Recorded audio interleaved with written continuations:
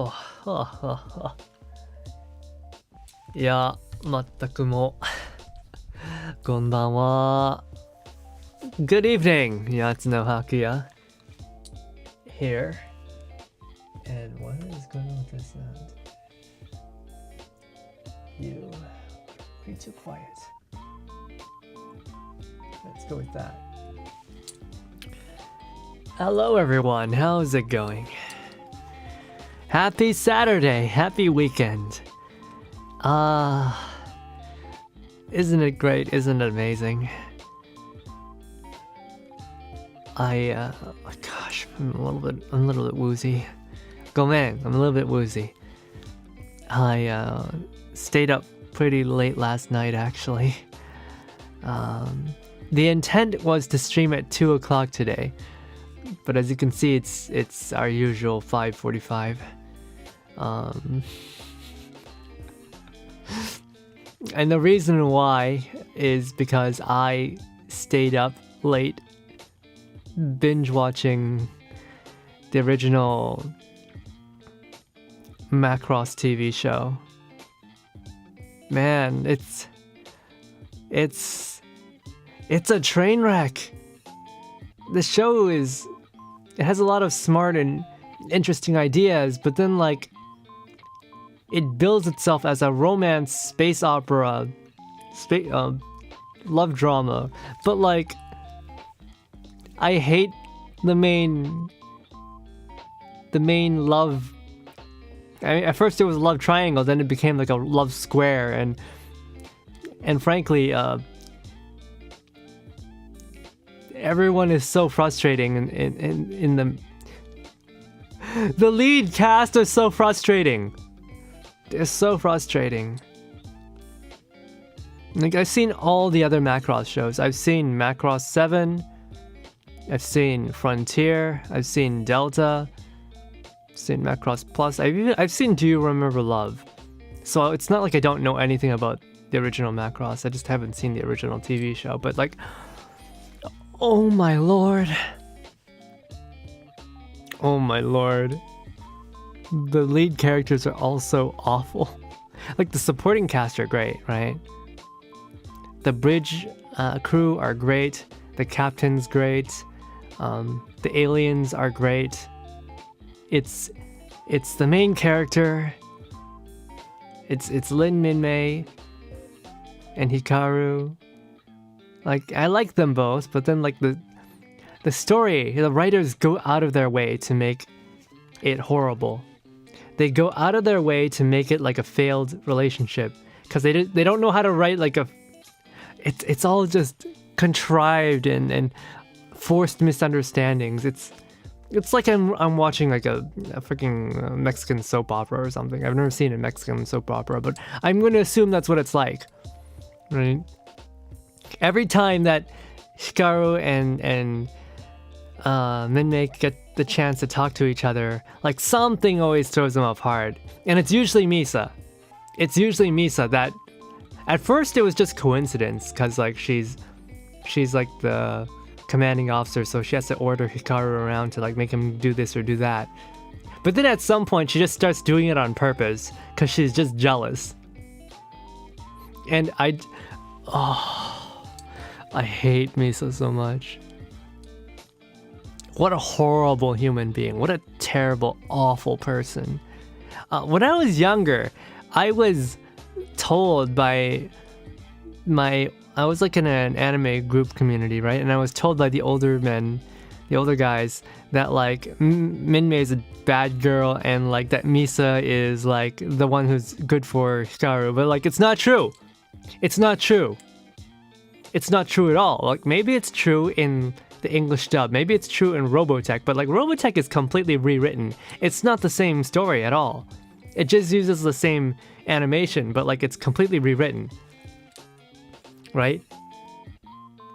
And in the original Macross, Misa is just the most insufferable, awful, despicable, horrible human being you could ever imagine. She's like she spends half this show being obsessed with a guy who's been dead for more than a decade.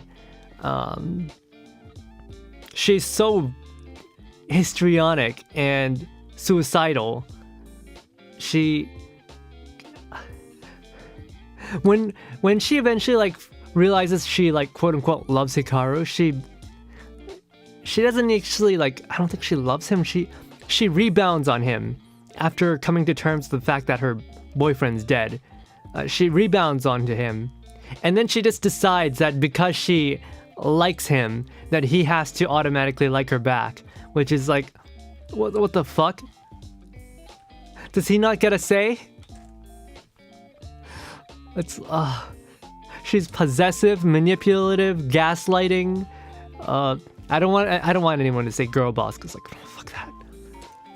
Because like, she's really pathetic. Spends half the time like moping around. Oh my goodness. How can you be possessive of someone you haven't even told that you like them? Right? I mean, like, for all their faults, like Misa and Hikaru, they're like still teenagers. Misa's like in her like mid-20s or something. At least. She's older, she should know better. But she doesn't. She's like the worst. She shows like less maturity than everyone else. It's ridiculous. I hate her so much. I hate her so much. Gosh. I wonder if like these are the sorts of like conversations people were having back in the 80s. Cause it's just so frustrating to watch it happen. Manipulative, authoritative, which could be good or bad, but like it's like the bad kind, like she's controlling. And like, I know people like her exist in real life, but I've seen people like that, and that's why it's like so frustrating that the show is like, hey, there's this person, we're gonna make them the heroine of this show. It's like, oh my god. Like, she's authoritative, she just like commands from above to like the people she supposedly loves. And I know exactly why she's like that. It's because her father's like that. Her father doesn't like show her his love either, and all he ever does is order her around, never giving her a say. That's just how she interpreted love. And it's like, oh god, oh god, oh god, oh god. Well, she's insanely jealous too. Anytime Misa and Hikaru are together, she'll do anything she can to break them apart. And then she'll act all defensive as if like her feelings are the ones that matter, when she's the one hurting others. I hate it so much. I hate it so much. I hate it so much. Minmay is just like oblivious, right?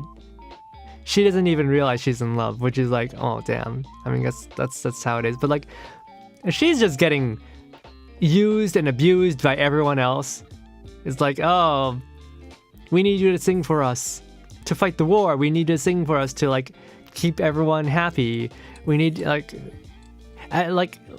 halfway through the show, she's even wondering like, why the hell am I a singer? Why am I an idol? This is so miserable. Like, she gets, what is it, 2 hours of sleep every day because her manager overbooks her. Man, everyone's just so awful to Minmay. And then like her cousin, like Kaifun, fucking starts getting all incestuous with her, and she's like, what the fuck are you doing? She never really gets to have a say in anything. Pretty much just goes along with what everyone else wants. Because like, there's such an enormous peer pressure on her. Like, at some point people just insinuate she's gonna get together with Kaifun, and like, she never gets to have a say in it. Everyone just decides she has to be together with her cousin, and then she goes along with it because what is she gonna do against the entire world? It's so bad to the point where even Hikaru thinks that they're together, because Kaifun forces himself on his cousin.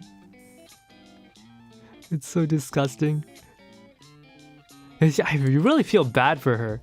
Really feel bad for Minmay. Like, she didn't deserve any of that. She just wanted to sing and make people happy, because like singing made her happy. And then all of a sudden she's just getting used by everyone. The manager, by Kaifun, by the fucking soldiers.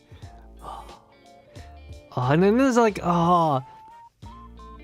they're like, oh, we need you to kiss your cousin again outside of the movie. We needed to kiss for the sake of fighting the war because like humans kissing scares the aliens. And I'm like, oh my god. Like I thought going into Macross, hey there Anjay, hey there, hey Dank. I thought going into Macross that Macross was like a show about romance. It's not a show about romance. Macross is a show about anti-romance. Like, it is a soap opera not designed to make you feel good, it's designed to make you feel bad. Because how awful and how gross it makes love to be. Even though, like, Max is great. He's just like... He's amazing. Like, Max comes across as like this sort of simple-minded, like slightly autistic guy, right? Who doesn't really, he just goes along. He's always all smiles, and he doesn't really have that much going on aside from being the best pilot. And then he sees Milia, who's like an alien, right? She's shrunk down to their size, to human size, and infiltrated. And like the first thing he sees about it is like, he sees like she's really good at an arcade game, so he challenges her, right? And then like while she's like so intent on trying to beat his ass, because like for her, for Milia, it's all about, her whole life is about being the best at fighting. And then like Max is just there like, oh, her breasts are probably 85 centimeters or something. Her bust is probably 85 centimeters. They're like the type to unwrap easily. And basically he's not even focused on like winning. He's just like, damn, she's hot. And then immediately after beating her, he's like, hey, go out on a date with me. Which it is so refreshing for Max, like the simple-minded autistic guy, to just be like, hey, go out with me. Whereas Hikaru is like spending the entire show moping about, doubting himself, and not just telling the girl he likes that he likes her. Even though it's pretty clear that she likes him back, she just doesn't know it yet. He's so afraid of rejection, he spends the entire show, which it spans multiple years. I think this show takes place over like 5 or 6 or 8 years. And Hikaru just does not tell her he loves her.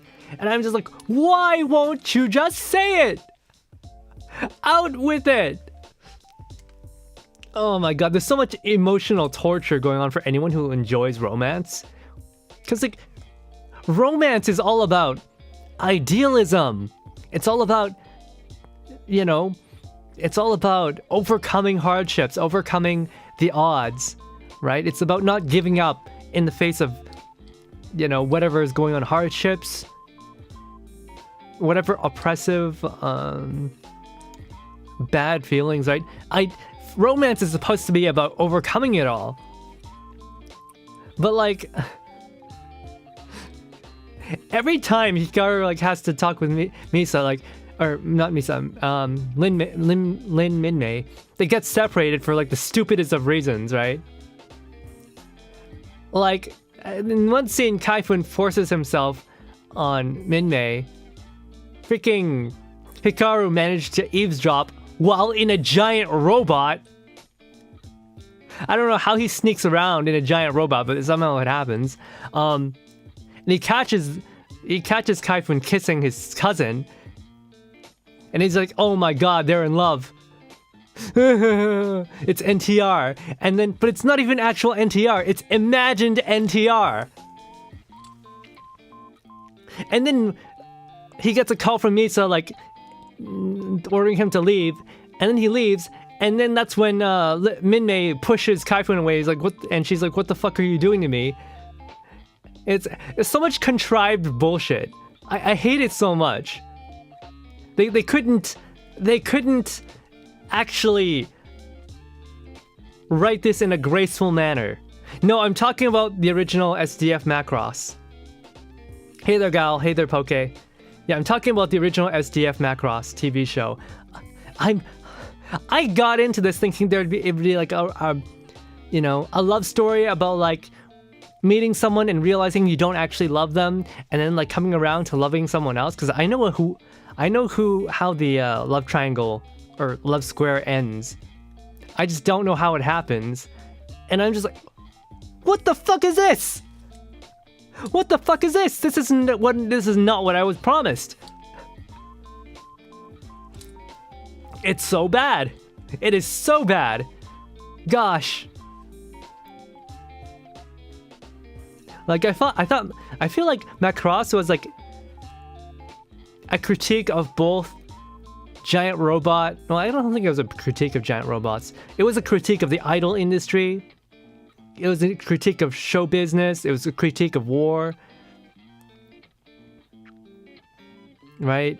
It was a critique of militarism. Because like there's no way, like, it's probably like they probably wrote this story in response to like how typical romance stories were written around at that time. Because you have to remember, this was written in a different time, in a different context. So people's expectations and behaviors and sensibilities were different in the 80s, especially in Japan, right? It's so different from now, even from like Japan of today. But I was so frustrated. I was so frustrated by Macross. At first it's like, Hikaru, it's like, how could you imagine that Minmei's together with her cousin? They're literally cousins. Oh my god. And like literally everyone in the beginning was cheering for Hikaru. They're like, yeah, go get the girl. Right? And like, of course she'll say stupid idol shit like, on TV she'll be like, oh, Hikaru? Oh yeah, he's just a friend. What else is she supposed to say? She's an entertainer. Right? There's a difference between public and private. But Hikaru watches a TV show and he's like, oh, she doesn't actually love me. It's like, no, have you tried actually talking to her? Have you tried actually talking to her? Fucking asshole. Oh my god, he's stupid. She's stupid. You know, she's oblivious. He's a moron. He's a fuck up. You know, Roy Fokker. I love that man. He was too good for the show. Because if he was around at the end, I'm sure the writers would have found a way to ruin him too. But like, he was like the best wingman. Like he was really trying to get them together. I swear the meme where critiques fly over my head and I go, jet robots, cool! Oh my goodness. Yeah, right. God. Oh, Claudia, I liked Claudia. She gave really good advice. She's always like the mature one in the room. She's always the adult in the room. But she's giving the advice to the wrong person. Okay, Misa does not deserve her advice. Claudia does not realize that Hikaru likes someone else, that he likes Minmei. He doesn't know about their relationship. She just assumes that Hikaru is chasing after someone who doesn't care. It's not true. Minmei does care about Hikaru. Claudia just assumes that Misa likes Hikaru and that Hikaru likes her back and that they're meant for each other, which is like so wrong. They are not good for each other at all. Like, they just caught each other on a rebound. And it wasn't even a real rebound. Misa was rebounding on Hikaru, but Hikaru was not. Hikaru was imagining that Minmei likes someone else. And it was being convinced, he was being gaslit by Misa that he's on a rebound. It is so fucked up. It is so fucked up. I hate it so much. I hate it. So you like mature women? No! Like, Misa is supposedly the mature woman, but she's awful. She's catty, she's toxic, she's jealous, she's controlling. She doesn't care what the object of her affections thinks. She just thinks she deserves it. She can't live without loving someone, right? After she got over her dead boyfriend, she immediately like latches onto Hikaru. She just decides that he belongs to her. It's disgusting. It is disgusting. And she uses her authority as like a commander to split them apart as much as she can. It is disgusting. It is a genuinely awful human being. I don't know why anyone would want to cheer for her.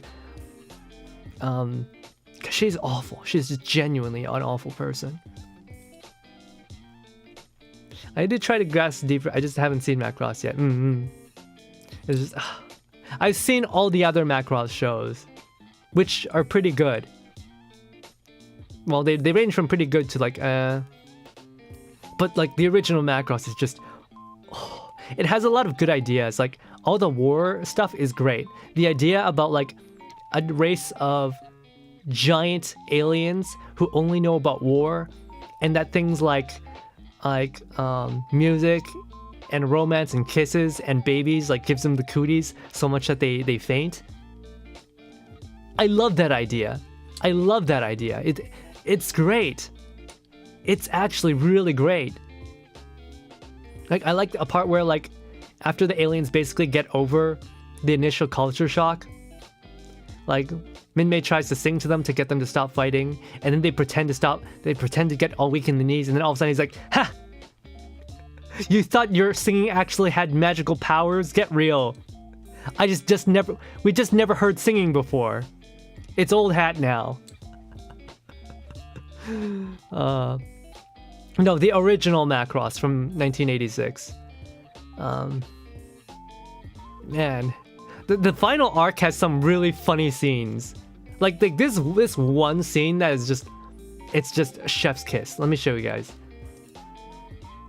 There's this one scene in particular. It's just absolutely chef's kiss. Hopefully I don't get like bonked for it. Hopefully I don't get bonked by YouTube for it. I hope. Worst comes to shove, I'm sure I can just like remove it from my... edit it out of my VOD. Let's see. God, it's so funny. There's this single scene that's like so funny. Is it this one? Yeah, it's this one. It's this one. There's so much like funny scenes that they have at the end of the final arc. Like the final arc is so awful when it comes to romance, but like there's some stuff that is just so. But yeah, the show is so depressing. The show is so depressing.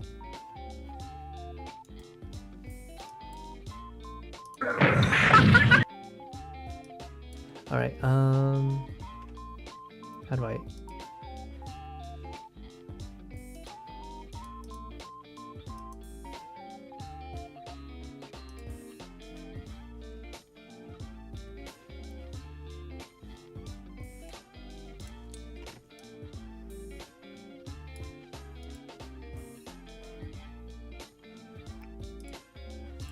All right.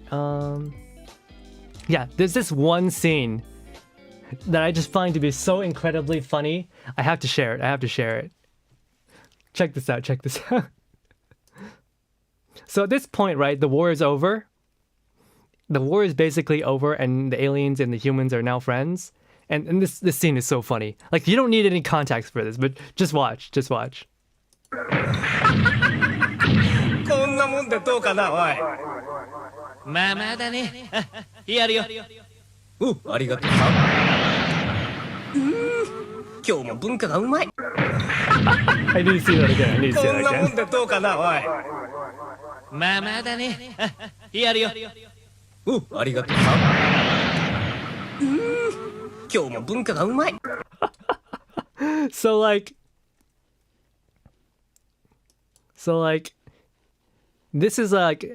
this dude's an alien, right? And this is basically one of the robots that the humans use. So at this point, like the humans and aliens are friends, and they just pull stupid shit like this. Like they had to understand that like the aliens do not have cigarettes, and I don't think they have booze either. So like some human business person or whatever had to develop a giant cigarette or a giant, yeah, they had to develop a giant cigarette to give to the aliens. But they forgot to include a lighter, so they just used the fucking laser rifle from the robot to light the cigarette. I love this. I love this so much. The guy's giant. Yeah, the guy's giant. Right? This is a variable fighter, right? It's one of the humans' fighter jets that turns into a plane, or fighter jets that turns into a robot. So there's a human pilot inside here, lighting his alien friend's cigarette with a rifle. These final episodes are so goofy when it comes to the fight scenes, because like the aliens just don't have, the aliens basically at this point don't have all of their weapons anymore. So you just see them without their battle pods, and they're just standing around using guns as is, or like engaging in melee combat. It's so funny watching a giant person fight in hand-to-hand combat with a robot. I wish the show had more scenes like this. It's so good.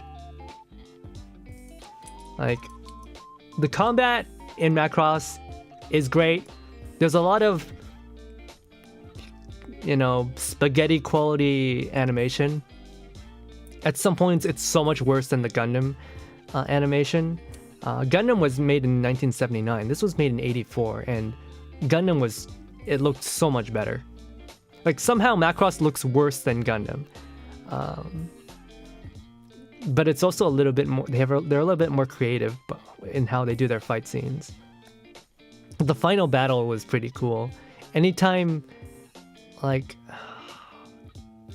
the Macross itself, like the giant mothership that turns into a giant robot. It's like a 1 kilometer long mothership that turns into a robot. That's cool.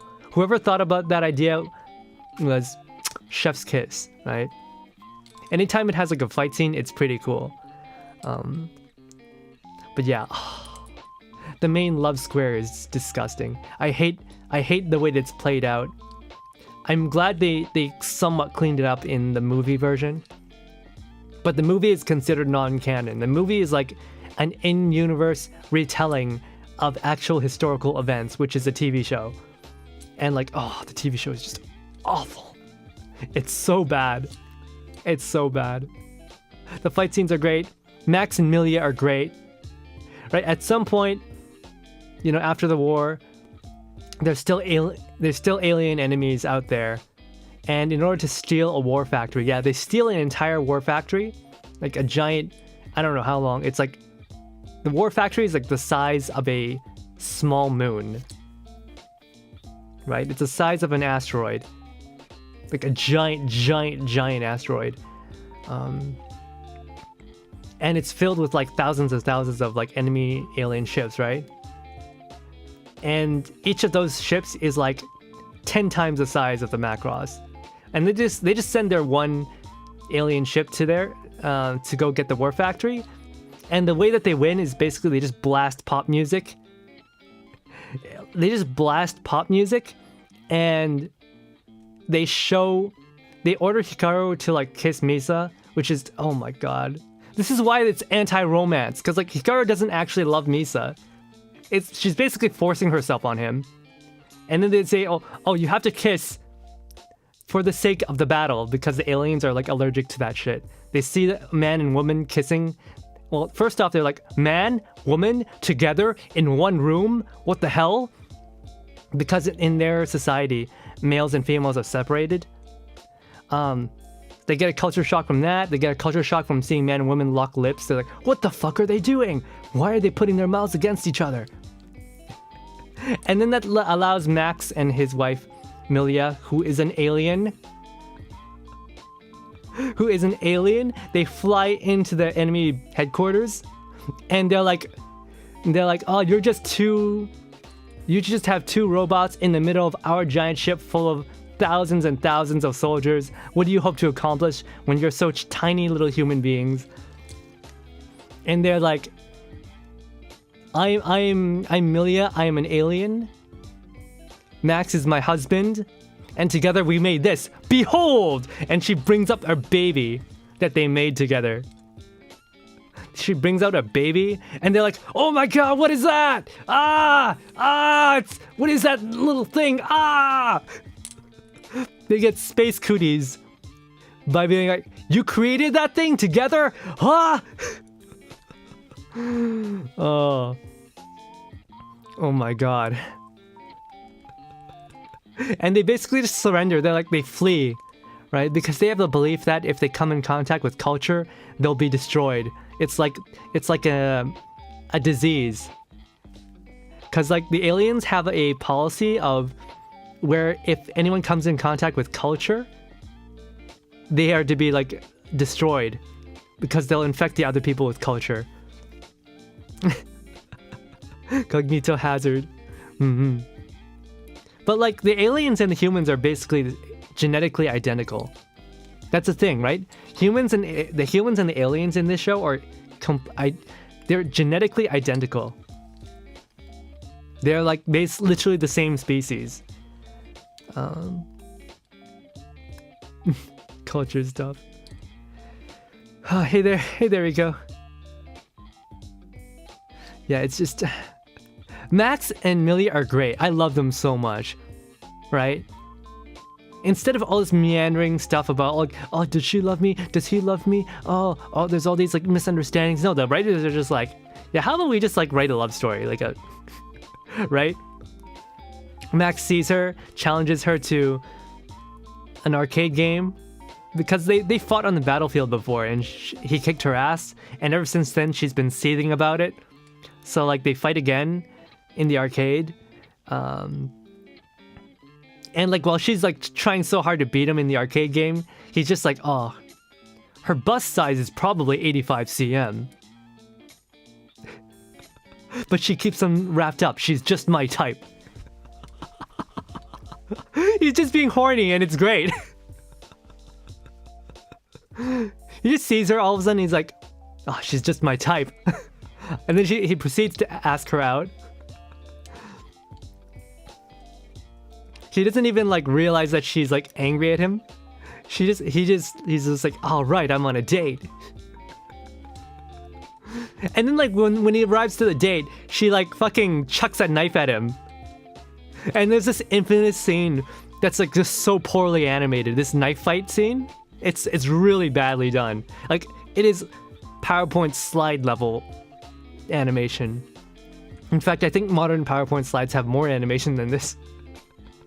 They basically have a short knife fight, and he wins, and she's just like, kill me. And then he's like, she's like, kill me. She starts crying. She's like, my whole life's worth has always been about fighting, and now that I've lost 3 times, I don't deserve to live. And he's just like, he puts his hand on her chin, raises her, and then they share an embrace and kiss, and it's just like, wow. That was the most straightforward thing to happen this entire show. And then when immediately after, he asks Hikaru to come so he can talk about it, right? And then he's like, Hikaru, I think I'm gonna marry her. And he's like, what? Yeah, he's like, yeah, you literally just met this woman. You've been on 1 date. And he's like, no, I think we're in love. And Hikaru's like, ha ha ha, love is dirty and wrong and horrible and it just makes you feel bad. Love never wins. And Hikaru just, he's just projecting, right? Max is like, are you talking from experience? And like, that shuts Hikaru up because he hasn't actually properly been in a relationship with Minmei yet, because he won't tell her he loves her. So like it's always been like he's pining after her, but like she still treats him like a friend because he's never said anything. And he has no right to say that love doesn't work out because he's never been in a real relationship. Right? Max and Milia immediately basically confirm their feelings for each other. They get married, they have a knife fight.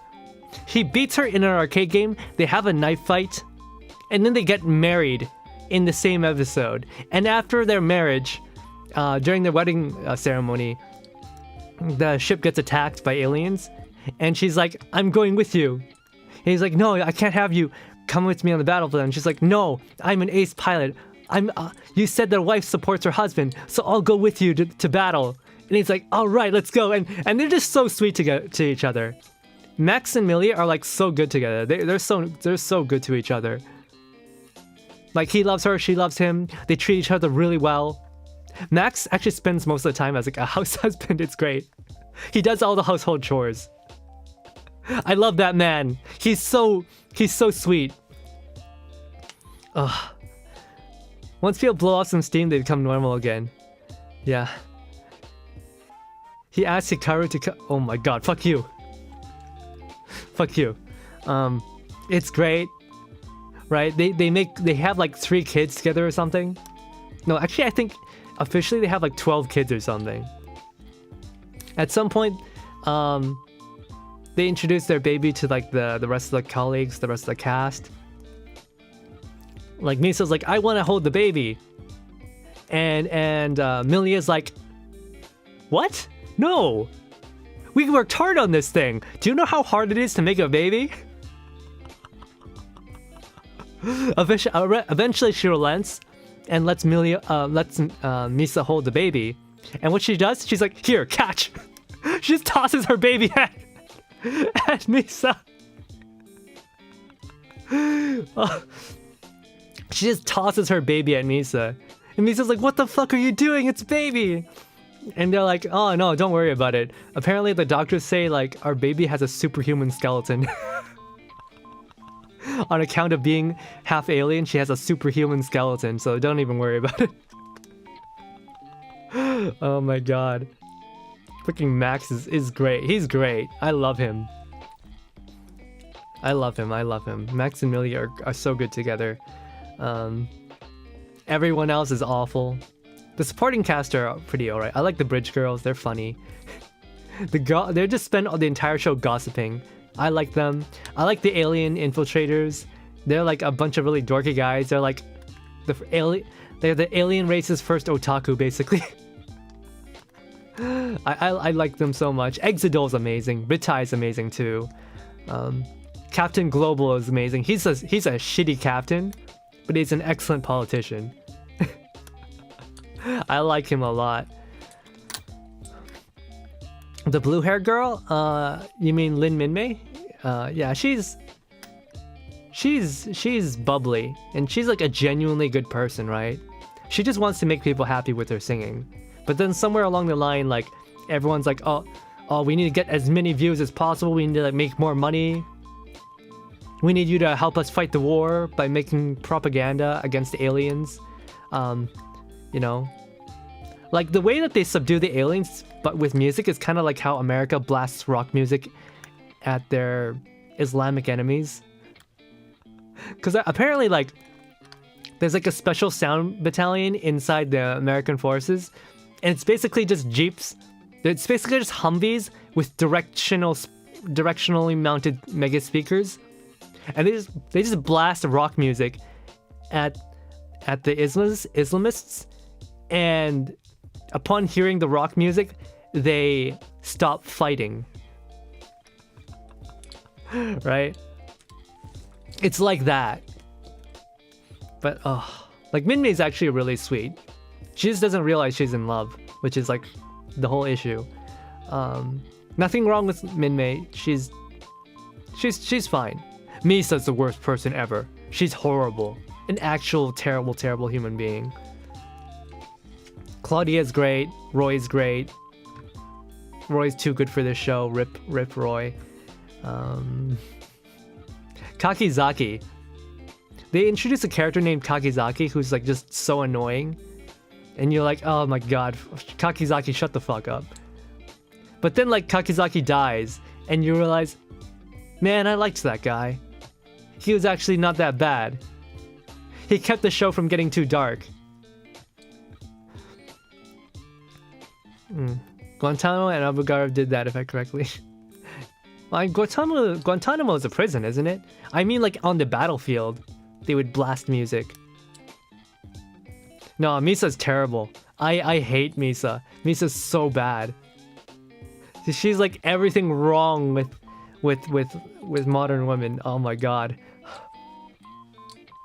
Like she has such big daddy issues. It's not even no, Misa has such horrible daddy issues. It's oh my god. Controlling women are the worst. Yeah, I am basically blowing steam. I haven't finished the show. I still have 3 more episodes. I know how it's gonna end. I'm just gonna see how it gets there. I was gaslit for such a long time. Everyone's like saying, "Oh no, Misa's like, or Minmei's like a bad girl. She's bad to Hikaru. It's Misa's like the one for him, and she's like really mature." And no, absolutely not. No. Misa's like a legitimately horrible, terrible person.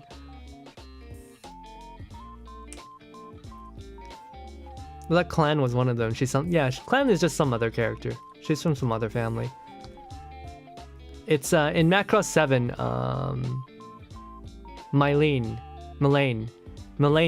is one of their daughters. Yeah, Macross 7 was good. Right? Macross 7 is actually just legitimately like a masterpiece. Like the beginning's a little bit slow. It's a bit repetitive, but once it gets its ball rolling, Macross 7 is like, it's just fantastic. The way it ends was like the best thing ever. It is romance in like the literary sense, right? It's about idealism and optimism and hope. It's not like Macross. Macross is depressing. It turns love and romance into like a toy. I hate it so much. And I feel like the writers probably realized that they had a lot of missteps with their soap opera romance. At first I thought it was like, oh yeah, Kaifun, he's kind of right, you know? They can't keep on fighting. But then Kaifun's too much of a douchebag to realize when a good thing has happened. And he just spends the entire show being bitter. And at some point he becomes a domestic abuser to Minmei. It's Kaifun, what the fuck happened to you, man? You kind of had a point before, but now your douchebagness has like risen to such incredible levels that there's no redeeming you. Like all the alien characters are great, right? There's what's his name? What was the alien villain's name? Not Budozo. I'm talking about like the squad commander. What was his name? 1980. Oh wait, to remember love is 1984. What was the original Macross then? Macross was 1982, yeah. 3 years after Gundam. Let's see, where's the...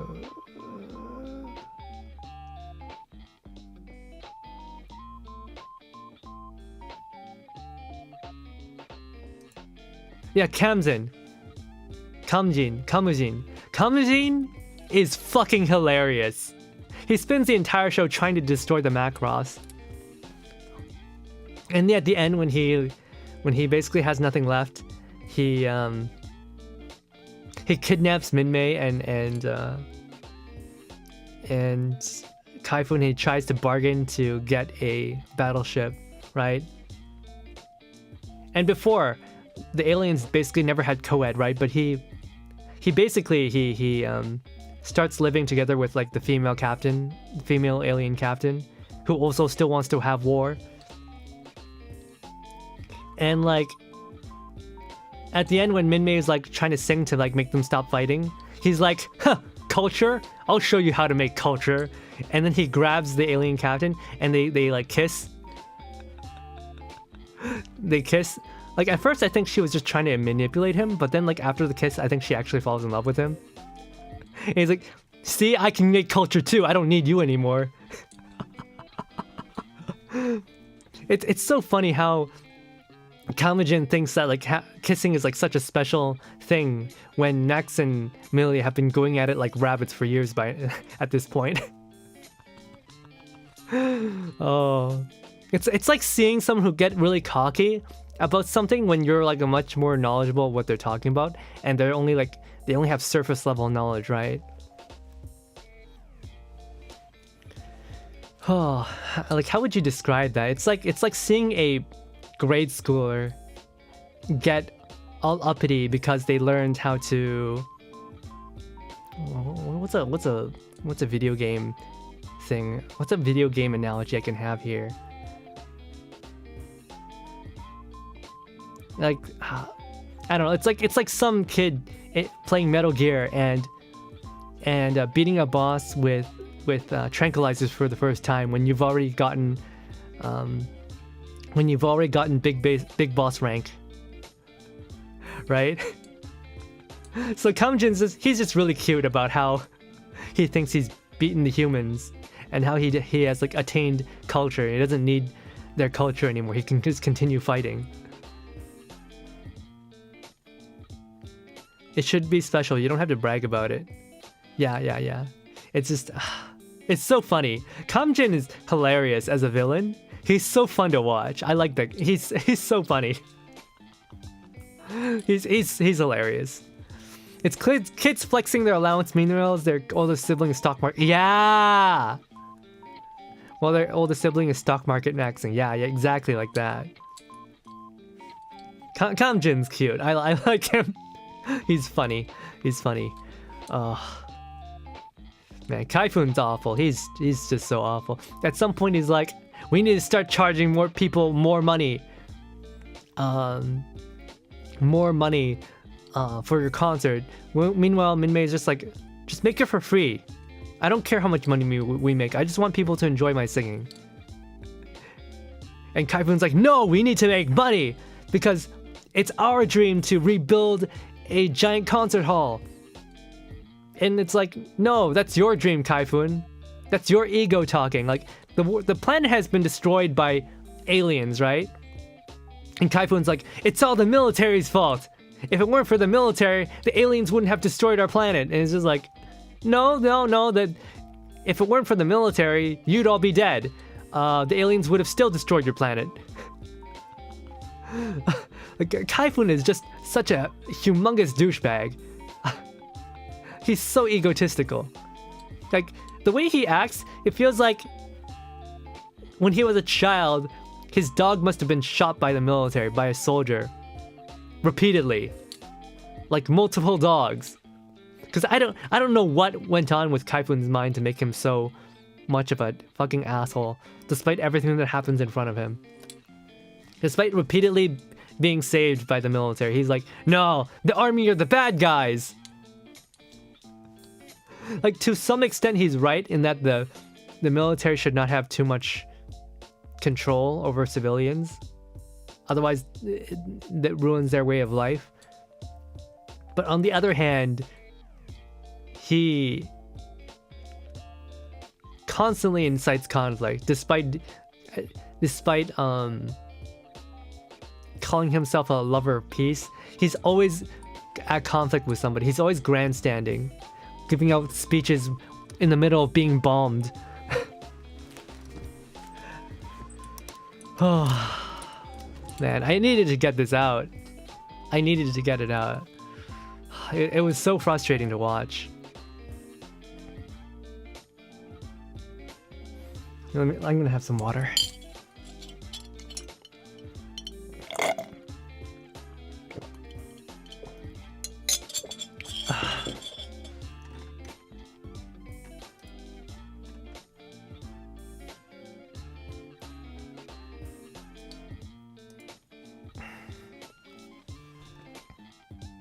Yeah, I thought because it's considered a timeless classic masterpiece, I thought, oh, maybe I should watch it. It's like, okay, I enjoyed some of it, but a lot of Macross is just depressing. Anytime the show decides to focus on Minmei and Hikaru, it's depressing. Even though they actually have really good chemistry together. And then the writers trying to like act smart by saying, oh, actually Hikaru is better with Misa. It's like, no, they're not. If they get together, Misa would be so horrible to Hikaru. She's already horrible to him now. What makes you think that she'll be better when they're dating properly? It's like, that's not gonna happen. We get an hour-long intro. Are you just here for my intros?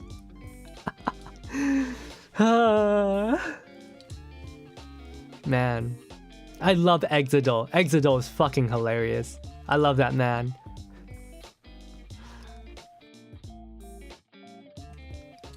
Is there any other characters I forgot to talk about? I want to see more Millie and Max. They're just so good together. I mean, even by themselves they're great, but like together they're so good. Like I know what happens in Macross 7 is that they get divorced, but it's like they still love each other. Minmay, yeah, she's the singer idol, love interest. Minmay, yeah, Minmay. The first one. Oh my goodness. I thought it would be a good love story, but it's not. It's not a good love story. This is like an anti-love story. It's just so depressing to watch. I wonder how people at the time felt about it. Cause I'm just, anytime Misa's on screen, I'm just grossed out by how she acts. What an awful person. Like, I know jealousy is normal, but at least tell the guy you like him before you act all jealous. You can see where tsundere come from, right? People who can't be honest, people who can't just admit how they feel. Man.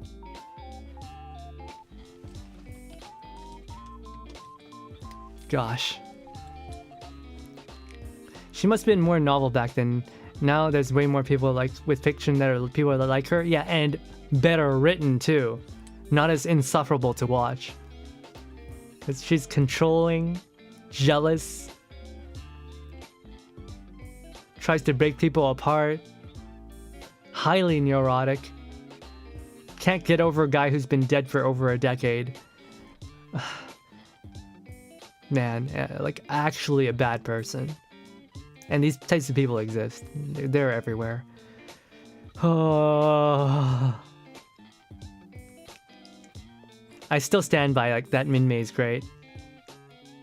I'll have to see how the show actually ends, but the entire show, Minmay's been a really good character. She's always been very kind to others, right?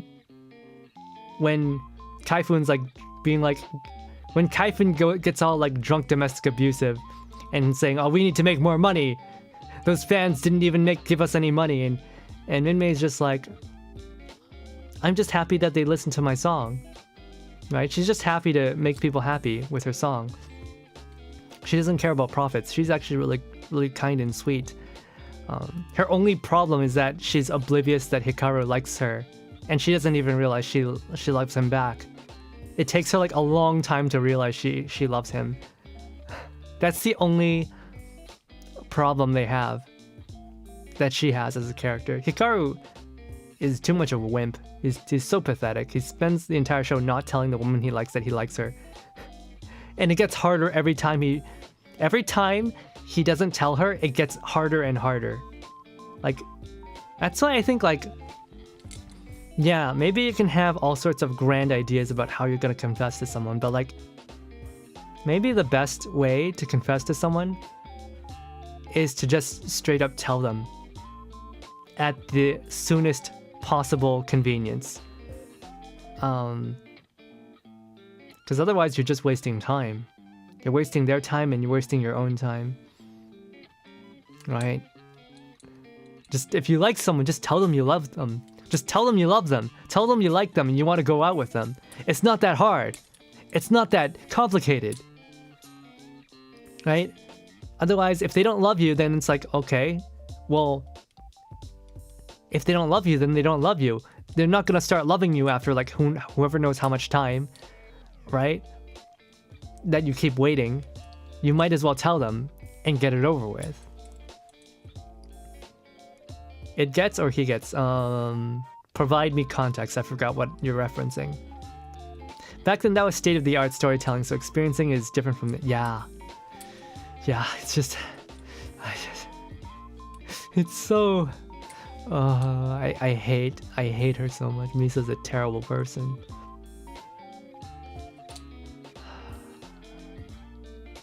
The battle scenes...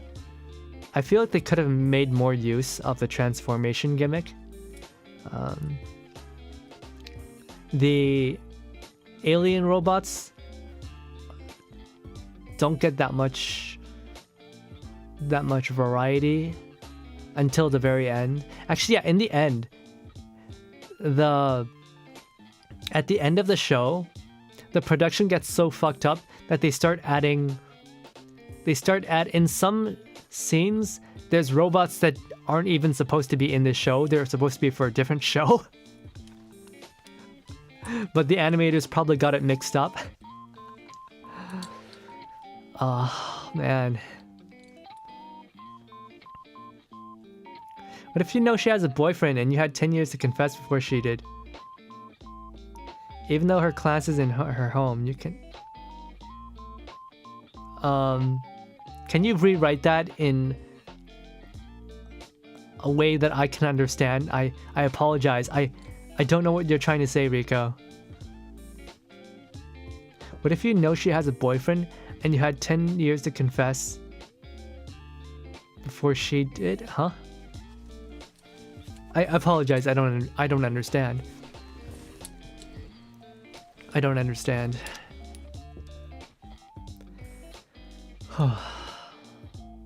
Man, I needed to get that out there. I really needed to get that out. It was so frustrating to me.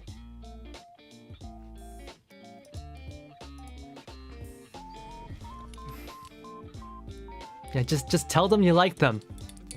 It's not that complicated, stupid. Unless there's special circumstances. And even then, you should probably still just tell them you like them.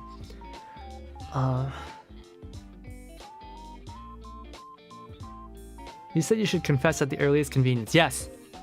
You should confess at the earliest convenience. Right? Like, yeah, maybe set the mood, get to know them a little bit. But you don't need to get to know them that much. That's what dating is for. Just get to know them a decent amount. Enough to figure out, like, what, at the very least, what their core values are. Some people are closed off about their core values. Some people are... Or some people, like, you can just tell by how they act.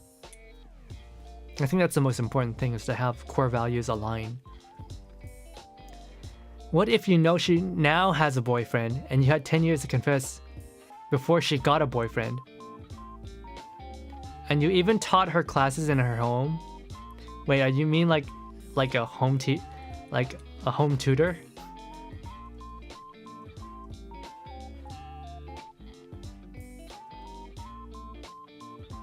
I say go for it. I say go for it. Like, are you trying to imply NTR or something? It's like, you can't feel NTR because you don't deserve it. It was never yours. You need to actually have something to feel NTR, man. You know, if she has a boyfriend now, you can still tell her you like her, right? Maybe it's not the best idea to tell her to break up with her boyfriend. But you can't just tell her you like her. And if the off chance she ever breaks up with her boyfriend, you can be like, so, you want to try this out? Maybe wait a couple months for her to, like, get over it. Like, because I know people have been in a relationship for a long time. You want to give them some time to heal. Definitely do not want to catch someone on the rebound. Man, I've had girlfriends on the rebound before. Like usual, I did not confess to them. I didn't ask them out. They asked me out. I didn't realize they were on the rebound until like halfway through the relationship, and I'm like, oh shit. I didn't realize they were on the rebound. Ah, my goodness. by dating, marrying quickly, but it's better to take your time getting to know them. I mean, you can just start getting to know them a decent amount, start dating them, and you'll get to know them while you're dating. I'm one of the types of people who needs to get to know someone like a pretty decent amount. But even then, I feel like if I can have, I don't know, let's say 10 good conversations with someone over the course of a month, I think I'm pretty good about telling them that I like them. You guys, you don't understand. I'm the type of person to dream up like 100 different ways to confess to someone romantically. And yet, in the end, I still think it's better to just plainly tell them. Because all those elaborate plans of confession have so many... They rely on so many assumptions, and like the more assumptions you have, the more places there are to make a mistake, right? There's so many places you can fuck up. So you might as well just make it easy on yourself. Make it easy on yourself.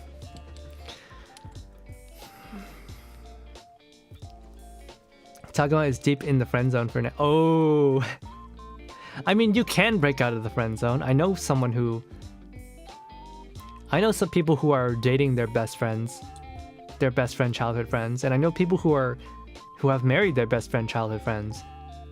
In fact, if I was the type of person where if I didn't move away when I was a child, I probably would have married my childhood best friend, who also happened to be my neighbor. I guess that's like pretty normal in Japanese media, isn't it? For the neighbor girl to be your best friend. Best friend, childhood friend. Yeah, I was a type, if I didn't move away, I probably would have married my next door neighbor. When that childhood friend hook up with a gyaruo, that's when you have to fight. That's when you have to fight, man. You have to fight with your life, like your life depended on it. In the first place, you should already be dating her. If the gyaruo took over, it's because you did a bad job. It's because you didn't make yourself honest, right? I find that in those NTR stories with like the gyaruos, it's always because like the guy's comfortable with their childhood friendship status and never actually says anything, and just assumes that it'll go on forever, even though he actually likes her. It's like, what a wimp. What a wimp. Just tell her you like her, stupid. It's not that complicated. Just tell her you like her.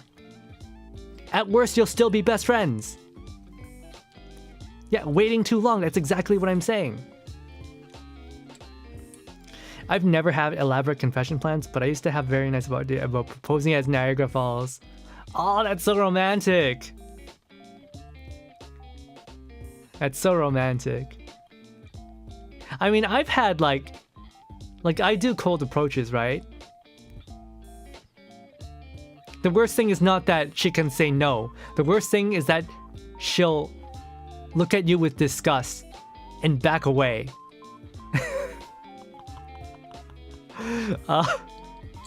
Oh my goodness. I am definitely not a dandy. I'm not a dandy, but you know, I think I have more when it comes to getting contact info, like hitting on girls. I have more successes than I have had failures, but that's only because I don't randomly hit on girls. I only hit on girls if I'm like really interested. You know, the genuineness of your words reflects, right? If you don't actually mean it, then they won't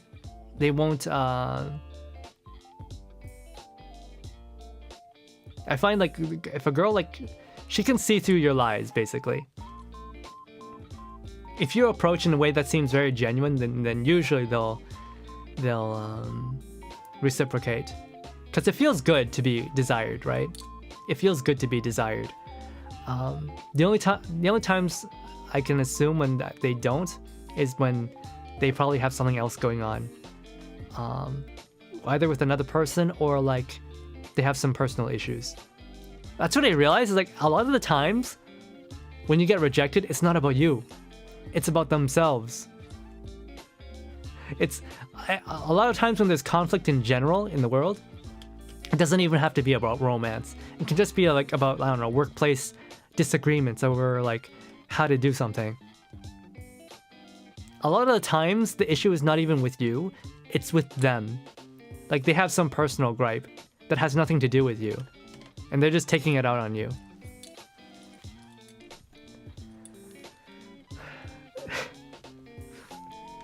It's unfortunate how sometimes people don't know how about confessing, and so someone who happens to have learned that stuff already by pure chance has the advantage. Yeah. I mean, back in the old days, like either your adults, either your parents, or your uncles, or like your siblings, or even your friends would just teach you how. Right? Society was geared towards helping people find their partners. At some point, though, it's kind of all broken down. Like, there's a reason why guys suck at asking girls out, and it's because society has not taught them how to ask girls out. Society has not taught young men how to ask women out. Right? In fact, it's made it hard for guys to ask women out. I mean, because, like, you know, there's obviously a lot of bad actors. There's a lot of young men who are abusers, right? Who, like, they treat women awfully, right?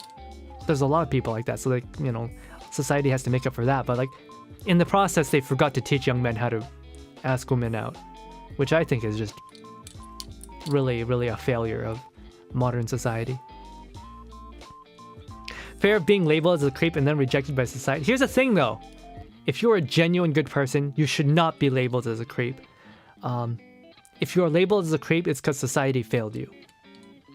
Right? A lot of people who are labeled as creeps feel like they're failures, but no, it usually has nothing to do with what they did and more about like everyone around them. That's what I find. Right? If you do something that's like not accepted by society, it's because society did not properly teach you how to do the thing.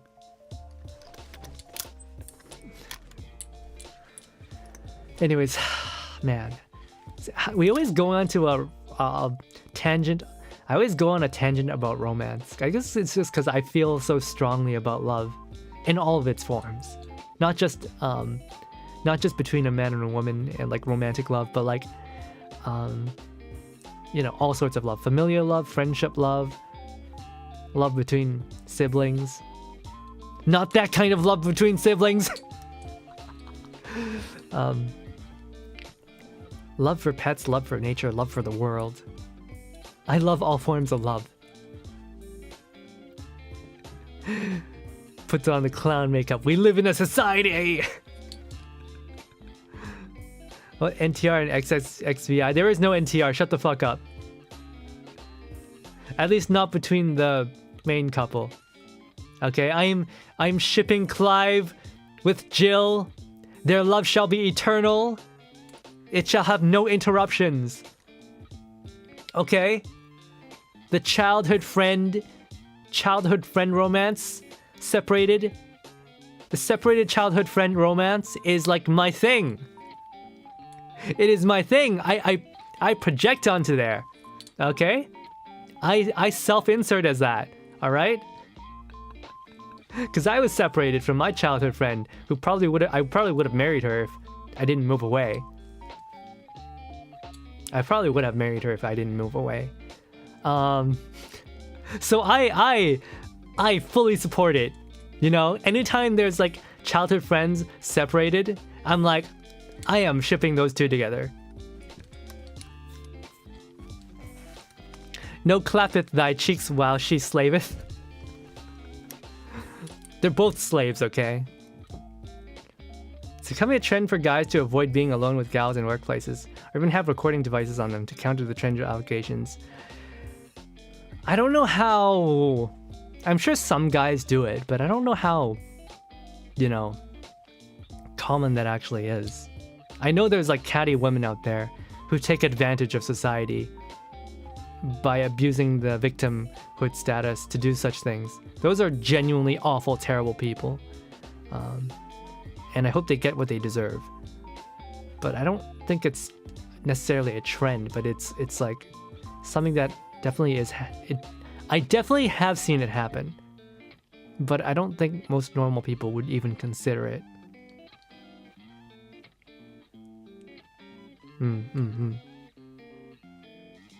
By the way, I'm totally for workplace romances. I think they're so sweet. I've read too many workplace romance stories. I think it's so sweet. When like they pretend to not know each other or like to hate each other at work, but then once they get off work, they're like, "Hey babe, what do you want for dinner?" Can't be that common with 8 billion people, but it's unfortunate that, yeah, it's unfortunate people have to consider that. I know a lot of people, a lot of dudes in Japan that are straight up terrified of women because of that. And I'm just like, man, you gotta cheer up, man. Find some optimism. It's not that bad. Work on your looks. Looks max yourself. Work on your personality, right? Work on your conversational skills. Work on your listening skills. Just gotta have some confidence. Okay, I believe that if someone doesn't like you, you can convince them to like you via gaslighting. And by gaslighting, I mean just being really confident in your own ability, right? If you're so confident that you can be good to someone, then eventually they'll start realizing that you genuinely want to make them happy. And they might start coming around to that. That's what I believe. I have no personal basis for this, by the way. I have no personal experience on this. I'm just assuming because I'm an extremely optimistic person. I'm an extremely optimistic person. I believe that if you truly love someone, at the very least, they'll, if not reciprocate, at the very least, they'll respect it. Because who could possibly hate being desired by someone else, right? At its basic foundational level, you're being desired by somebody, so of course it's gonna make you feel good. It's like the bad things that are associated with it that like make it bad, right? But I think it's nice.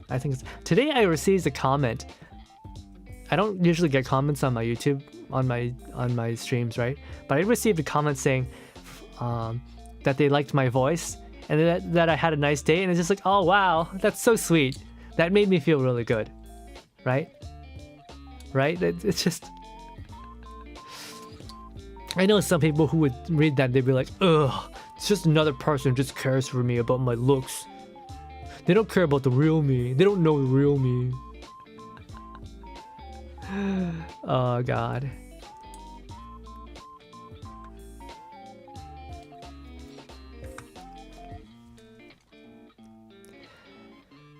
I often tell people you can still reach your peak, invest, work out. Most of all, you just need to prepare for the worst. Make a plan. Don't let yourself... Don't just do. Let your feelings push you around. Yeah, don't let your feelings push you around. Know what you want. Know how you're gonna get it. Make a plan. Like a simple plan. Don't make a plan that's too detailed because you're gonna mess it up. You know? You can always... I'm of the belief that you can always learn, no matter how old you get. You can keep on learning, you can keep on growing no matter what.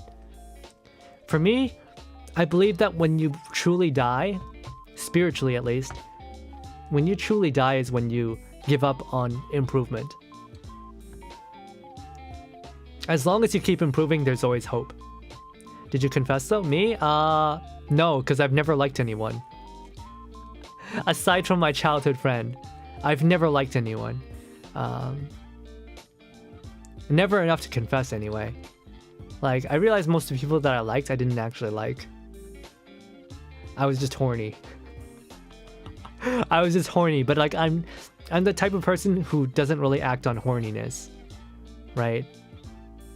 I'm horny, but like I'm not so horny that it's gonna make me spend time, or like expose my body to somebody, right? I'm not desperate to get my dick wet. But I have received confessions and I have accepted them before. I don't think I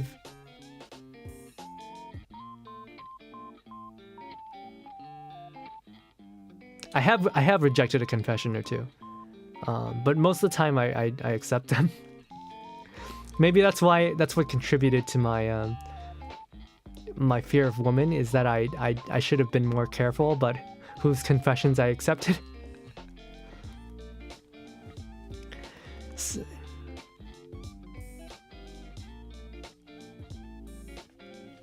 But a lot like you, I'm so glad. Did get it wet? No, shut up, be quiet. Fear of women? Yeah, I've had bad experiences with my past dating life. I've had some bad experiences. Don't date, like, I always like went in with the, cause like I wasn't the one who confessed, right? I was always the one who was being confessed to. I was just like, oh, I don't really know this person, but like, I don't know, maybe I'll come around to liking them. Spoiler alert, I never came around to liking them. Maybe it was like the type of woman that I attracted and the type of woman who would confess. Like maybe there's girls who would have been good for me if I had confessed, but like I didn't like them, right? Or at least I didn't know I liked them, so I can't confess. So like only the girls who confessed to me ended up being like really bad for me.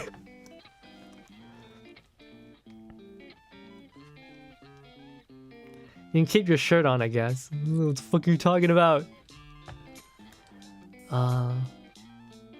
But yeah. Huh. Yeah. Gosh. Like, I like normal girls, so how come fucking nerdy girls keep on confessing to me? Ah! Oh gosh. It's probably why it's probably why I say I don't like nerdy girls, because like most of my past girlfriends were nerdy girls. Yeah, like you know, normal girls with like normal hobbies, like I don't know, volleyball, singing, or like I don't know, tennis. I mean, maybe not tennis. Accounting. I don't know. Fuck if I know, man. Bookkeeping. What is nerdy and what is normal to you? Anime nerds. Illustrators. Illustrators for sure. I rejected my best friend because I was not in a position to date at the time. That's responsible. That's responsible. That is incredibly responsible. Because you thought they are shy and antisocial, but you get to know them, they have another person inside them. Yeah, and usually it's not a good person. The person inside is usually not a good person. They're usually really toxic. Because they have a lot of self-esteem issues.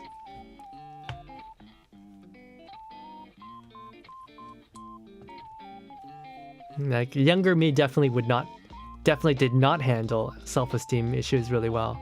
Even my own. Nowadays, I'm a little bit better. I'm more confident in myself. Especially when I started streaming. I think streaming and talking to you guys has helped me with my self-confidence. So thanks for that. I'm extremely grateful. I think girls who play a sport regularly are sporty girls, not normal girls. Yeah, I mean sporty girls, normal girls. I consider them normie. I don't mean like athletic girls. I mean like girls who just play a sport as a hobby, right? Go out, visit places, do whatever. You know? As long as it's not illustration.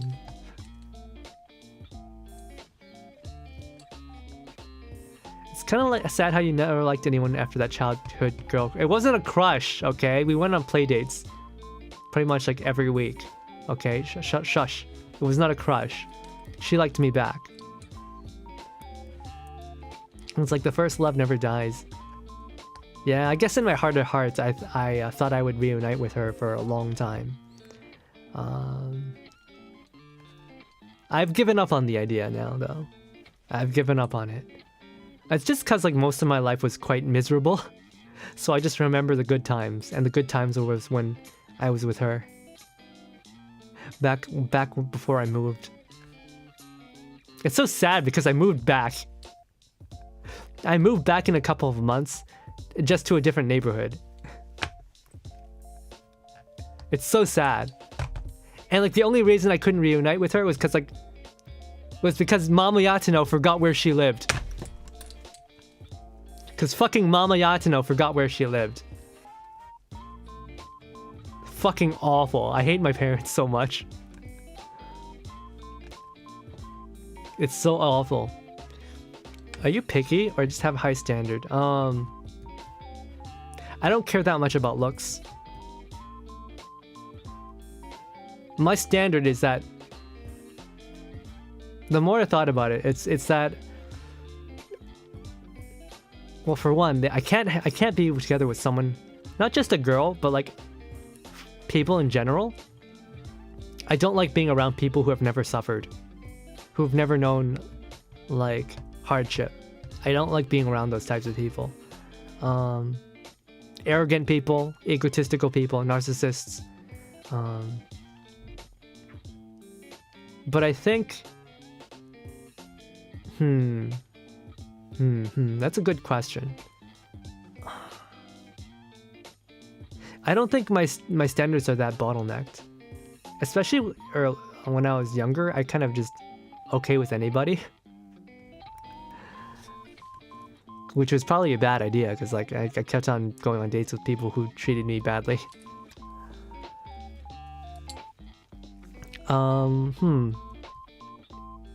I guess I would like someone who's similar to myself. But like, that's only because I feel lonely, because I don't think I've ever met anyone like myself. I'm just too unique of an existence, okay?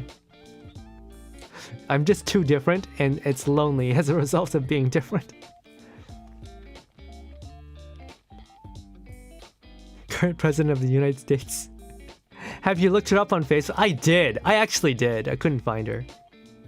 I didn't know her last name. I was too young.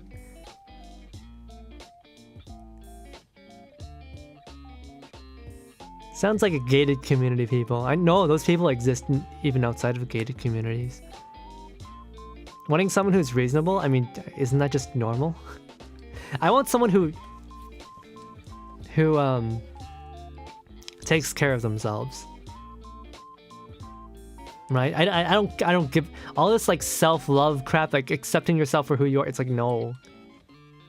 If you're self-destructive, if you're a self-destructive person, me loving you is not going to make you less self-destructive. And like staying self-destructive is going to be bad for me, it's going to be bad for you, it's going to be bad for everyone around.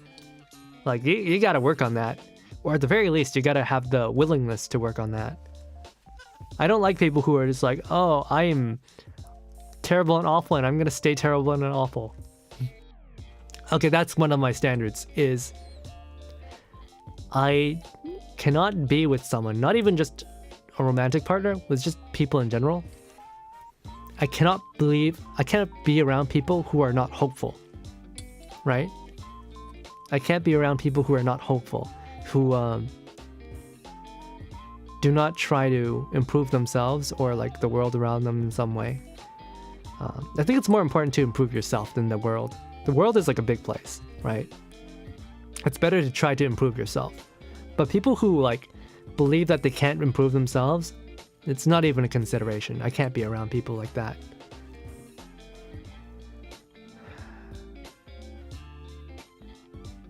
People that haven't suffered. It sounds like unresolved trauma. I don't date someone like me. It'll be so pathetic. See, here's the thing. I don't consider myself pathetic. I actually quite like myself. Despite all of my faults. I have many faults. But I also have confidence and belief that I can be better. And that's what I appreciate the most. The confidence and the belief that you can be better. If not now, then sometime in the future. Day by day. A little bit better. If I can be like a tiny bit better every day, that's enough. It's all positive and sunshine to lighten up your dark days. That's the thing though. I am the sunshine that lights up my dark days. If you can't just expect someone to be your sunshine all the time. That's not give and take. That's just take and take. Right? You have to be able to give sunshine. So obviously you're going to expect the other person to give sunshine as well, but they're only human, so they're going to have dark days too. So you have to be the person who gives them sunshine on their dark days. I don't consider myself a dark person. Not at all. Pessimism can be draining, yeah. Like, I'm the type of person to get overwhelmed and consider all of the worst possibilities, but I'm also the type of person to bounce back from that and say, fuck that, we're gonna do better. We're gonna make it out of this. Maybe not exactly in one piece, but we're gonna make it out. Don't be sorry, be better, Kratos. I have not played God of War. Did you know where I should go to school? Yeah, we went to the same school. Went to her school, took a look at graduation ceremony before to search up her name. Yeah, that's like a little bit too much. Too much time has passed now. Too much time has passed. I probably should have just went to her school, which was my school, my old school, and just like asked about her to like the school office or something. But you know, young me was kind of dumb and stupid. The RNG I pulled was the ability to be around those types with ease. Often eventually peaceful friends with people others shouldn't. I mean, I find the ability to get along with everyone is to just like not have an opinion about anything. Just like never talk about yourself ever. Which is like, that's one way to live. I would never live like that though.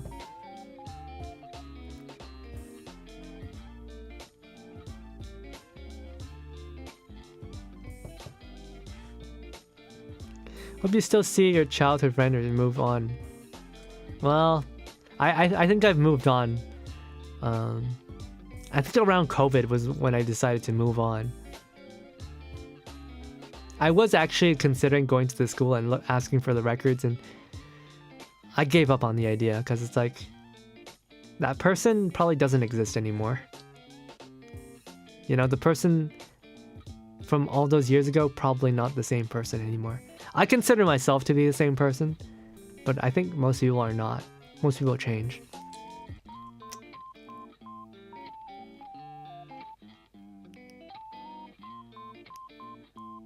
The One Piece is real.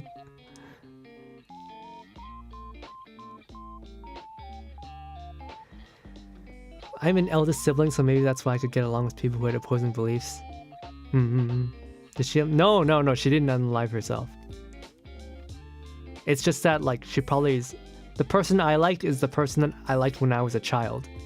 Right? We're not children anymore. No! God, no. No.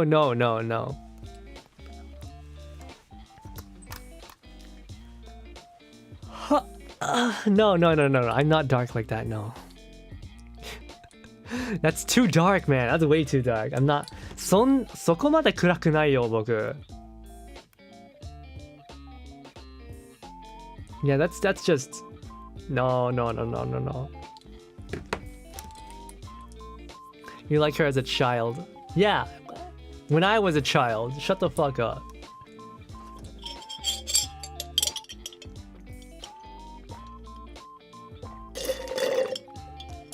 Exactly. Jill and Clive have to get to know each other again after 13 years of slavery.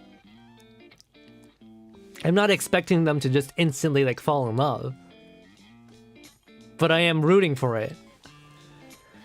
If you need tough love, here it is. Like, you're already old, Taku. You need to get yourself together and date seriously out there. Build a relationship. Shut the fuck up. Yeah, we'll see. We'll see. We'll see. We'll see. Like I've gotten over it. I've come to accept that I'm living in a fantasy, and that fantasy has protected my ego for a long time. But I don't need it anymore. In that same vein, I don't need, like, there's a lot of people who these days use VTubers, especially idols, as like their replacement for intimacy, and I'm like, I don't need that. GFE is not for me. I don't need it. I'm very hopeful in my ability to find someone. So I'm not worried. And I don't need a replacement for my affections. I'm happy at the moment with just having friends. Actually, to in years after, put a ring on her finger and make her... Well, I mean, yeah, we're gonna make babies for sure. Come to think of it, I was probably kind of a womanizer when I was younger. Unintentionally. Like, I was not an intentional womanizer. It was more of a... I was really awkward and didn't know how to talk to girls. And so, what I considered being friendly, maybe they thought it came off as, like, flirting. Looking back, I feel like that's how it was. Is that people just assumed I was always flirting with girls. Even though I was just really awkward. I was just really awkward, and I really wanted to make friends, and I didn't care if it was a boy or a girl. Maybe it's because of that. I feel like other people have more of a, like, division between guys and girls, right? They feel like guys and girls had to talk to each other a certain way to be friends, and for me it was nothing like that at all. For me it was just like, I don't care if you're a guy or a girl, I'll treat you the same way. And I guess that was considered flirting. Because like any sort of like quote-unquote flirty talk is just the way that I joke around. I'll do it with guys too. Like, that's just how I tease people. And so I guess a lot of girls got the wrong idea, and maybe that's why I kept on getting confessions. Maybe that's why I suffered so much, is that girls thought I was into them when I really wasn't. Because I sent out the wrong signals. So maybe I deserved all my suffering. No, I didn't. I did not deserve it. I did nothing wrong. I did nothing wrong!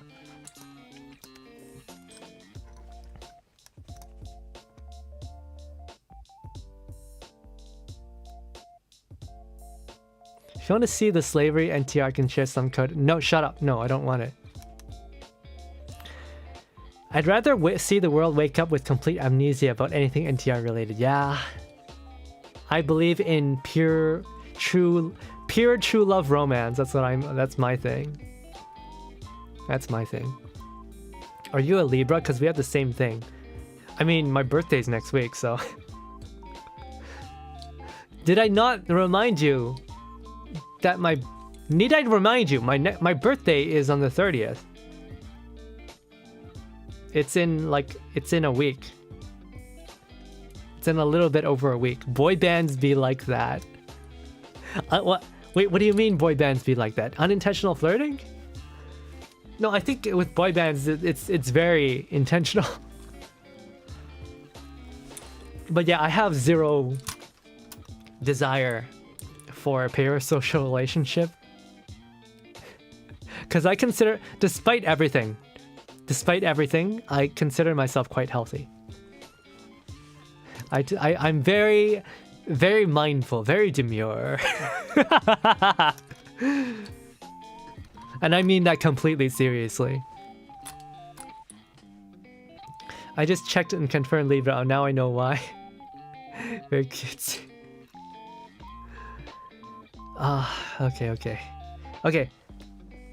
An hour and 40 minutes. Let's play the game now. I yapped enough, okay? I mean, we can continue yapping, but like, I'm focusing on the game. If you want to yap, you gotta start the conversation. Alright. Because I'm going to be focusing on the game.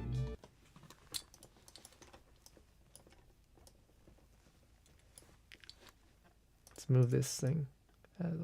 Maybe here. Or maybe here.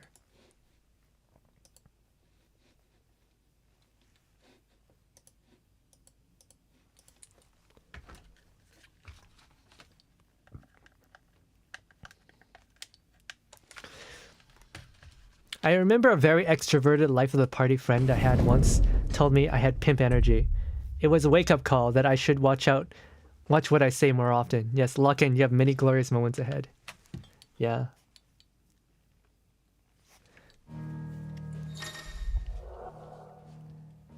Wait, there's already a DLC?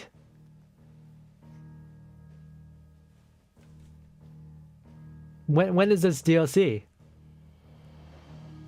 Wait, is it already out?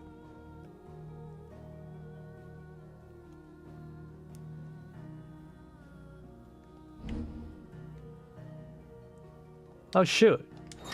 I thought it was...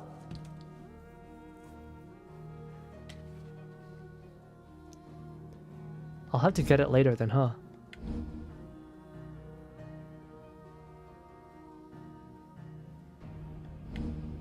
Great, Final Fantasy mode. They didn't give me the option of Final Fantasy mode.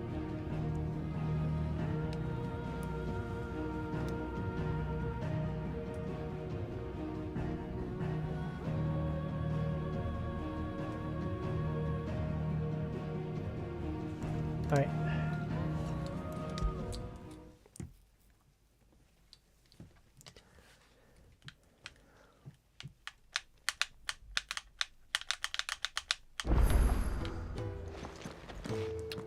Alright, we're back with our boy Clive. And like, I think we were talking about how his sword, how the sheath, right, is unrealistic, but I think there is a way to draw a sword from this sheath. It just requires you to move the sheath. Like, you'd have to move the sheath forward or something, like over the shoulder, in order to pull it out. But I guess maybe that's too complicated. Like, sheathing and unsheathing swords requires like very specific poses. And I don't think they want to do that. Here's Torgal. My boy, my big hound. Look at his paws. He's cute, so cute. Oh, so adorable. I love you, man. Who's a good boy? Who's a good boy? Who's a good boy? Who's a good boy? Who's a good boy?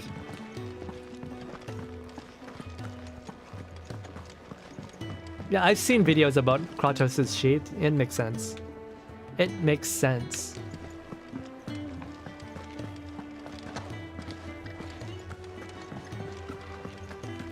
There's a good girl. Hungry, are you? Oh, there's a nice cock right there. Beautiful. I wish I had a cock like that.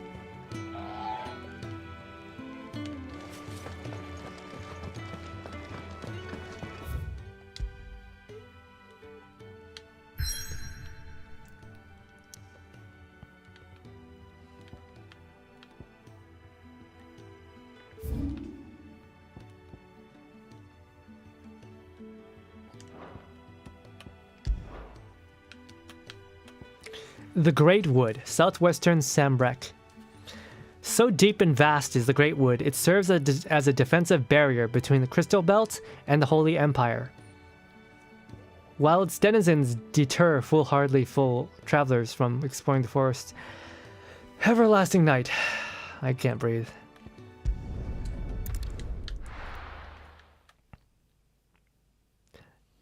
Yeah, it's not even a full sheath. It's not even a scabbard.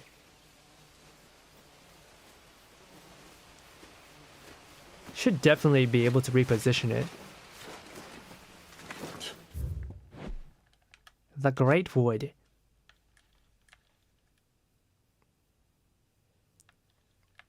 The Blight.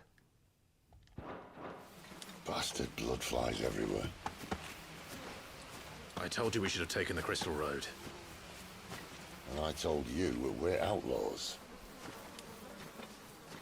Well, you want every bounty hunter in Storm harrying us from here Voice acting's still great. to the Holy Capital? Besides, what's wrong with a shortcut through nature's splendor? You know, The Deadlands claim more of the realm each day. But a place like this still exists is a miracle in itself. Bloodflies and all. we'll be back in Imperial land soon. You all right? Never better. Sounds like it. Oh, it's my dog! I like big That there is dogs. a fine hound. Soon took to hunting. Fearless as you like. Like, I like small dogs It's too, good to have you back, Torquil. but for different reasons. Now, we don't want to be caught in the forest after nightfall. Like, I'd prefer like a suppose not. medium-sized dog, I guess. I want a dog that I can hug, right? I want a dog that I can like, you know, hug. I like dogs that like that. Like maybe big dogs are too big, but I like at least medium-sized dogs. Small dogs are fine too. I like to cradle them, but like carrying a small dog around everywhere, it feels like it's kind of would be a pain in the ass. Shiba Inu? I'm actually not a huge fan of Shibas.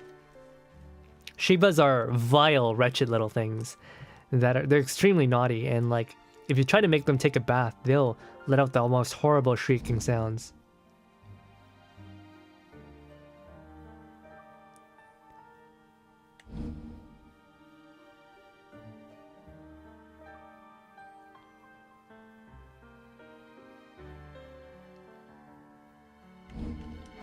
Did I mention there'd be deadly beasts? There'll be deadly beasts. Toggle.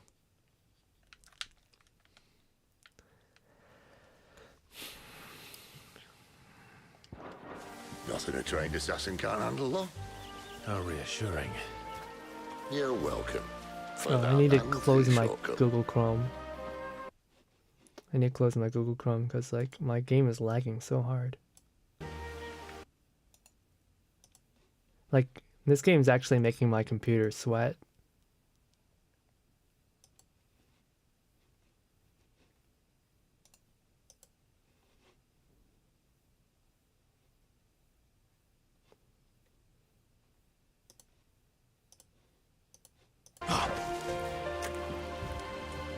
Not sure why people like pit bulls. Yeah, I don't know why either. Oh gosh, it's still lagging. I'm gonna have to like lower the graphics settings, which I don't want to lower the graphics settings because oh, I can't do it here, can I? I can't. Frame rate, immersion, blur, chromatic aberration. Probably the shadows is the worst.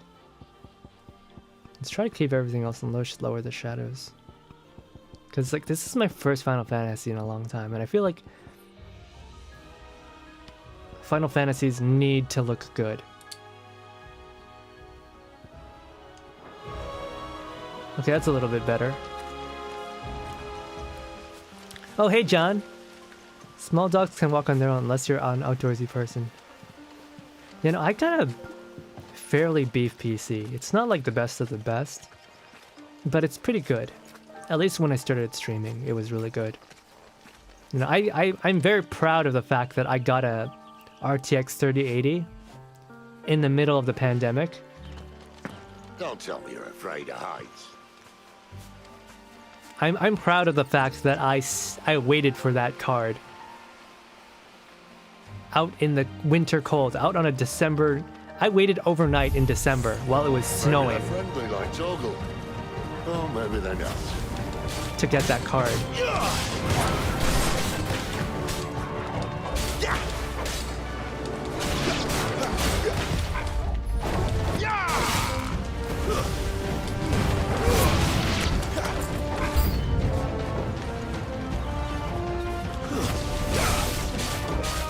Like, it was freezing cold.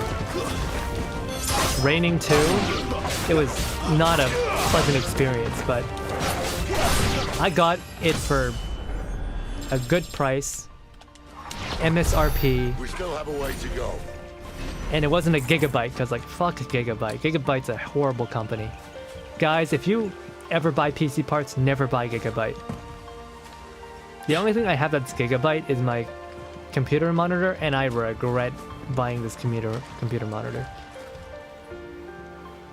Oh, the game's still lagging. It might be because I'm streaming as well.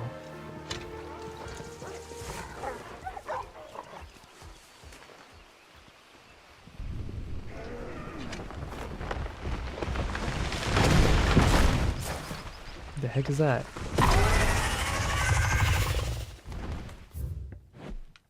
Doesn't have a page.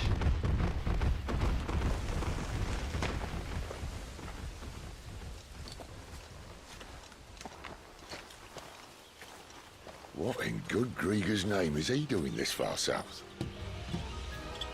Looking for food. No more wolves where he's from. The north was one of the first parts of Storm to fall to the Blight. Poor sod. I'd invite him over for a cup of tea if I didn't think he'd eat the dog.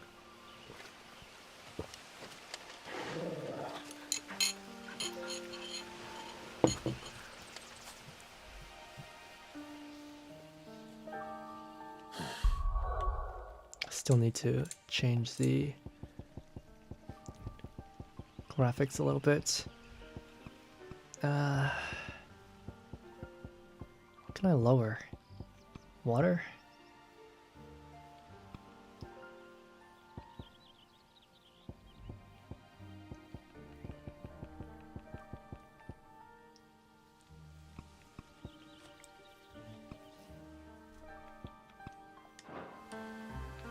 Let's try and stay out of Oh its gosh, path. the game looks so much worse. At least it's lagging less. Remember when I said there'd be deadly beasts? Well, the shrubs in these parts are much better. And you won't think to mention this now. Torgo! Get him, boy! Over here.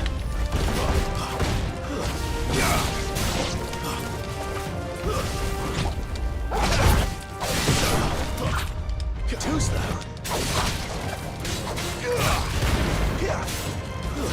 It's over. Keep your distance, boy. Oh, it's so cool. That's enough. Give them all you've got, boy. It's over.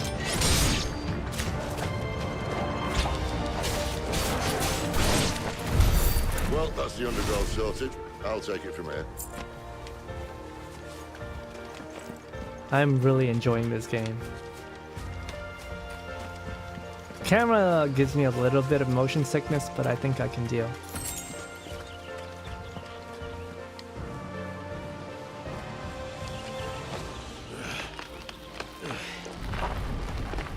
A Raven King of intro yapping? I don't think I Thank you kindly. do intro yapping that much. Compared to other VTubers, I think it's kind of normal. I used to not even do any intro yapping. But it feels so good to talk these days. It feels really good to just talk. The ruins. They're everywhere, aren't they?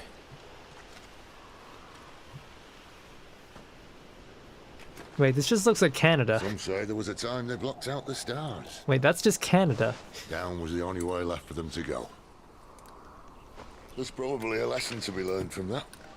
Crow or Croco would bonk me if she put you or herself in the same category.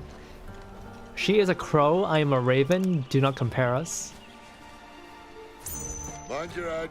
I do like her though. She's great. One of my favorite stream partners ever.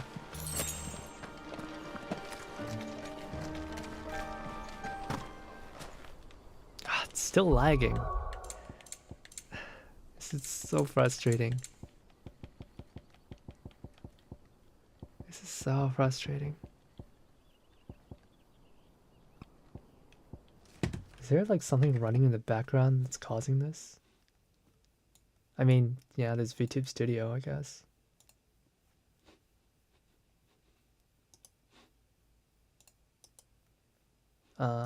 Yeah, shoot. Oh, Canada. Yeah, this place is just Canada.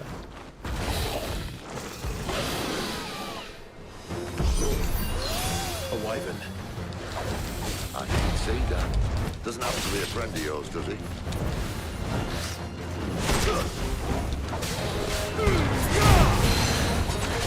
Keep your distance, boy.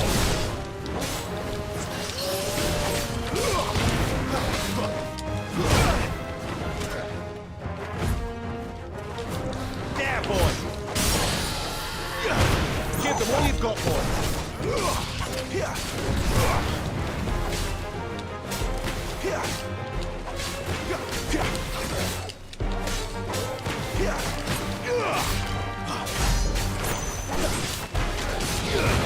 I still need to get better at doing these combos.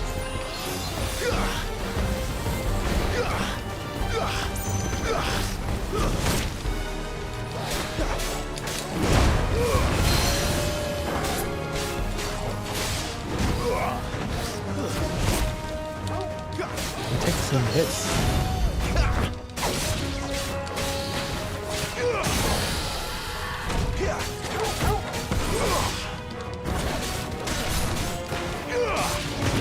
Give them all you've got, boy. Don't let them get away.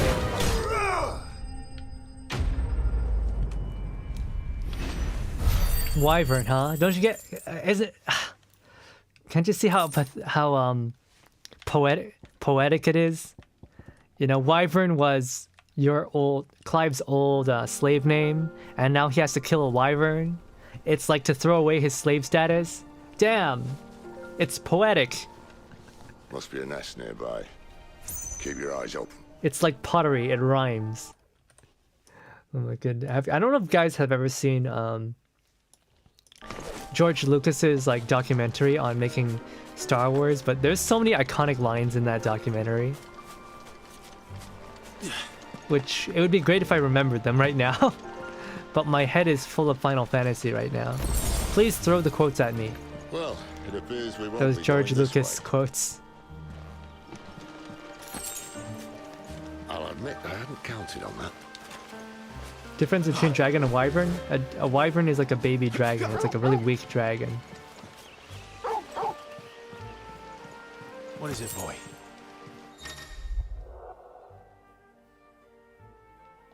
Torgo put you in the direction? Oh, okay.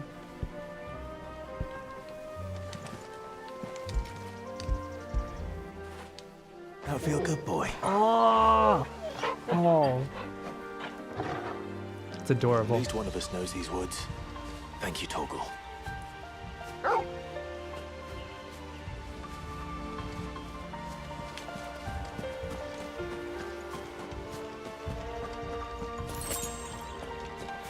Here's the legs. Oh yeah, wyverns have two legs. Aren't you happy? And for once, it's not my fault.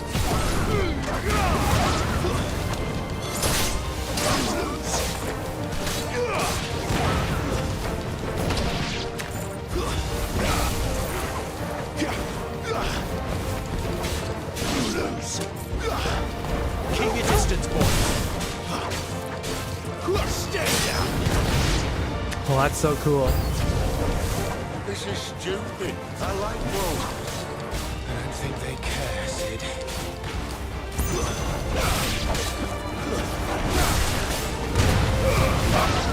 This game makes me feel so strong, so powerful.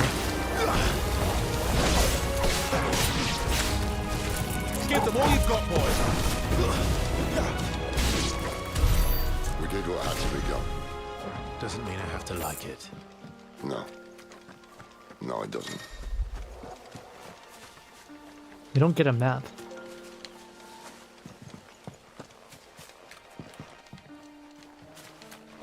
Which direction do we come from? Okay, we came from there.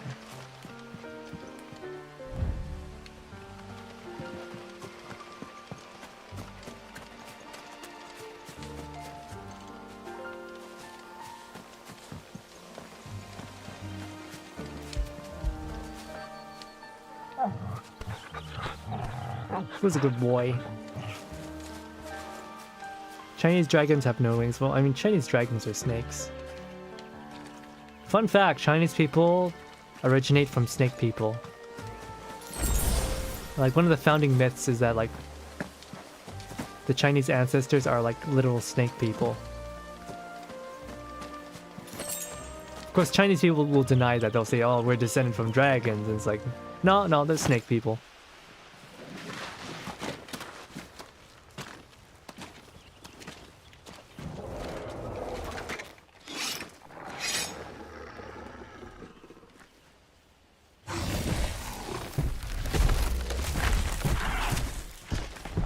Oh damn, are we playing Monster Hunter now? Now what is this? That sword sharp. You'd better hope so. This shouldn't take too long. So much for your shortcut. Fafnir. Still short, just not quite as quick. But it'll be a damn sight quicker if you help me. My thoughts exactly.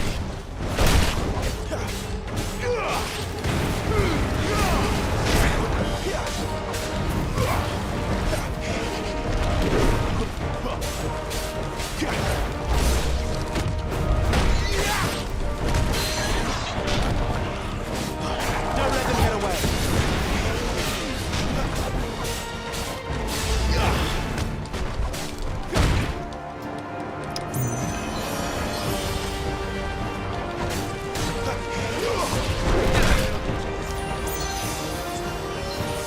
Oh, we need to kill more.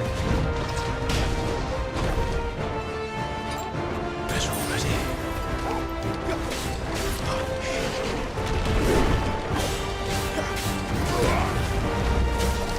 Not this time.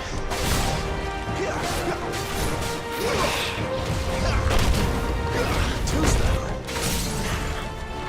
Nice. Distance, boys. Torval. Get him. Sick him, Torgal. Get him. Sick him, Torgal. You know what to do, boy. Aye, someone's got the up. Where he stops, no one knows.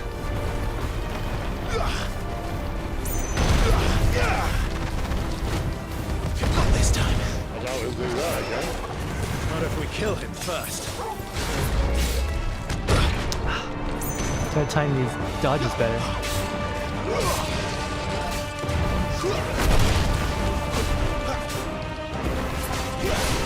Not this time.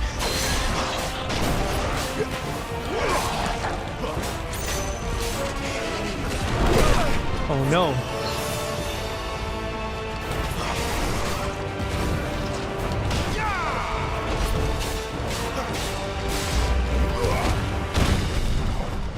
Oh shoot, shoot, shoot. Ow.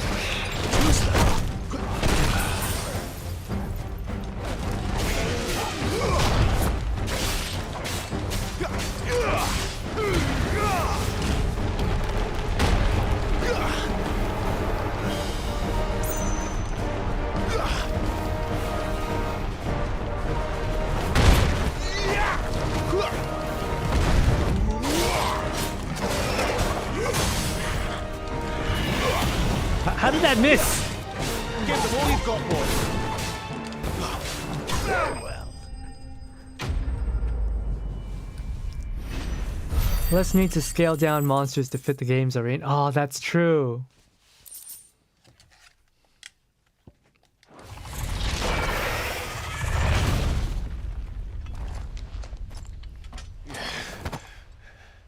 I feel like I'm blocking too much of the screen.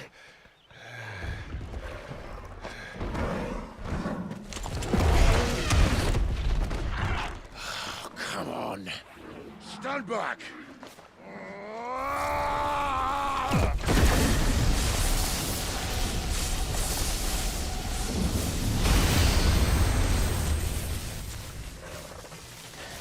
Yo.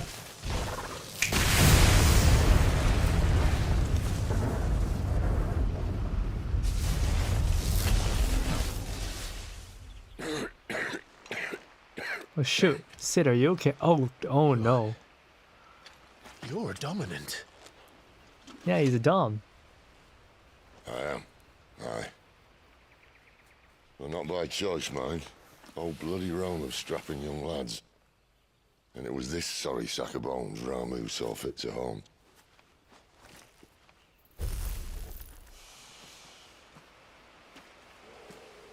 Sid, you say you want to help dominants and bearers. But what's in it for you? What's in it for me? The same as for all of us. What we want and deserve. Save for our knack, dominants and bearers are no different from anyone else. The ability to use magic or summon great beasts should command respect, but instead has left us outcasts. Our kind are used and discarded like tools, yet we are men, so why must we die as less? I see. So what you're saying is you want to start a war. You flatter me, lad. But my days as a firebrand are long behind me. No, I only wish to offer our kind a choice. A place where we can die on our own terms. A heaven outside of heaven. An outer heaven.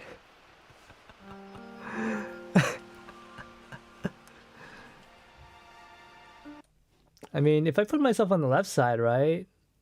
I mean, I guess you guys don't need to see this menu here. I can do that.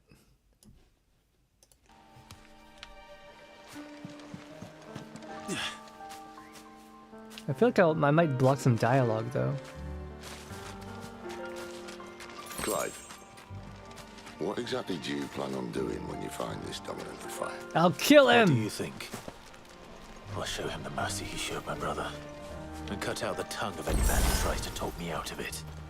All right. Forest dark enough as it is. Yeah, this is just Canada. This is straight up just Canada. Okay, interesting.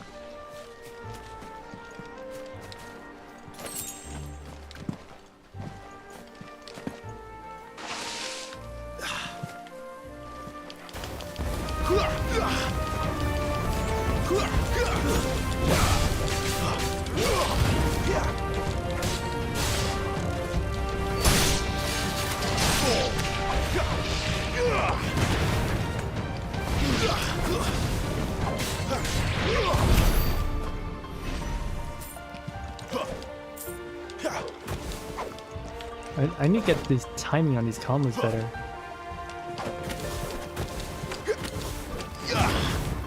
Okay.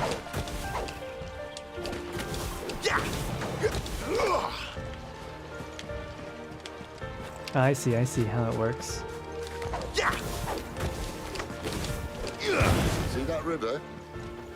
We follow her upstream and we'll be in Lost Wing in no time. In no time. Right.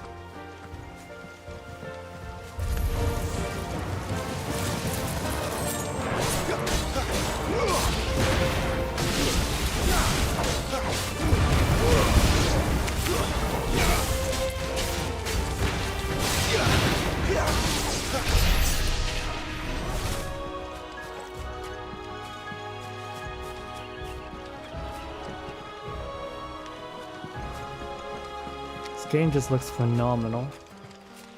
I just wish that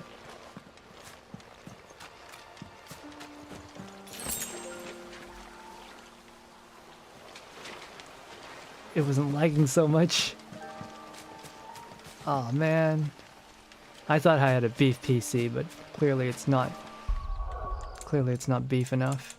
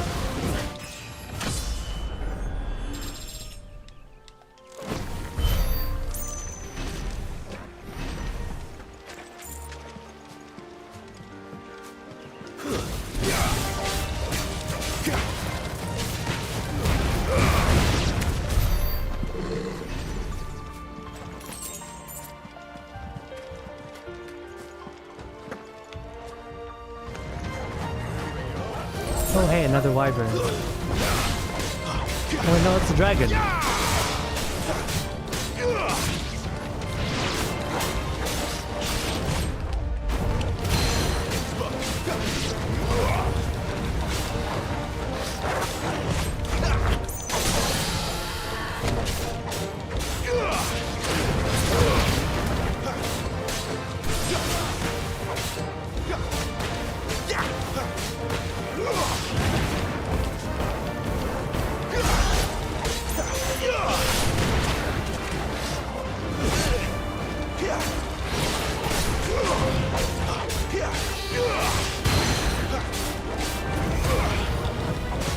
This thing's strong. This time.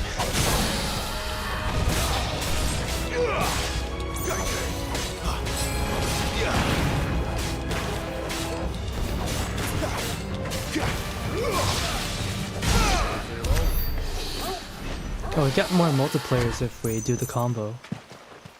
I see.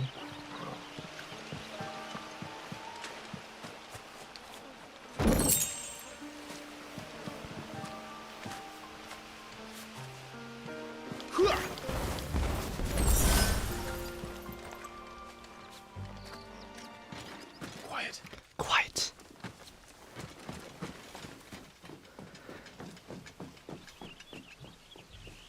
A Royal Scout. Someone's far from home. Let's follow him. Yeah, let's follow him.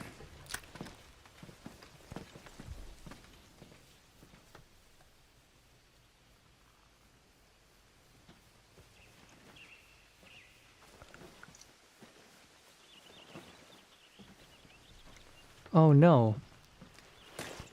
It's the And? leather lady. They're just down that way. I mean, I guess they're All all of them. wearing leather. Rieger's my witness. Excellent.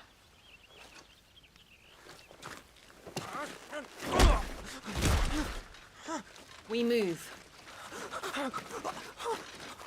I don't understand. Have I not proven loyal?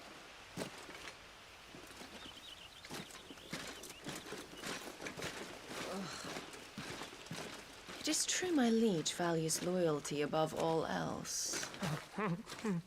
But were you not quick to betray your countrymen for the promise of coin? Ooh.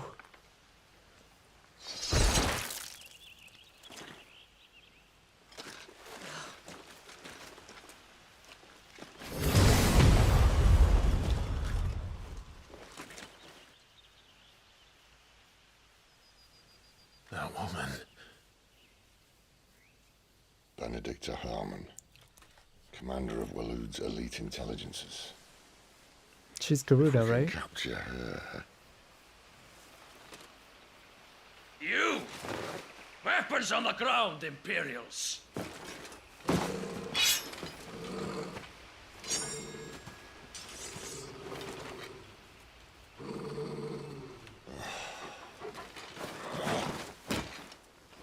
Let's get this over with then.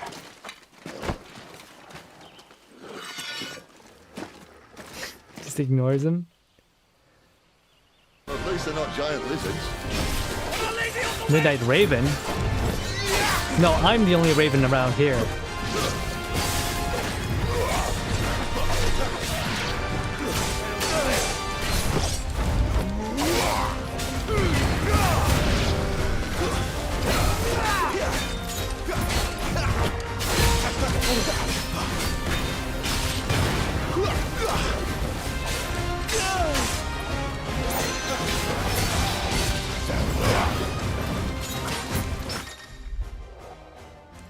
Use square just as an opponent attacks to parry the strike. Execute an iconic ability while time is slowed, and this manner will slightly lower the ability's cooldown. Oh.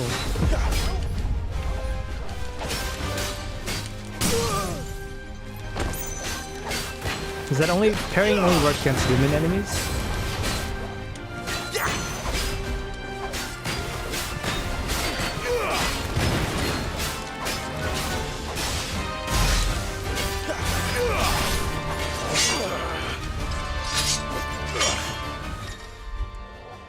Cinematic clash. I didn't need a tutorial for this.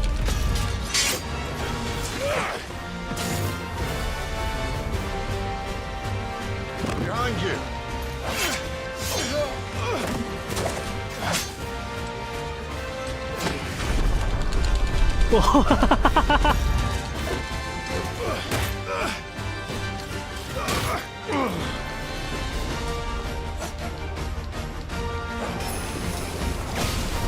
Don't let them get away.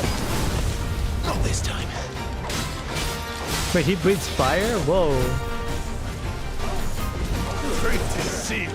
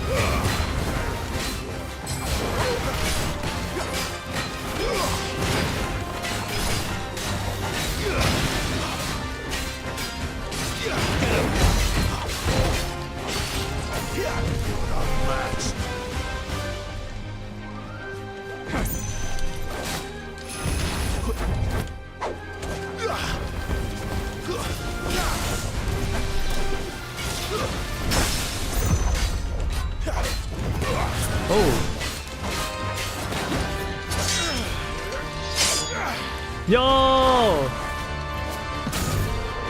Not this time. This is so cool. Single-handed too. He's using both hands. I'm only using one!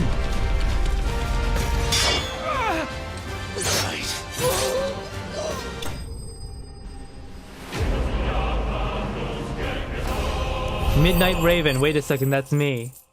Damn, I'm just a mid-boss?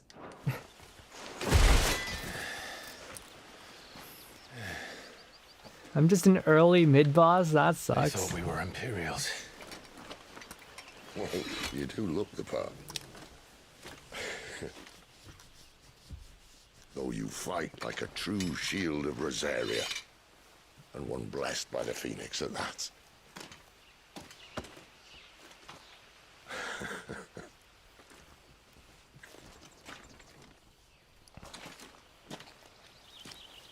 Speaking of which, I wonder, does the other icon of fire give blessings, do you think? You don't believe me? And lo, the Creator did make of the elements 8 icons to serve as keepers of the one law. Not that I've ever set too much store by holy doctrine, but on that point, it's clear. Fire has always had just the one warden, as of all the rest. A new one can't be born until the previous dies, and even that can take years.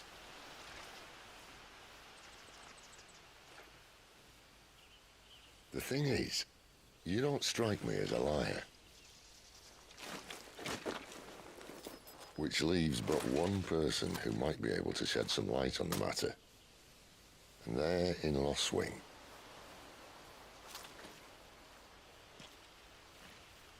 As are our Waluda friends, I would imagine.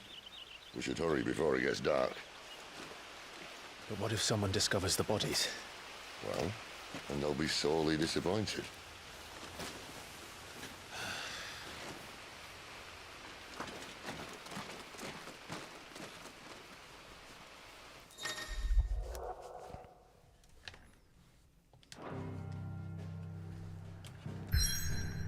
What's this?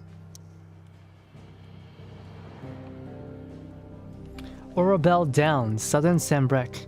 The idyllic plains that stretch across southern reaches of the Holy Empire are sparsely populated, unless one knows where to look.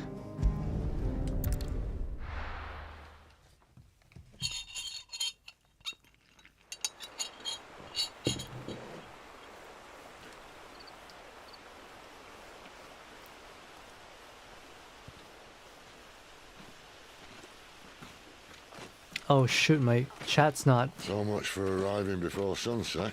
My chat has not been refreshing.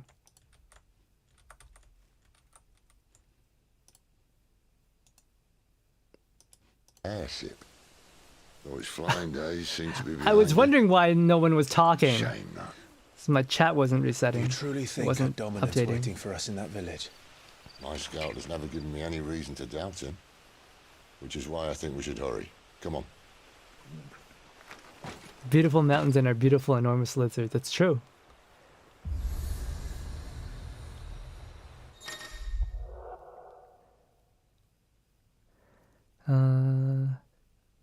Hey there, OBK. What's up, nerds? How's it going? Yapping and killing ravens. Yeah, we're killing ravens. Tuning with an obelisk allows Clive to travel quickly between locations. Killing his own kind? Sometimes that just happens. Killing midnight ravens.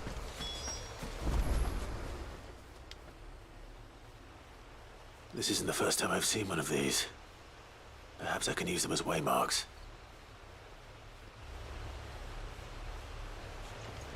Wait, that's it?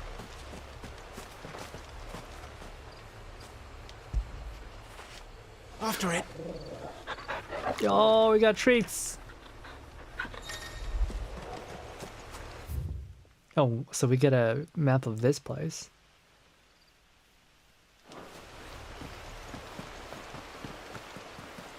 Oh, hey. It's an orchard. Called a murder of crows. They don't actually murder them. I mean, they're not crows, they're ravens.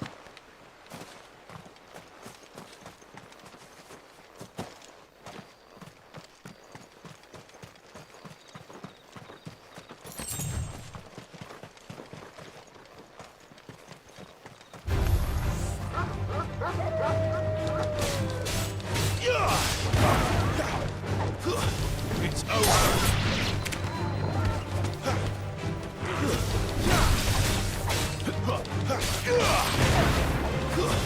That's enough. The difference, ravens are better. Ravens are like cool and like big and fly and make better noises. And like they're just awesome. And crows are like stupid and dumb. That's the difference.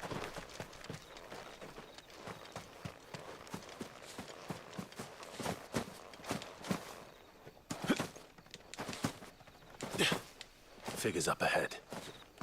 But are they friends or foes?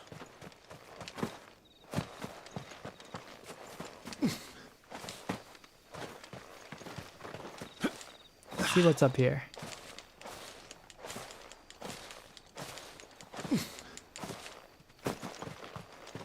Wait, is this place actually like abandoned?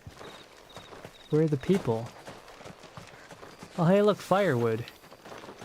I was doing some more chopping today, and apparently the axe is broken, so I told Mama Yatsuno not to use it anymore. But she's like, oh, we can still fix it, and I'm like, no, don't use that. It is extremely dangerous. The handle's been broken. I don't want the axe head to like fall off and you to like accidentally hurt yourself. So don't do it. Mama Yatsuno can be really dumb. Axes are not that expensive. They're like, I don't know, $60 for a good axe. American, I guess. Maybe $80 for a good Canadian axe, but like, they're not that expensive. You don't need to be that frugal. Like, it's not worth the risk. It really just is not worth the risk.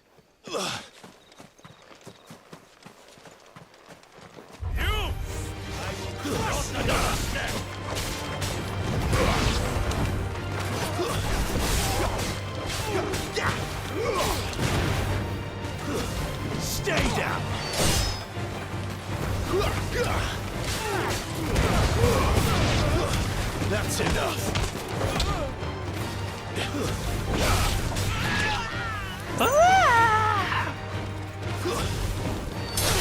You know, being a grunt and knowing how to scream like that is a skill. I don't know how to scream like that. More Waluders. Why? What is it they want? You're welcome to ask the next ones we meet. Let me know how it goes.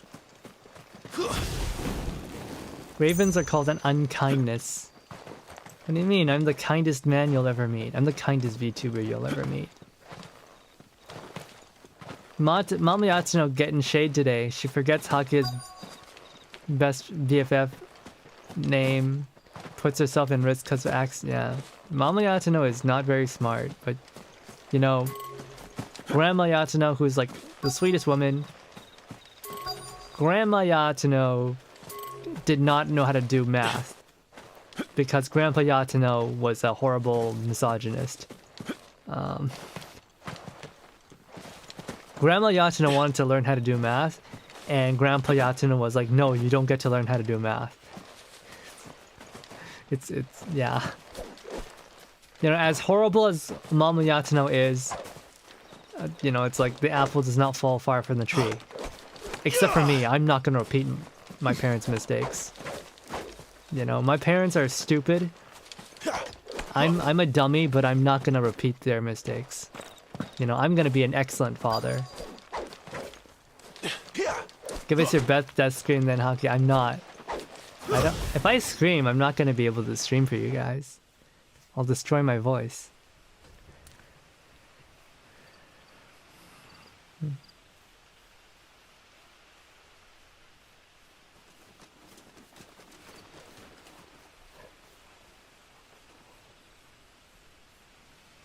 No sign of the royalists. Or anyone else for that matter. It's too bloody quiet. Even for this hour. What do we do now? First we look for my scouts. You start here, I'll circle round the back. How do I let you know if I find him? Good question. Shout? It's not very sneaky. Subtle. Alright, sure, why not? Let's go. I don't even know what he looks like.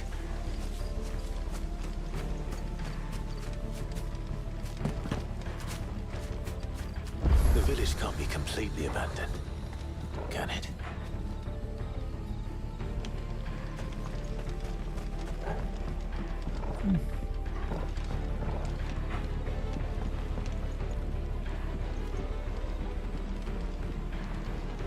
Who are you?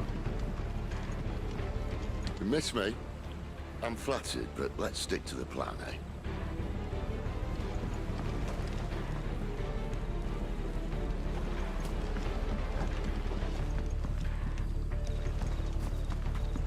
You miss me? I'm flattered, but let's stick to the plan, eh?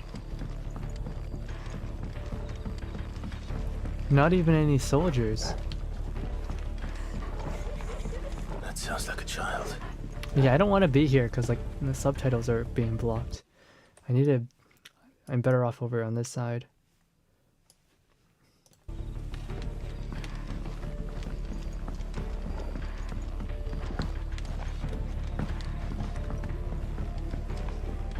I hear crying.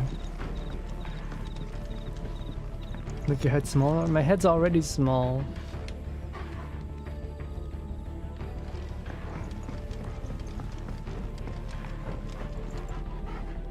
I wonder if we'll be able to visit this village afterwards.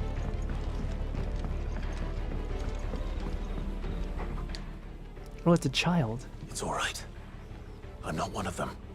My friend and I, we're with the Imperial Army, and we've come to help. Do you know where your parents are? In the church. Oh, she's cute. Then I'm going to find them and make sure they're safe.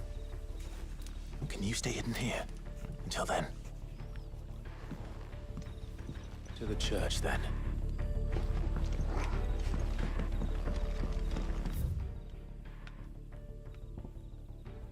Oh, it is an actual town.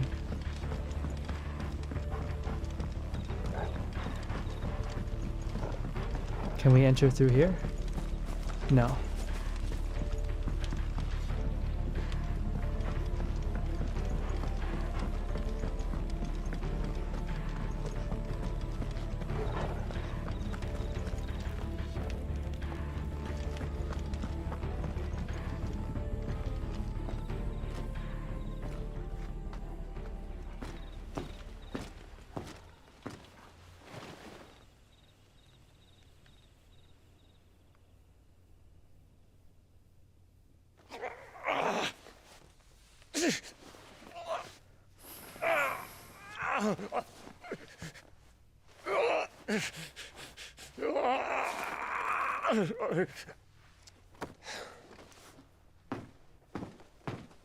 This man's gonna die if we don't get into a healer. Enough of your barking, dog!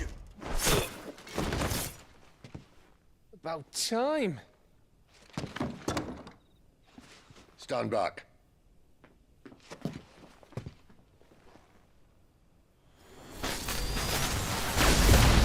That's dangerous. Who the hell are you? Clive! Thought you weren't coming. You still alive, Gav? Barely. Been doing what I can for the villagers, but... I thought you were joking. It's all right. He's with me. Is this everyone? No, there were others. A pair of royalists came for the bearers just before you arrived. Was a dominant among them? Maybe. It's not like he was holding a sign. I like this guy.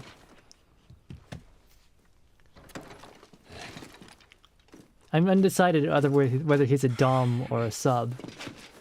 I'll give you one That guess soldier where is he's clearly going. a sub. Clive, after him.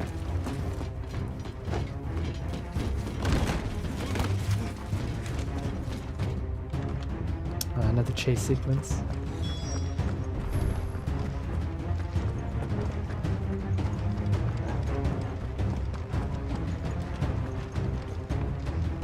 Is there a way to run faster?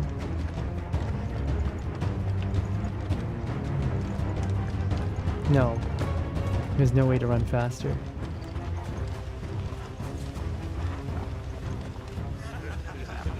Any word from the scouts? Not yet, my lady, but we have the dominant's companion. It's only a matter of time before we seize our quarry. Very good. And what of the others? The bearers have been taken to Caer Novent. Some may still be worth keeping should the dominant elude us. All is in hand, my lady. They will not be spoiled. I give you my word. Gentlemen, a toast! Will you join me? My thanks. To Our Lady of the Wind. And the King!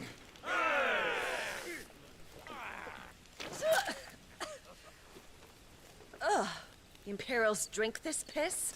Well, it would go some way to explain their breath. Okay, he's a dom. Lady Benedicta! Imperials! The captain is a dom. Everyone else is a sub.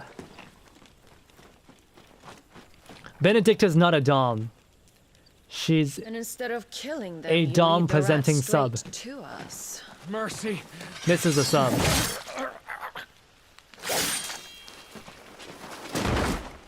Yeah, no, Benedicta is a dom presenting sub. She's not actually a Look what we dom. have here, boys. An Imperial bearer. Good. I was getting bored.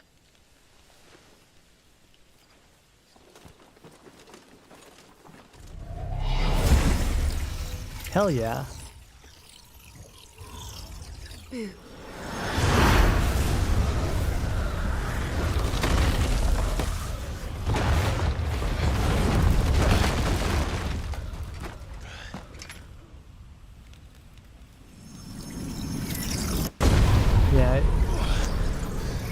Enemy. The boss is white woman. Wait, what? Where did? Man. Typical white woman. Making someone else fight for her. What is that thing? If this means what I think it does, then Sid has some explaining to do.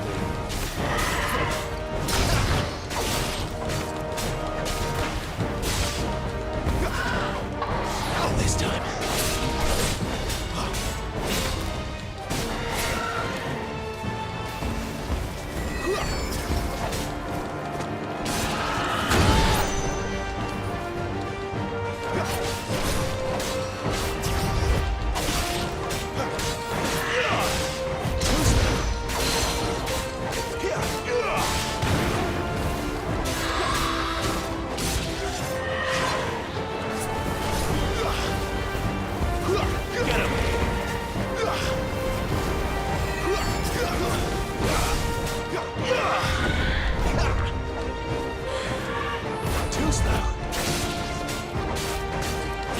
Charada.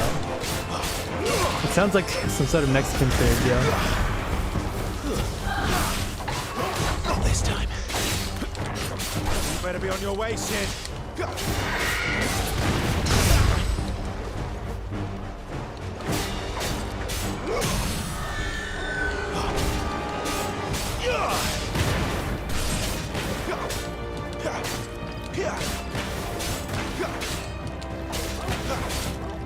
I'm so bad at these combos. It's over. Yeah, we don't need Sid. We're strong enough on our own.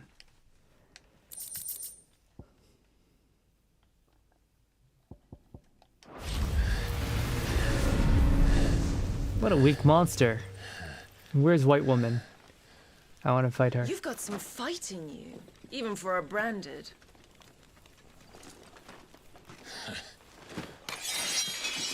Five!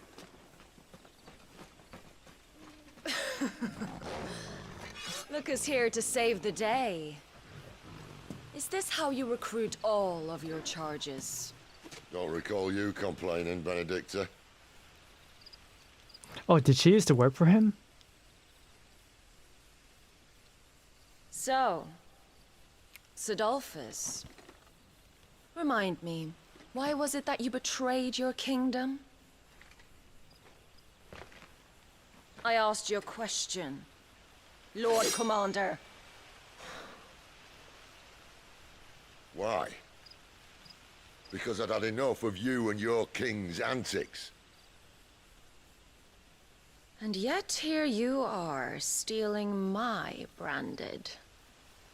What are you plotting? As if I'd tell you.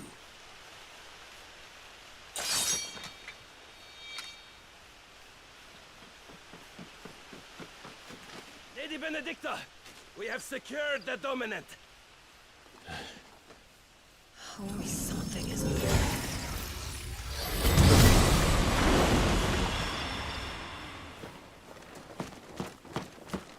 Oh no, the Dom. And she's gone.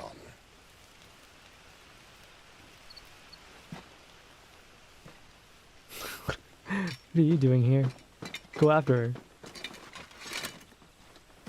Did she say where she was going? No.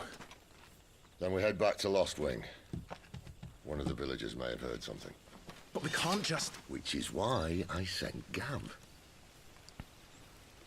The man has a nose for these things. My friend also changed a lot. BPD and we had a falling out. Oh no, that's unfortunate. Hope you two are able to mend things and become friends again. Hey there, Ten Tails. Hello, hello. How are you?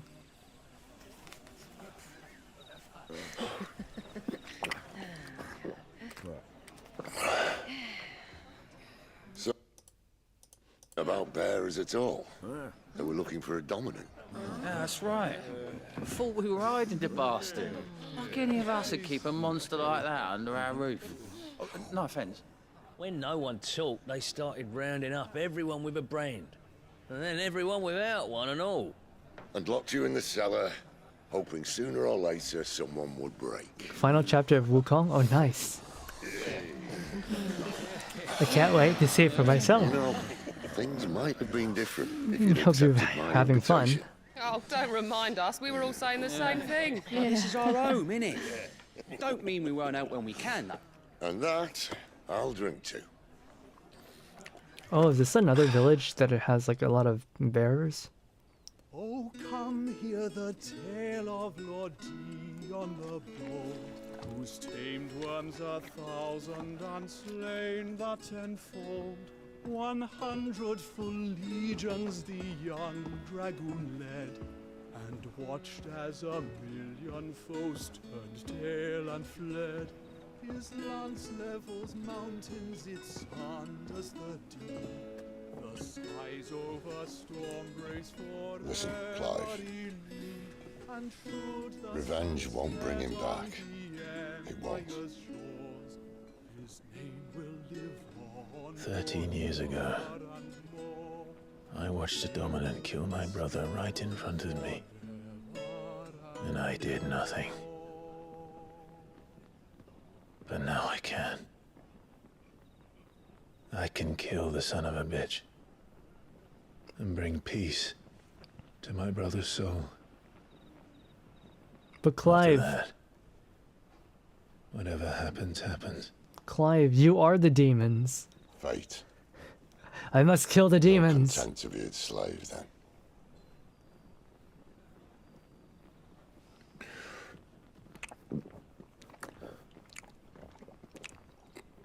Man, those are some really descript swallowing sounds. Meanwhile, many other His good things out there. radiance would That's have us nice. believe the Imperial host invincible. Yet here we find the Empire's cornerstone teetering on the backs of a handful of cowards and cutthroats. While Bahamut may lead 100 full legions, could it be that the young prince defends a house of cards ready to topple at the slightest breeze? And who's this? Tell me something. Why do you not resist? Within you lies the power to slay gods. The phoenix perished in your flames. Yet you do not fight. You do not flee. You refuse your gift. Are you enjoying the game? I'm absolutely enjoying the game. I like this woman too. She's great. Perhaps you are distracted. She's a Dom presenting sub, not a real Dom. I can tell. I can tell. My offer still stands. Join us and you will be treated with the respect one of our kind deserves.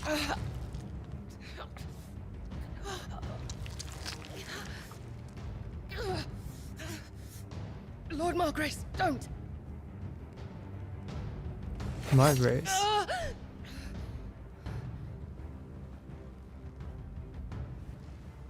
I'll give you a moment to consider your options. She's not even gonna wipe her blade before she resheathes it. Do be gentle with them. It's gonna rust. The perfect one to call waifu? It doesn't exist. Okay, Margraves clearly is a sub. Clive, Actually, I'm not so sure about that. wake up. Gav's back. I believe Margrave is a sub. Person who got stabbed, sub. Canovant. One of the Empire's outlying strongholds, though apparently not strong enough to keep out the Royalists. The captured bearers are inside. I'm sure of it. This guy's a sub. If Benedicta's orders are to stay in the shadows, she won't be traveling with many men. Meaning, she'll be keeping her prisoners together and close by. Including the dominant. So, we find a way into the fortress and conjure a bit of chaos. What about me? Extremely sub Excellent behavior. question, Gav. You will wait outside the care and guide those I free to safety. And miss all the fun. Why can't he do that? Clive doesn't have your nose. He'd stumble off a cliff before he even found the men. Come on, Gav. You're the best man for the job. Well, when you See, put it that it's all way, about persuasion. suppose I better scout ahead for any surprises. Don't you let him down. I won't. Sometimes you gotta appeal to people's egos. Shall we? It's how you Not so fast. We wait until tomorrow. sometimes that's how a manager works He's things. right there. A manager, a leader. And if we leave now, we'll arrive just as the sun comes up. Maybe join the A guards. little in bit of breaking their emotional fast. manipulation. Come on, Clive. They only just took the place. They'll be there a while yet. We've got one chance at this. You don't want to waste it, do you? No.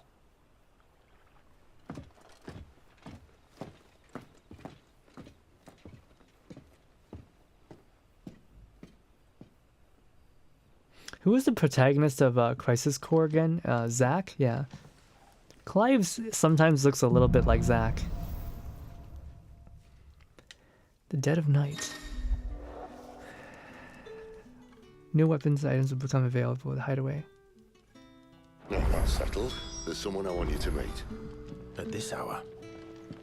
He's the owner of the tavern, and our best hope of getting a decent night's kip.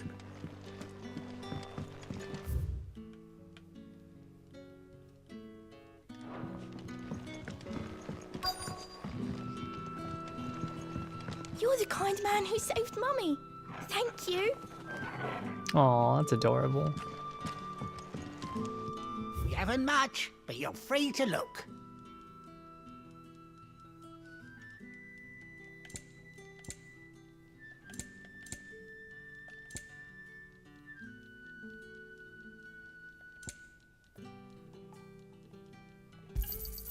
Ah, yes.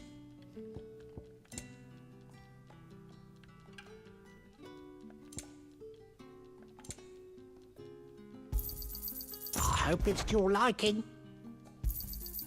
I trust it's all here.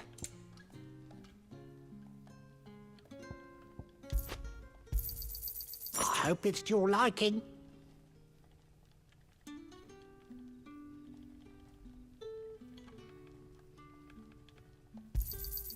Ah, yes. Let's take a look at our equipment.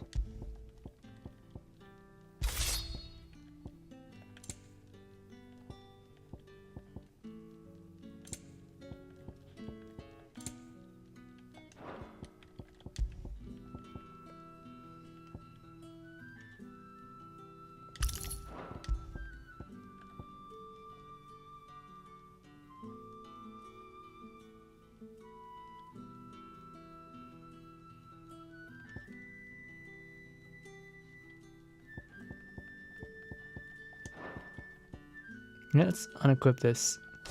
I want to have a bit more challenge when I fight. Oh, wait. Our abilities.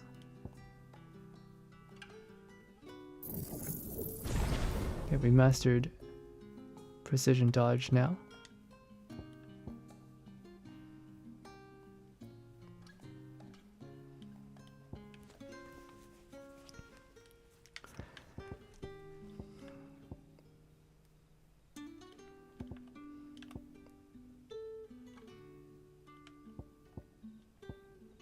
Stomp.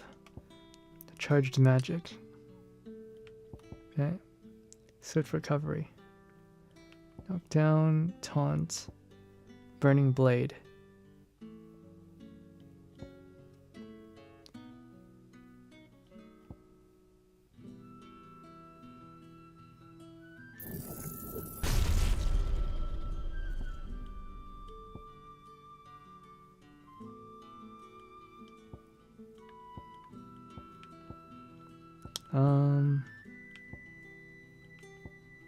Let's try using burning blade.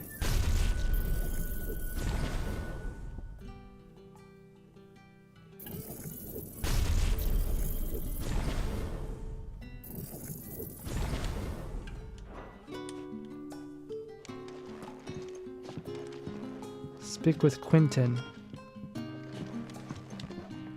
can I interest you in today? You're not Quentin.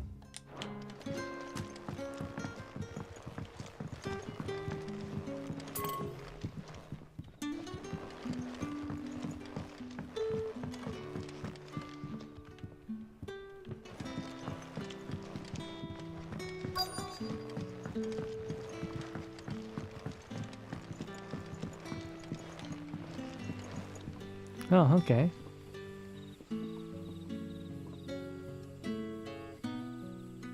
Not bad.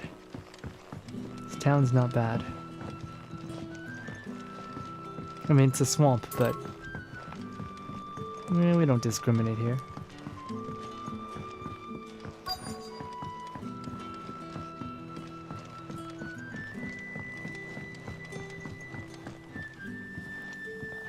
Quentin, my good man, it seems we'll be spending the night.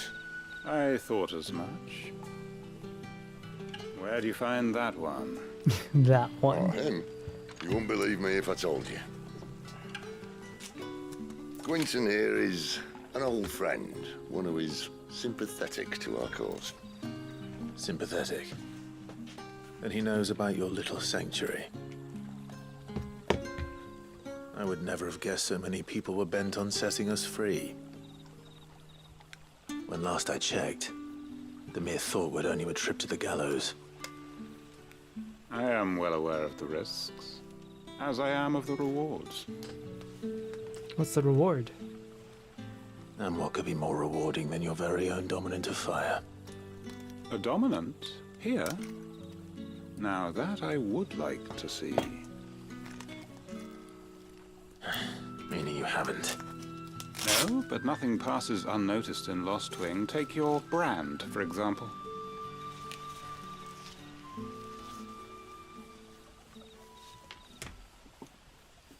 People will see that at once.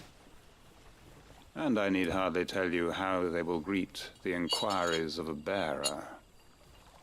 You are afraid your words will fall on deaf ears, as they have ever since the moment you were marked. Oh, I like this guy. He's a dom. Happily, I can provide a solution to your dilemma. As a favor to Sid, that is.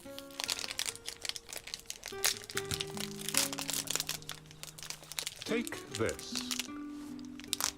You will find it has the uncanny power to loosen tongues.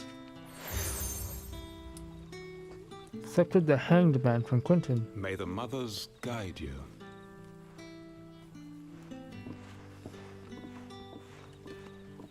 This might be Imperial land, but here in Lost Wing, it's his word that's law. But how? You don't need to worry about that just yet. Trust me. Everyone in Lost Wing knows what that seal means, and what it means if they don't take note. Now we can sit here counting our blessings, or put them to good use and find that dominance.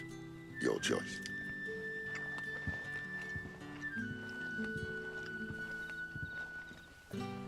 Let's see if this thing really works.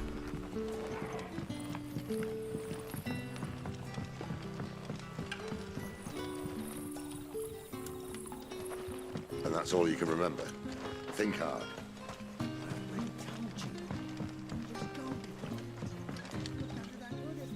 Ah, Master Quentin took a liking to you, I see. And there I was, thinking you were in bed with Sid. Wonder what Gav will have to say about this. Speaking of whom, if you see him, tell him thanks for looking after us. Now, what can I help you with? I'm searching for a dominant of fire. Gav seems to think he might have taken refuge here. We see a lot bearers around these parts. But I do seem to recall one who commanded the flame. Now, whether or not that makes him a dominant, I can't say. But the Waluders certainly took a keen interest in the poor sod. Did you get a look at him? Didn't have a chance. One of the other bearers might have, though. Thank you.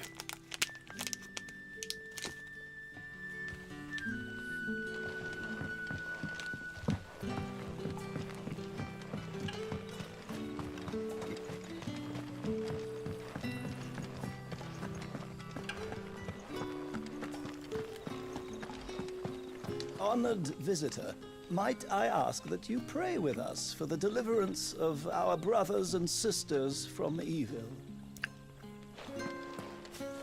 No, I think I'm good.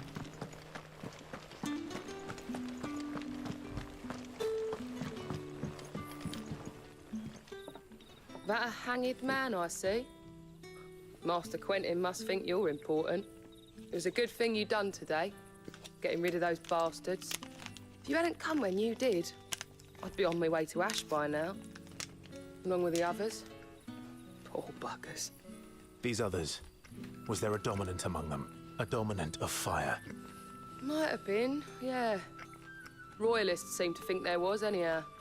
A thin bloke all swallowed up in his robes like one of Great Grieger's churchmen. Do you recall anything else about him? Only that he weren't alone. Was a young maid who went wherever he did, including the church, and wherever the Royalists dragged them both off to before you got here. I see. Thank you. Okay, so he was I wonder here. if Sid's found anything.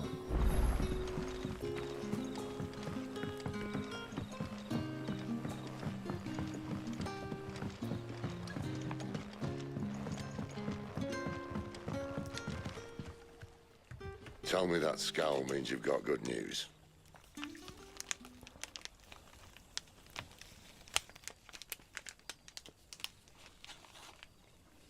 So, a shady lad with a hood and his equally shady lass. Not much to go on, but... I've been thinking, if our friend is a dominant, why not just burn the Royalists to a crisp? There's a reason he's holding back, and I reckon it has something to do with his partner. What makes you say that? One of the villagers I talked to said the two were separated. If the Waluders have her, our dominants like to think twice before starting any fires. Whoever he is, he's shown himself to have a level head. He's careful, cunning, and he doesn't want to be found. This could spell trouble. For us and the Royalists both. Still, it'll be a whole lot worse if we set off after them with bleary eyes and empty bellies. There should be a pair of pallets waiting for us back at the inn. Shall we?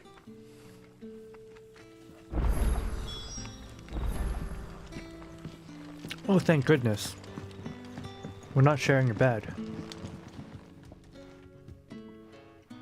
Now, about those beds. Beds? I seem to recall your request being to spend the night. And for that, the floor will more than suffice. Better than a wet rock, I suppose. My thanks, Quentin. Next time you're at the hideaway, our floor's all yours. No need for thanks, Sid. This isn't an act of charity.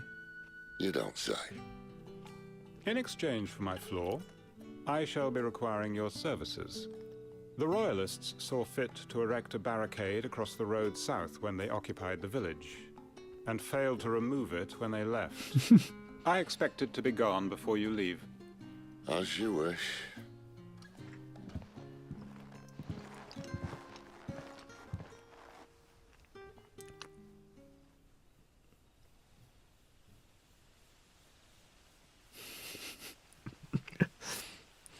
So we ended up sleeping on the floor. That took longer than expected. First time dismantling the barricade? It gets easier, don't worry. I won't. If we leave now, we'll arrive at the care when the shadows are at their deepest. Unless you'd rather wait. No more waiting. The road south then? Unless... I know of another shortcut. You should be so lucky. Appreciate your help with the Royalists' barricade earlier. We'll see to the rest.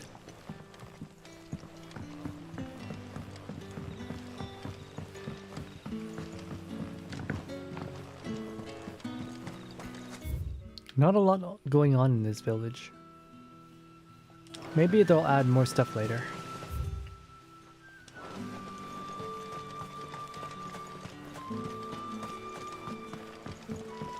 Most of us came to Lost Wing to get away from the kind of thing that happened last night. Oh, which only makes it worse. Hey, they got a hound too, but it's a really small doggo. At least compared to our boy. Like, look at the size difference. That's a big dog, and that's a small dog.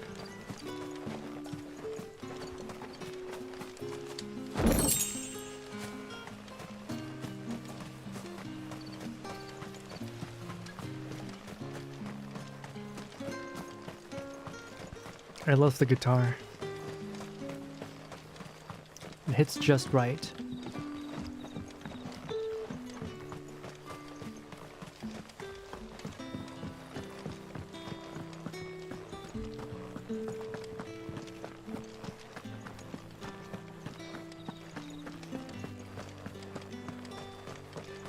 If only I could run faster.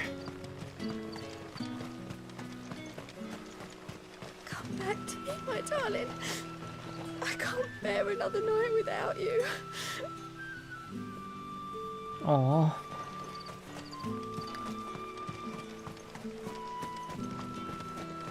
The road here cuts through Lorbert's Pass to Care Northern. You're not thinking of heading that way, are you? That's exactly where I'm heading to.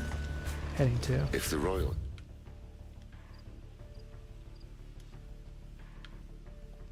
We're looking to take the care that have posted sentries to prevent any unwelcome surprises.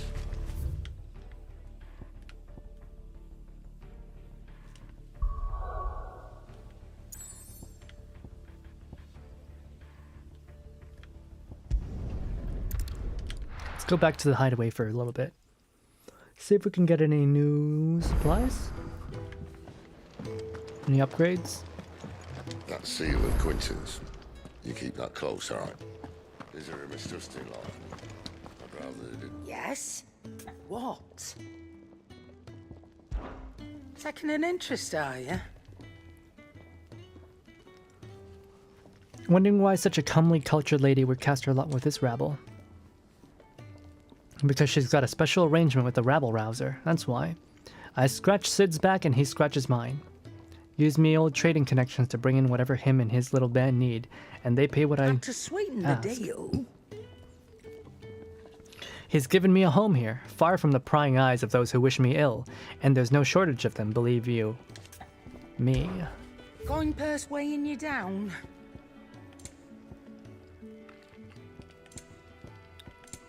Finished, are you?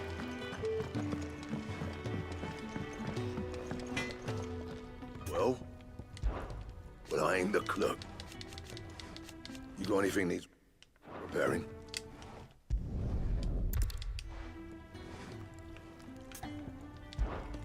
Not saying forwarding, do you? Okay, we can upgrade his sword. Let's do that. Should last you a good while. Wait, I crafted it. Oh wait, I wanted to upgrade it. Oh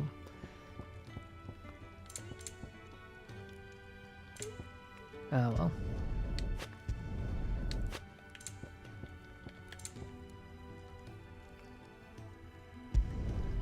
No scratches, right? Anything else?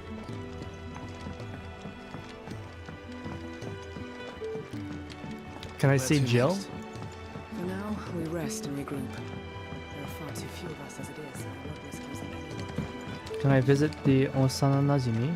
She's not going to heal any quicker with you hovering Aw. around like a blood fly.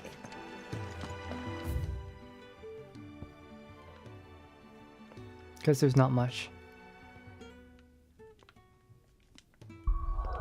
Back to the main quest.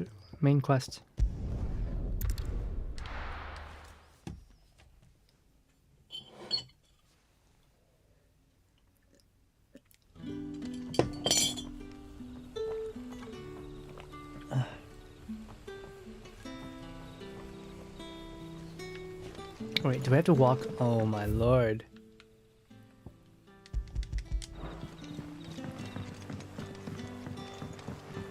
I have to walk back from here.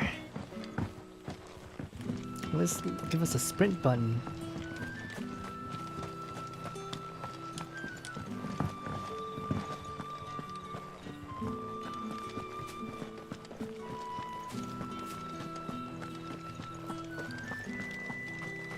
Like, there's got to be a sprint button, right?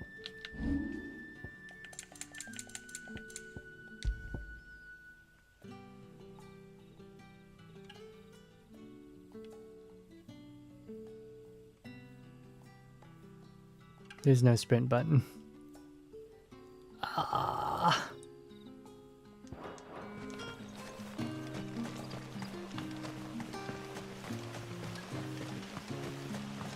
Come back to me, my darling. I can't bear another night without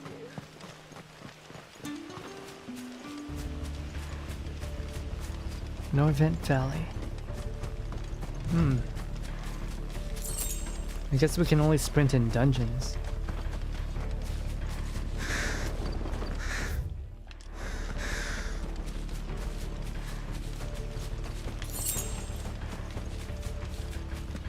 Wrong way, friend. Told you.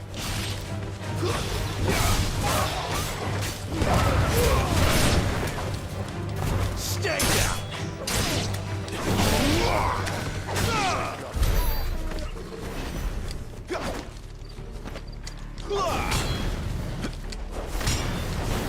Ooh.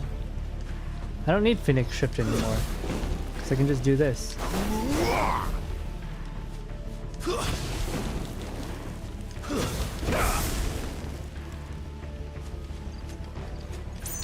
are the royalists thinking? It's faster too. Why take a stronghold they've no chance of holding? When they've no intention of holding it. The king is up to something. The king? Well, you don't think they're acting on a whim, do you? This is one of His Majesty's cunning stunts, and he's sent his best to execute it.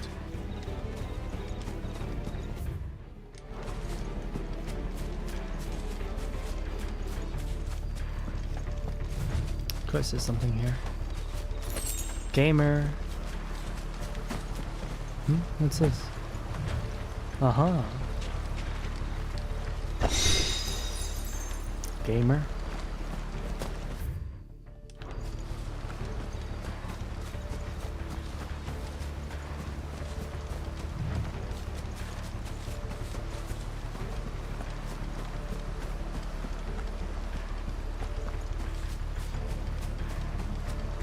Run, Clive, run!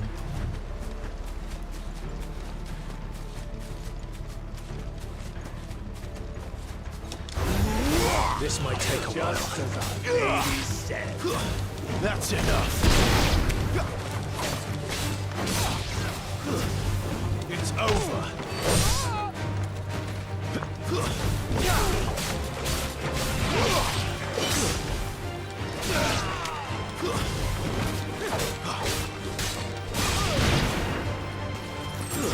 That's enough.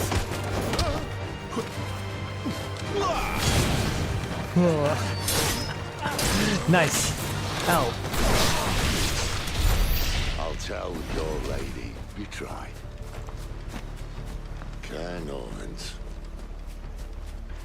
Hard nut to crack even when it isn't crawling with royalists. I don't care who else is in there.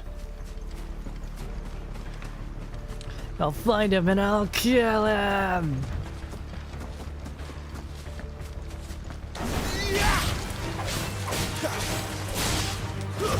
It's over.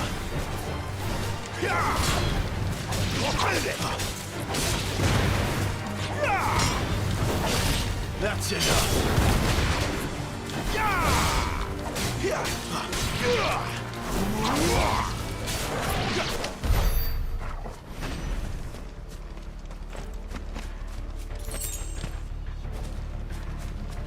Ooh, that's a big fortress. More of an action game. It is an action game. It's an action JRPG.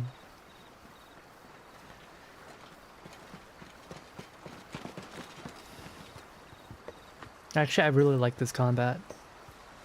Much as I enjoy battering down the front door, I hazard this endeavour will require a bit more tact. There's an old sluice that empties under the bridge. I didn't like the combat of Should see us 15 through to the lower or levels of the 13. care. Sid. We both know why I'm here. But what is it that you want?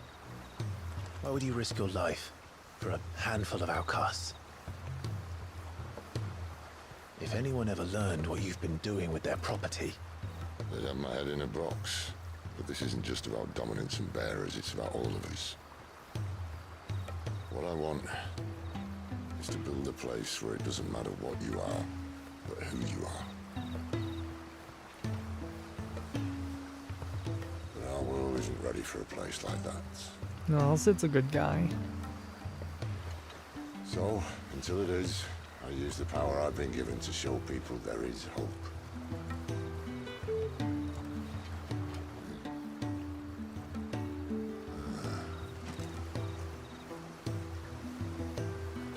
Fixed camera angle for Resident Evil. I mean, I liked the Resident Evil 1 remake. I think that was really good. I wasn't a fan of Resident Evil 2 and 3 remakes because they cut out a lot of content. And for 4, it was more of So, stylistic choices. Tell me about this, Benedicta. The best and worst decision I ever made. Damn, you talk her like she's your ex-wife. Don't underestimate her, Clive. A fight with her icon is not one you're likely to walk away from. Garuda. Hey, it is Garuda. I called it. Hey. Don't think fixed camera angle would... yeah. It was still fine during the time when Resident Evil 1 remake was made. I guess these days it wouldn't be very good.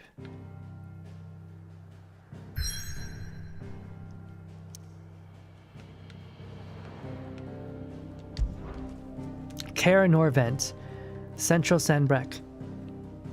Once used as a stronghold, the Holy Empire has since garrisoned this strategic position along the neutral crystal belt and now employs it in the training of Imperial Army recruits.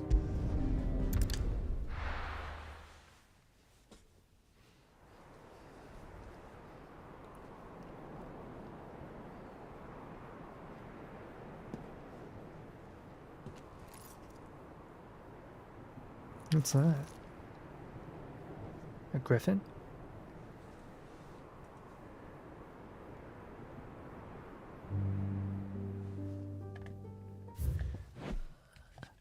I'm gonna use the bathroom real quick.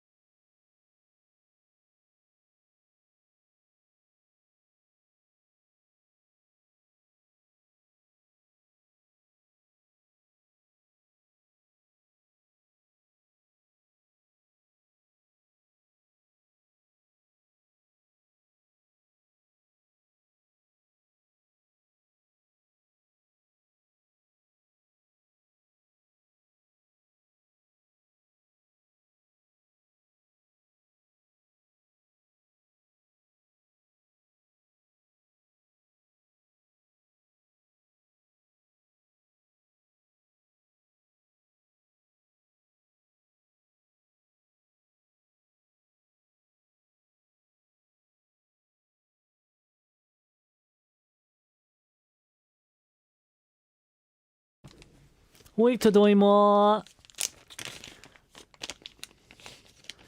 Oh, hello.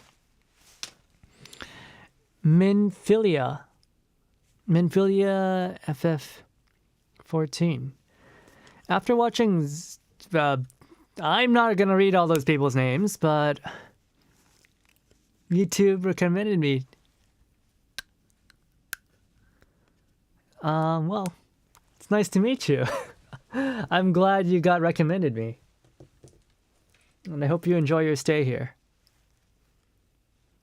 Well, that is quite a long list of streamers. Oh, where did I put that?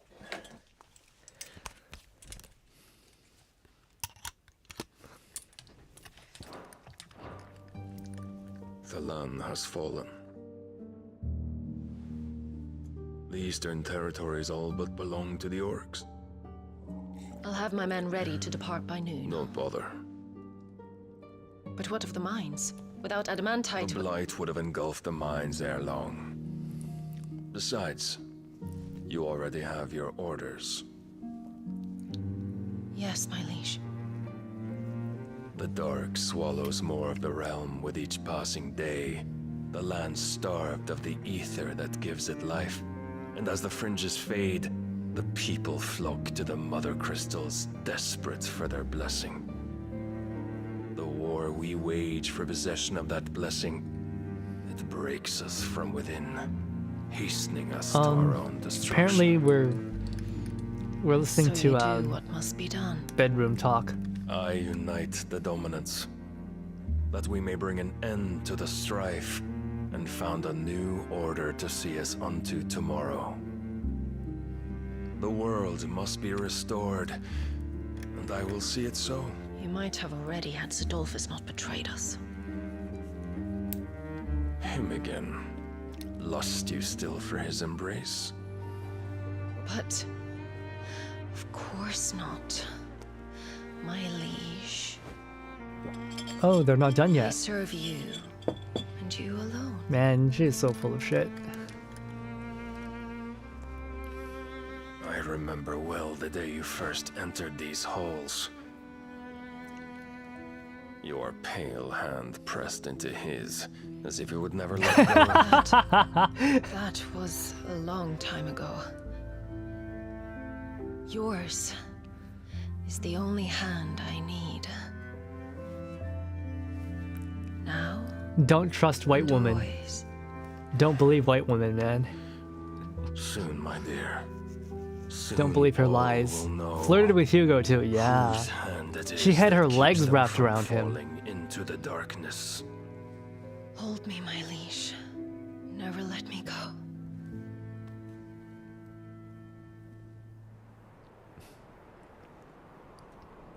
I don't trust her. Oh, what's this? One of our sentries has failed to report, my lady. Your orders? Pull the men back inside the care, Geralf. He is here, then. Have them lead Sid and his little pet to the chapel. I shall entertain them there.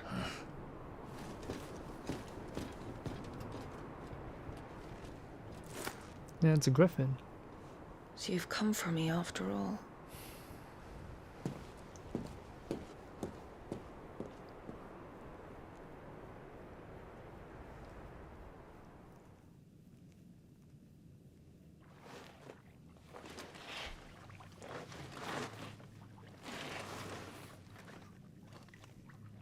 All clear. Oh, going through the sluice gate. That's kind of gross.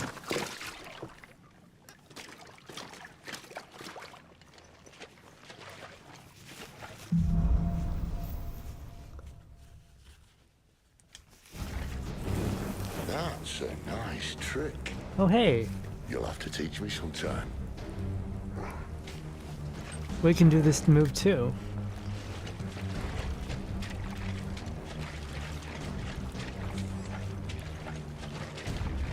It was what Joshua did before.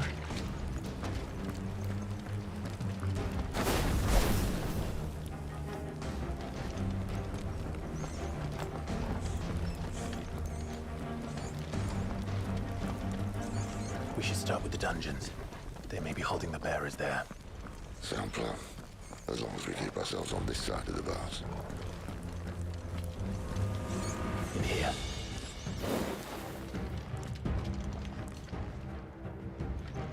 They're all empty. And? You gonna give up? Yeah, are you gonna give up? Sid. This gate.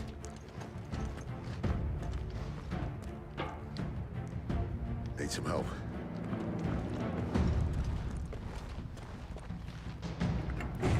What do you think? Oh, they're strong. These guys are really strong. At your leisure, Clive.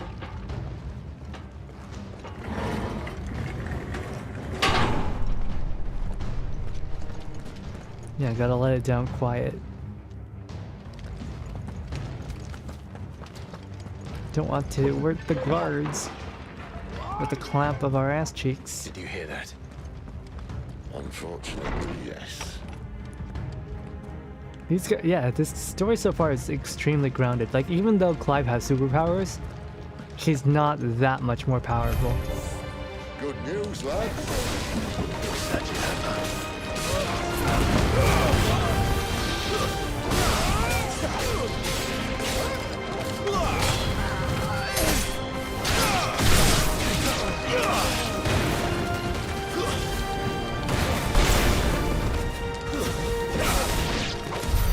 So, where to next? Like, he's not that overpowered. At least in the current way that we're fighting. This door only leads to more royalists. We'd better find another one. Take your pick. There's another door? This is not a door. How about a window?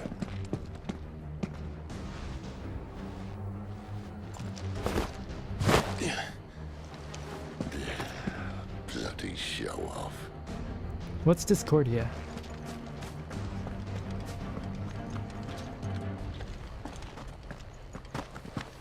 Well, we found the Imperial garrison. Right where the Royalists left them.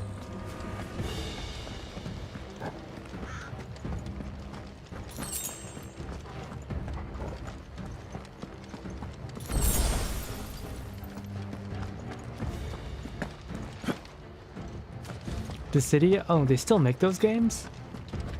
Man.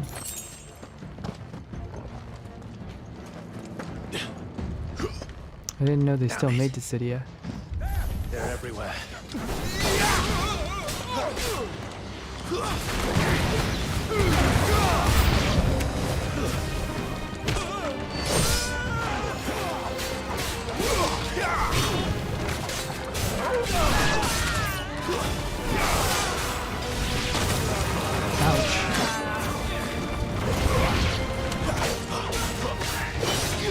It's over. My wounds, boy.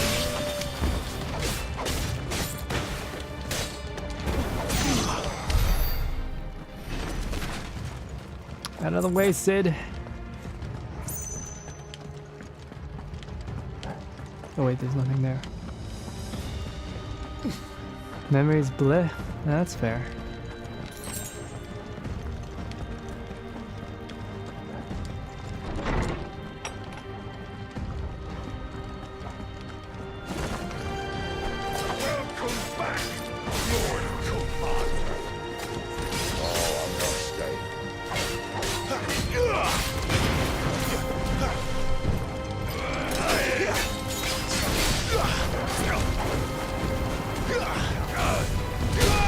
Oh shit.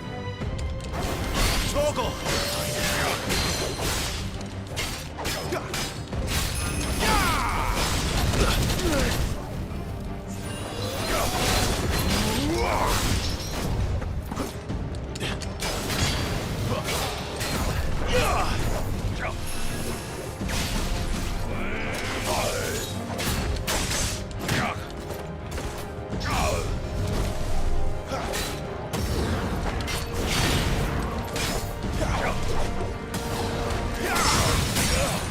we go.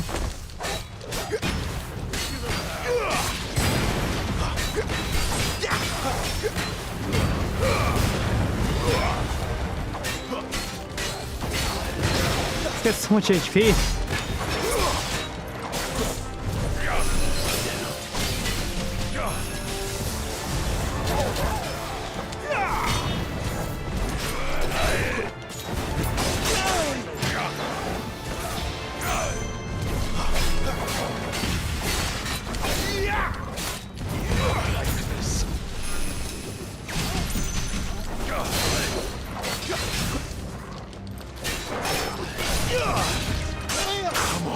Shoot.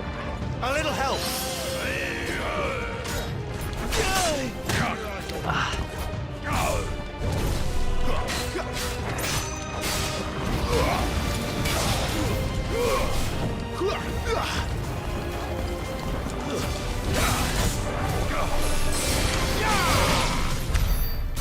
Whew. That was tough. That's better.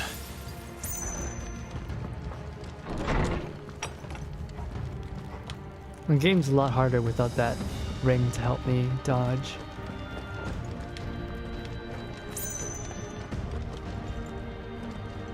Didn't we come from this area?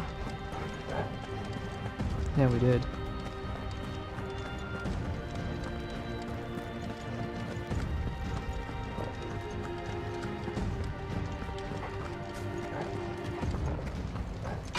Never were one for half measures, were you, Benedicta?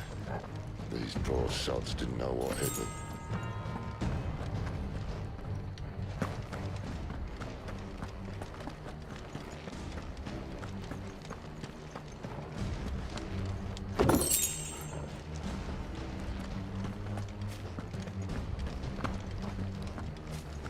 I feel like I forgot something, so I'm gonna go back a little bit.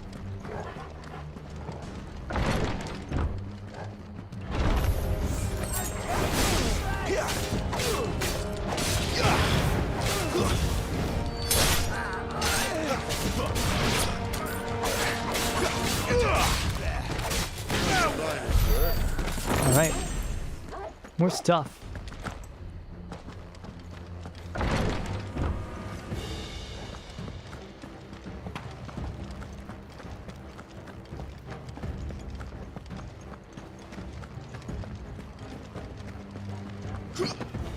Just wish that we could run faster.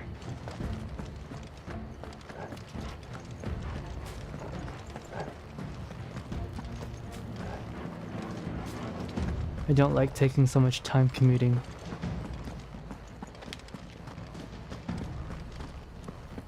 Between the places I need to be.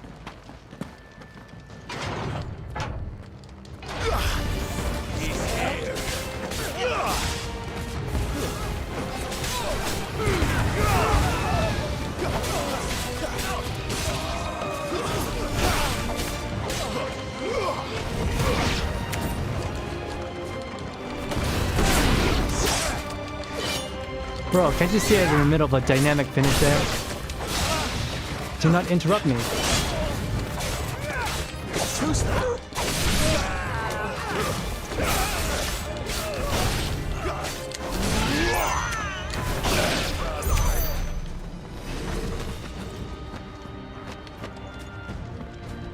Nice.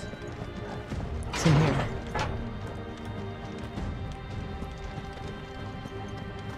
Wait, these take us to completely different locations.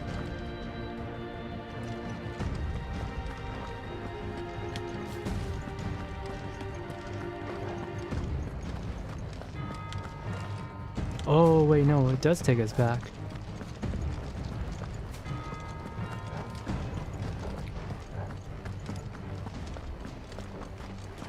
It's one big loop.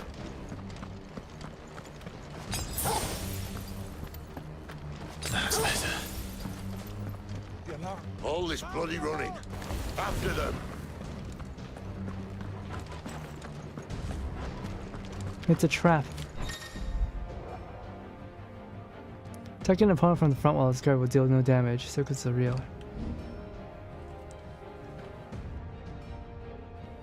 Certain abilities can break a guard. They were expected us. You don't say.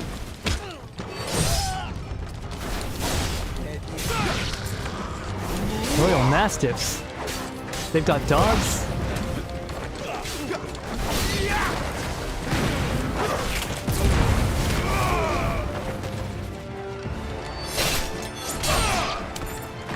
God, these attack animations are so cool.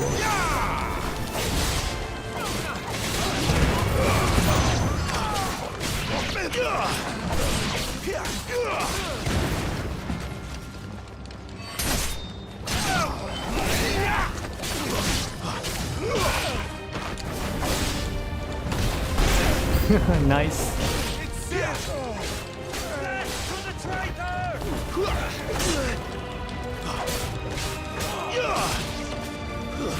It's over. It's over.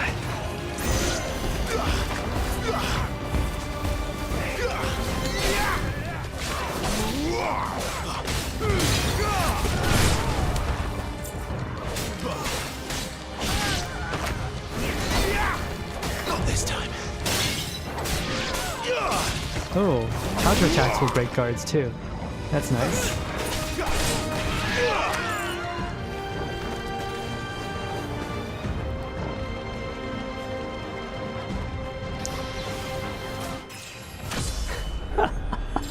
We don't even get to see him get killed.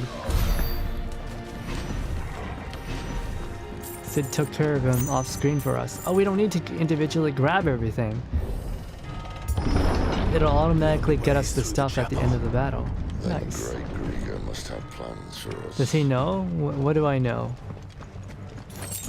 Know what?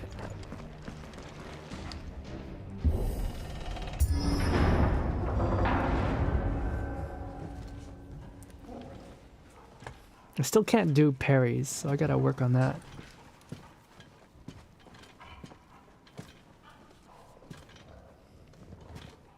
What the hell happened here?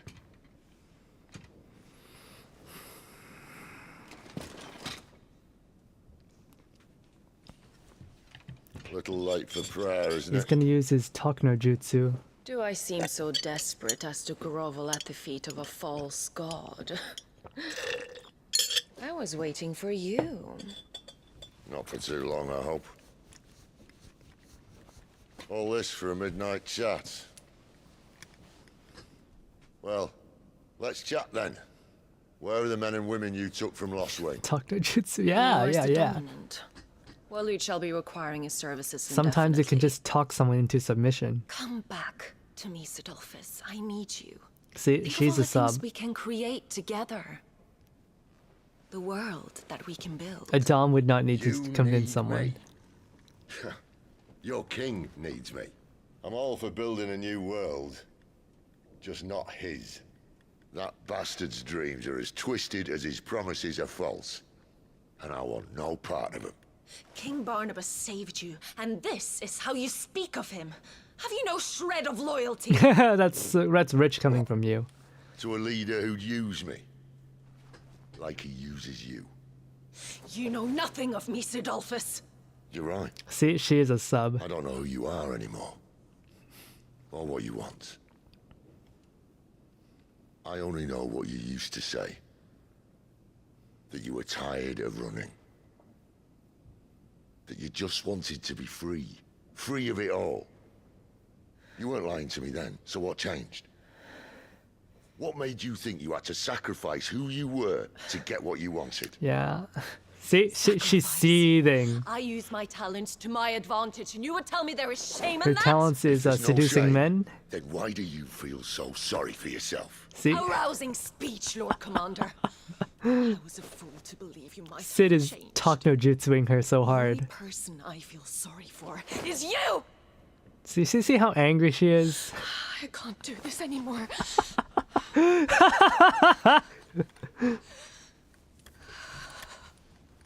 If you would stand between our leash and his dream, then you leave me no choice.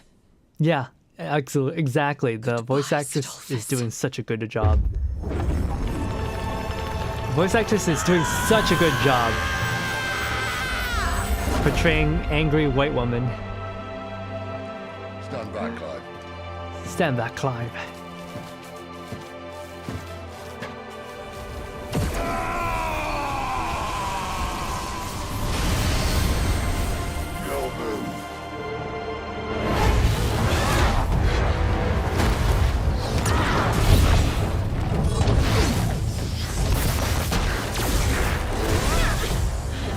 Angry Instagram model.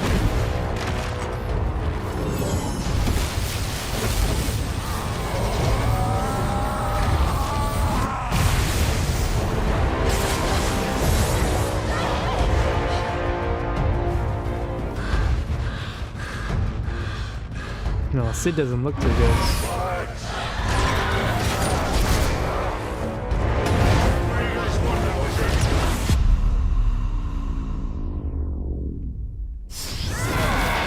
Oh no, Sid!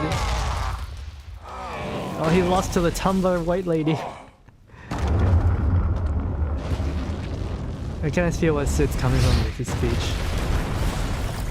My ex broke off because she thought her firmly abusive family wouldn't accept me. Finish them. No world-ending powers involved, yeah?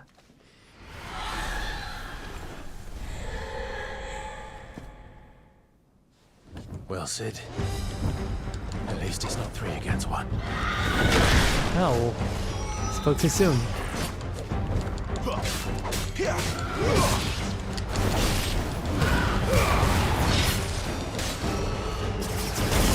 Oh my goodness.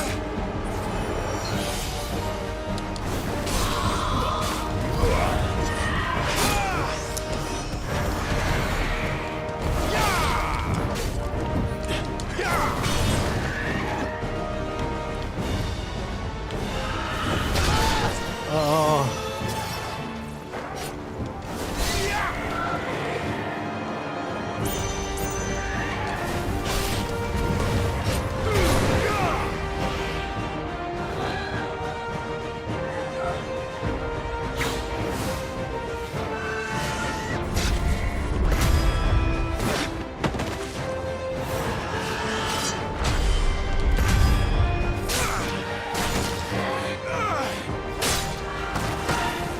Cool.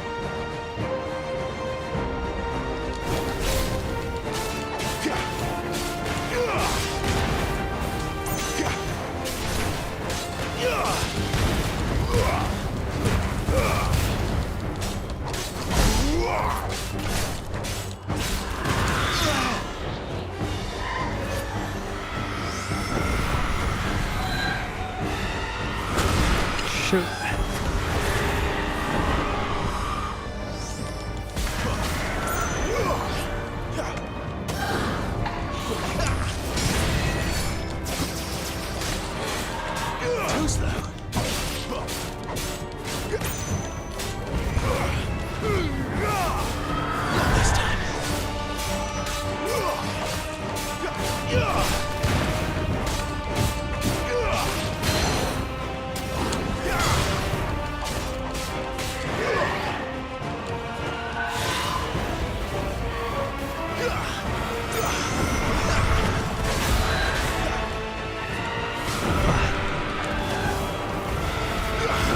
Ah, shoot. He did.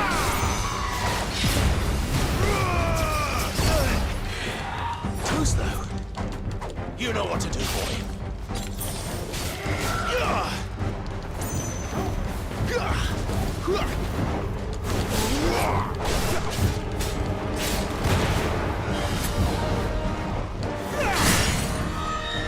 And we gotcha. Wait, they both get staggered at the same time.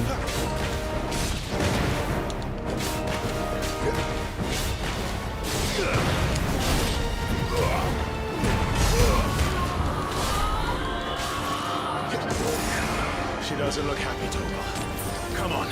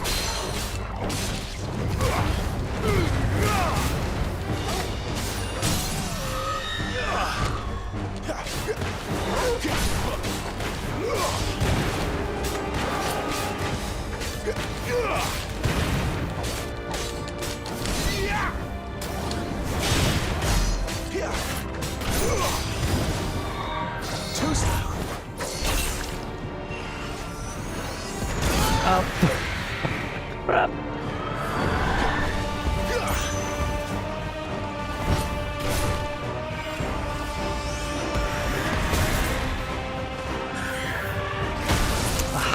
Not this time. There we go. Dodging without the handicap is way harder. Really gotta pay attention.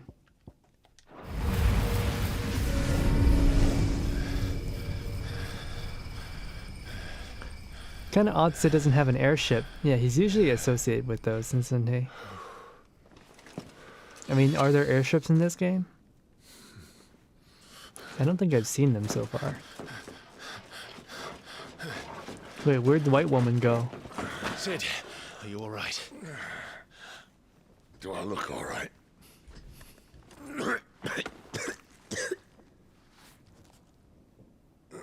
Oh no, he's got cancer.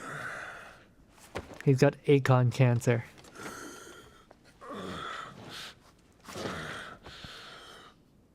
Benedicta will be on her way to collect the dominant, if she hasn't already. You can't afford to let them leave.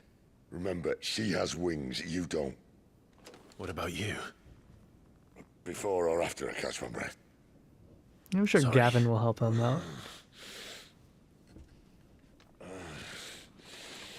Come on, Torgal.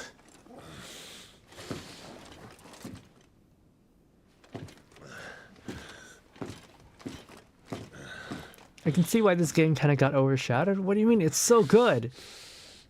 This game is so good. The storytelling is great. It feels like Final Fantasy. You grow wings yet? Yeah, I'm working on it. I don't have any Red Bull on me though. Doesn't stand out? No, I think it's perfect. I feel like Final Fantasy has gotten a little bit too anime over the years.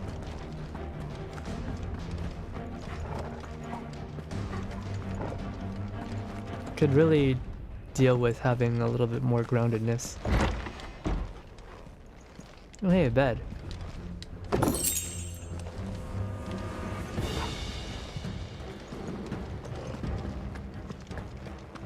That's better. She must be here somewhere.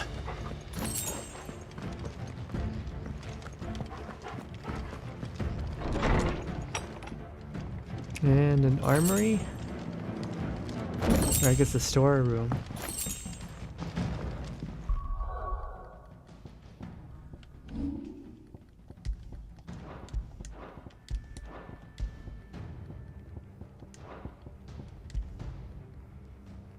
Increases heatwave damage.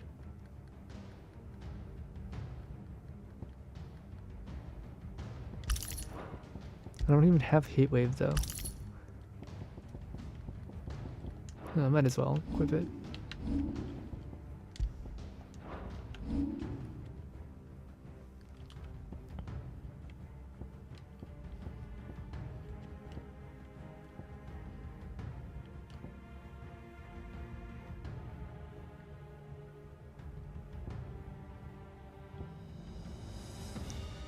Summon a massive pillar of fire that burns all enemies caught within the flames while also restoring Clive's HP. Oh hey, we do have wings. Well, that's expensive. Alright, let's get heat wave. Charged magic. Swift recovery.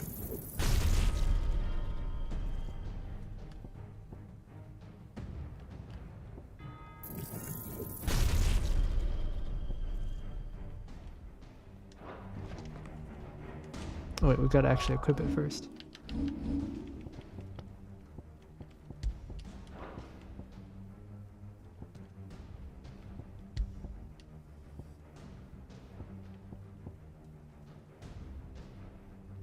Some projectile dispelling wall of liquid flame, launching several deadly shockwaves.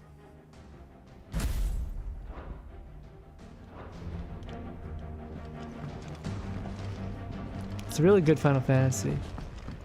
It's not revolutionary. It doesn't have some major controversy. And coming after 15 is trouble. Unless people were hopeful. Yeah. I mean, this game, they actually made it in under 10 years, which is great. Door has been signaled. We leave. An Imperial. Ow.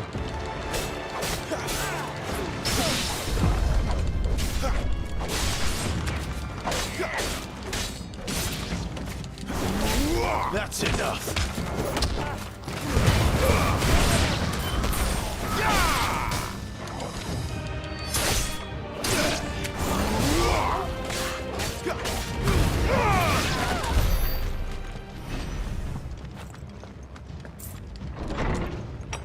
Doesn't have an image in a way. I mean, it's grounded, right?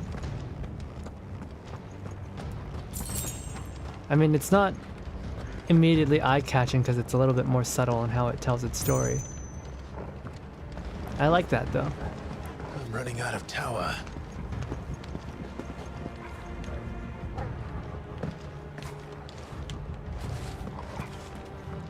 Our lady wants us gone before sunrise. This might take a while.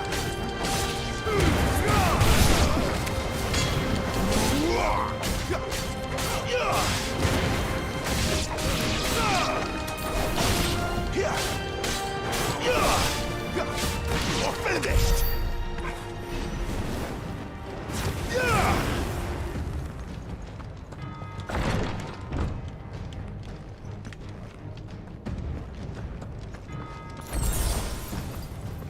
FF10, you have the designs of characters, buildings, and so on. Yeah. Yeah, 16's a lot more grounded, but I like that. Let's try shooting them with magic this time. Nice.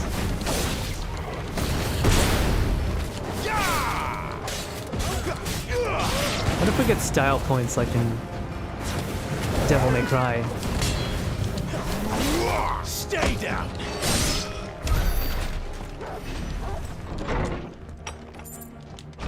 Hello, boys. What's up?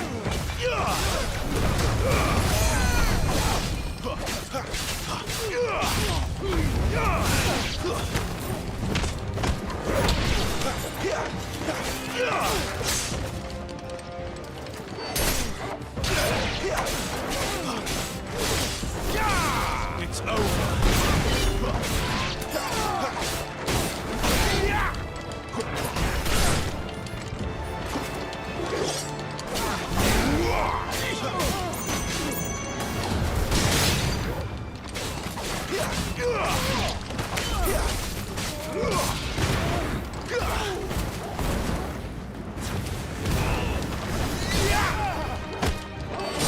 This is so much fun. She better not have flown away. She better not have flown away. Wait, there was nothing in there? No chests? No, oh, there's something here. Wait, that takes us up? Oh, maybe we're not supposed to go this way. Sorry, I'm a bit of a completionist, so I always feel like I don't want to miss something, especially in Final Fantasy. In classic Final Fantasy games, it's so easy to miss things that are like permanent.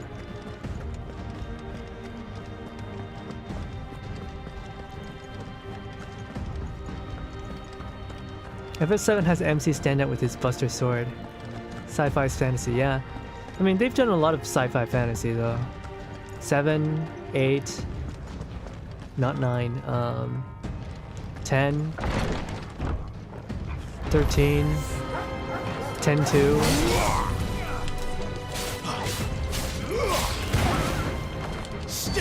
Like, I know John really likes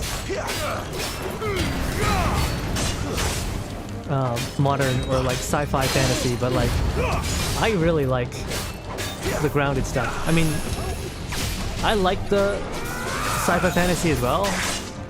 8 is like one of my favorites of all time. Not this time.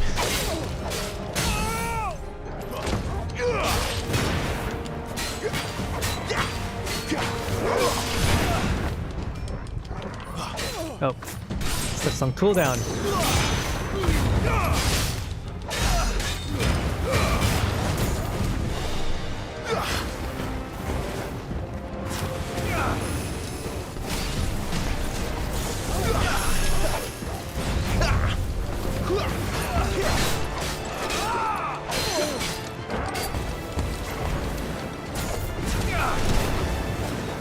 Not this time.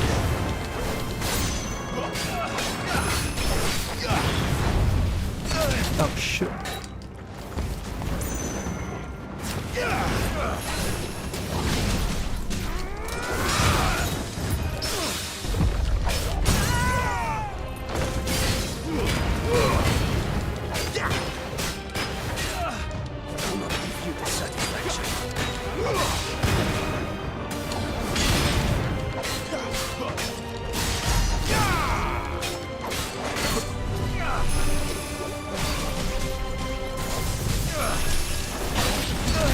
Ow, ow, eat it!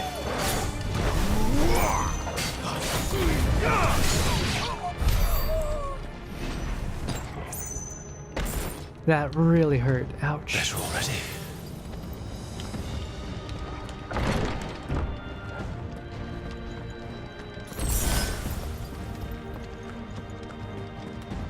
The green tower. I'm running out of towers.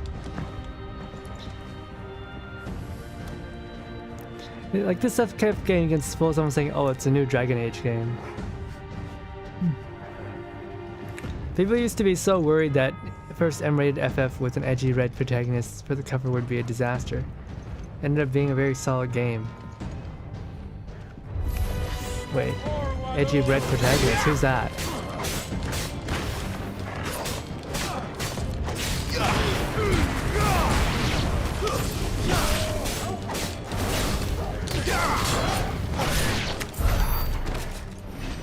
Who's the edgy red protagonist? Oh, you mean, Vincent? That was a long time ago. Scourge of Cerberus was so long ago. You can trick some people to see this new Dragon Guard. In some ways, Clive looks edgy on the cover, works against him being iconic, but actually makes surprised how well done the game inside. 8 stands out because of the gunblade. I mean, I like the fashion.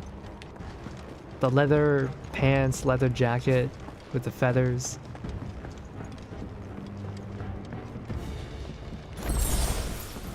And the scar on his forehead.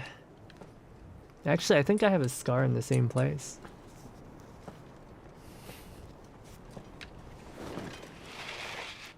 Stranger of Paradise. Oh yeah. I forgot about that one.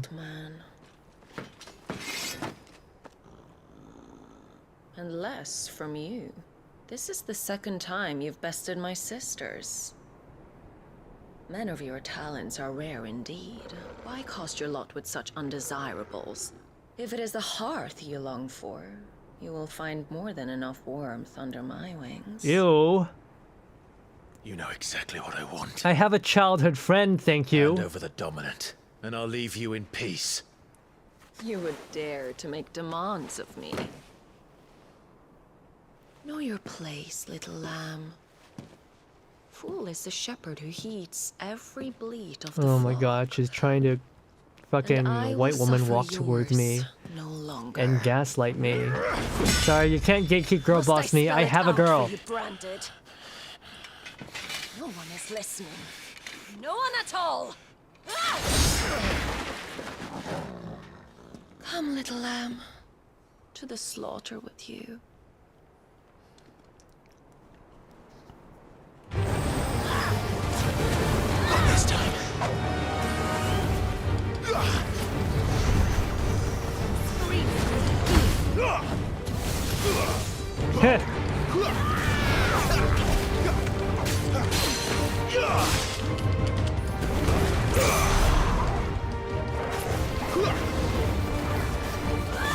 Who's that?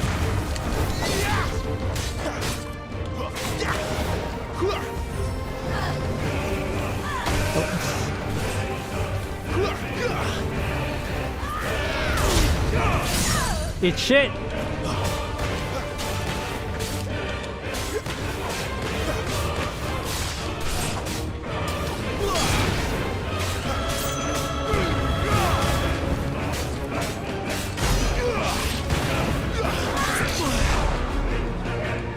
She's weak. Not this time.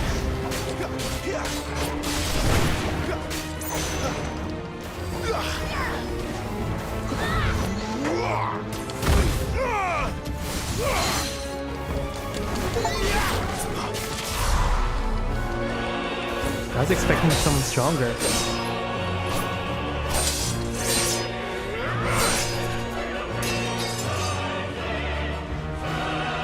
Where is he? I won't ask again.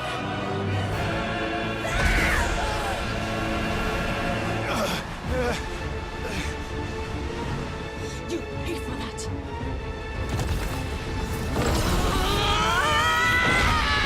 No, she's got wings. Scary.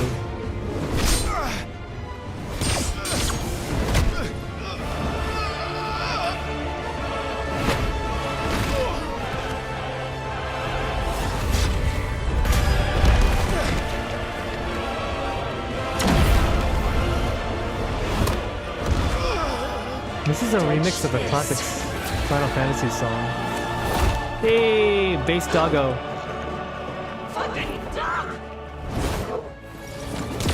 No, my dog! Toggle! How dare you! Try all you like. There's no one to save you now.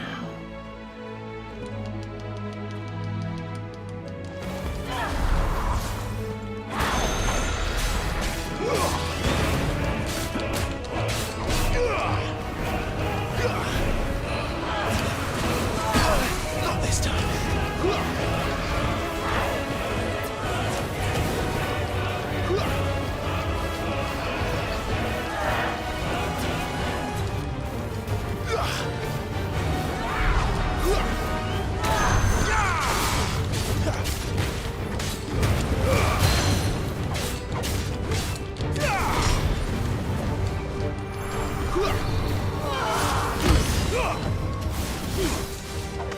Too slow.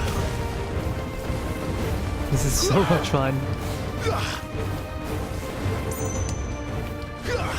Not this time. Too slow. Not this time. Not this time. Will you stop?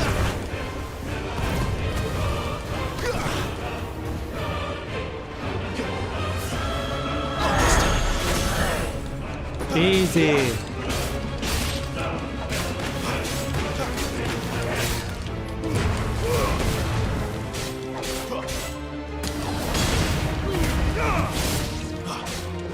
Oh, she's got so much more HP now.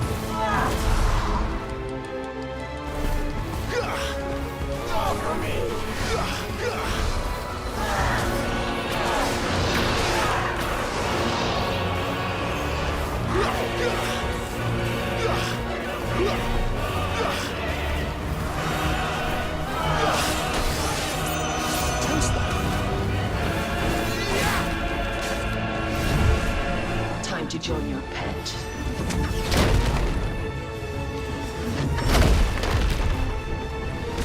I like that this game uses a lot of remixes of old songs. A lot of classics. Ram will fall.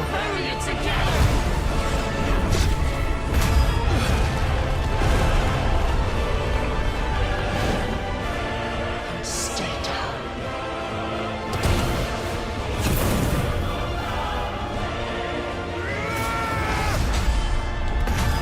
Oh yeah! Damn, Clive is so strong. What a badass.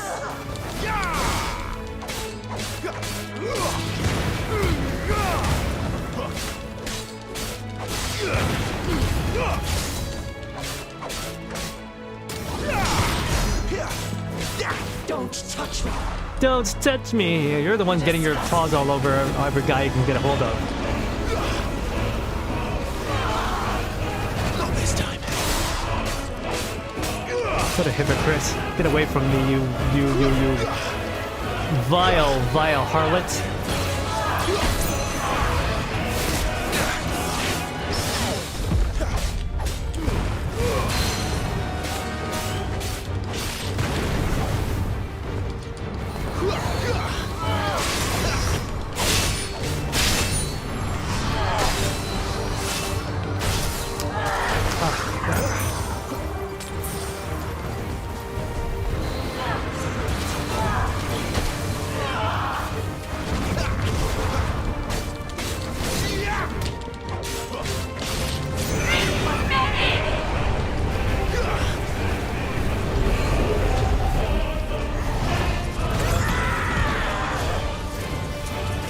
Again?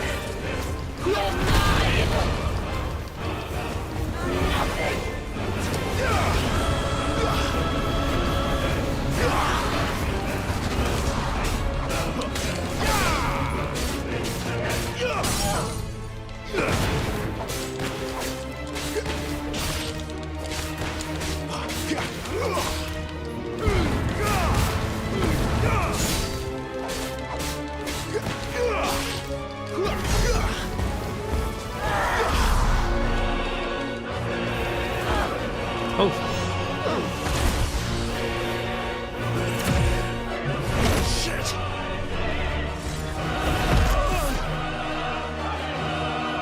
Wait, no! Come on, man. Scripted. Hey, my dog! Good boy. She really doesn't like dogs.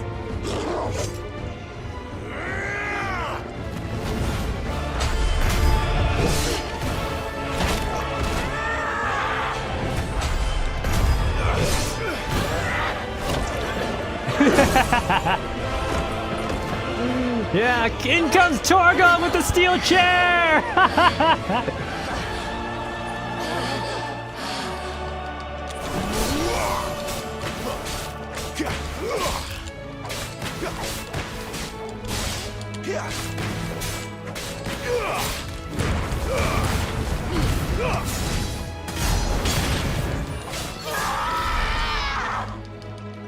I'll kill you. I'll kill you, bears!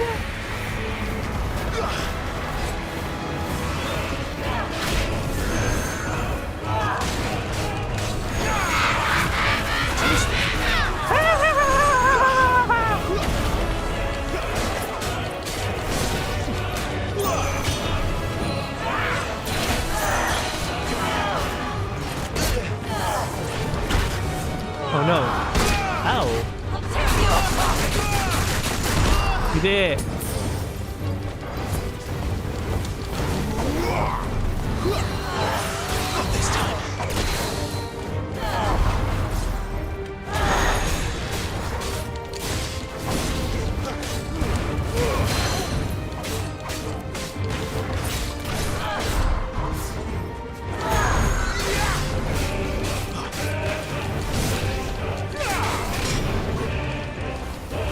I love this so much. I'm having so much fun.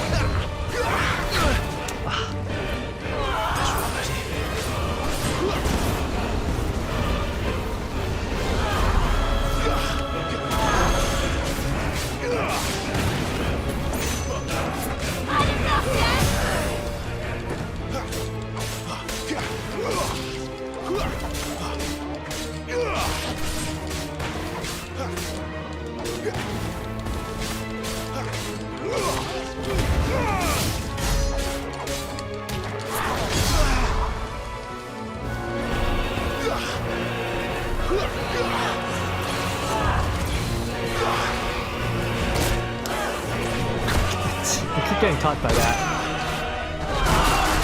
Yeah.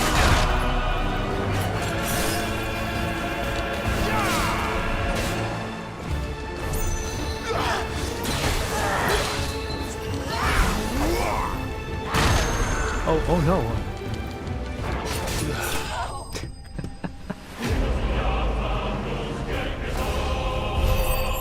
Mainly uses remixes from 14, I see. I haven't played 14 before. Men have to fight to survive suicide missions versus ladies too strong for most to kill. I only know what song sample from 14 because of someone telling me. I also like the time for it. Yeah. My sisters are all... Last time I collabed with like my 3 sisters and they were all talking about Final Fantasy 14 and I just had to sit there in the cuck chair for like 20 minutes listening to them and I'm just like, See, I have never desired to play 14 until that moment when I'm just like, what the fuck are they talking about? I don't want to be left out. Will of Fire increases Rise in Flames damage. Thank you. That phrasing around, man. I'm not spreading it. It's already everywhere. You are but a branded. And you are a white woman. How did you do it? How did you even survive? How? Damn, she's throwing a The tantrum. answer is simple, Benedicta. He was fighting for something he believed in. Shut up! Why aren't you dead? We've played your games. Now tell me where he is. Who? What are you?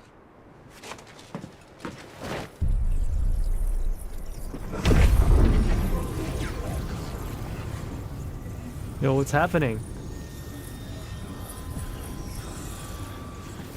Clive?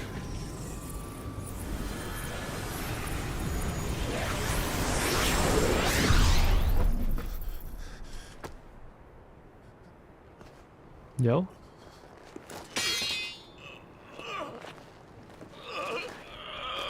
Oh no, he's morphing!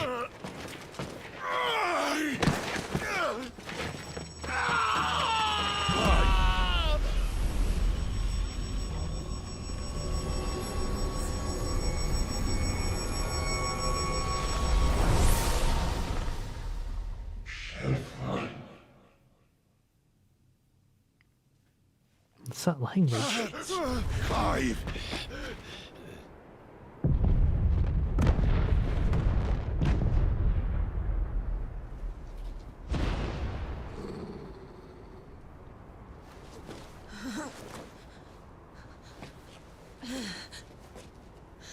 Enough of this. What? We sucked her dry. Clive sucked her dry of her white woman essence. She's gone.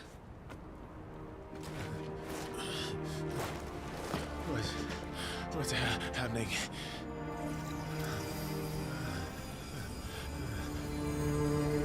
Give her back.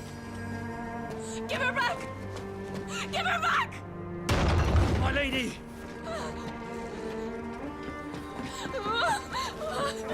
Where is she? Where is Garuda? What have you done to me? What have you done? Look at me, my lady. We need you here. How convenient. What the hell is going on?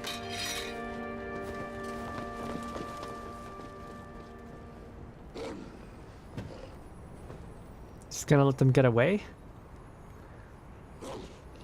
Her power, you took it from her. How'd you do that?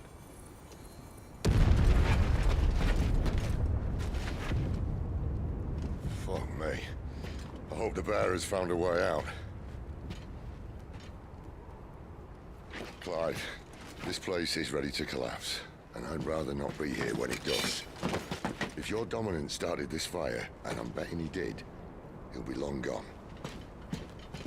Oh.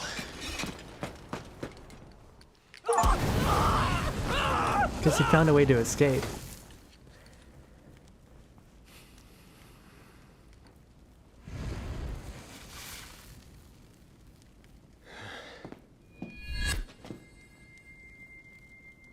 What was that? I created a diversion as commanded, Your Grace. The villagers escaped in the confusion. Are you okay? Didn't you have like a sword should we. through your arm? Yes. I guess she recovered quick.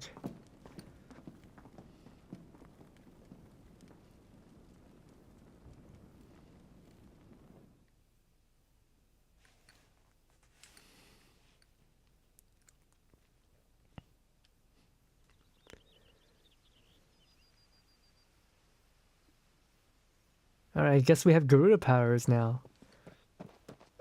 Clive has the essence of white woman. Oh, look. Morning has broken.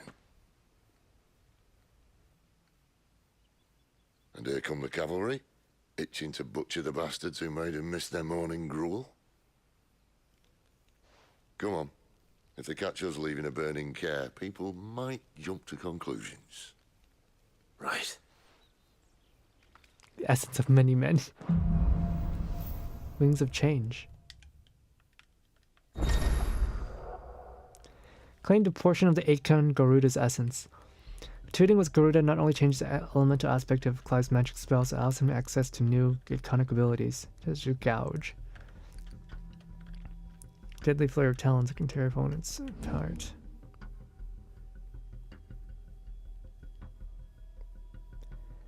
Can also topple larger enemies that become partially staggered.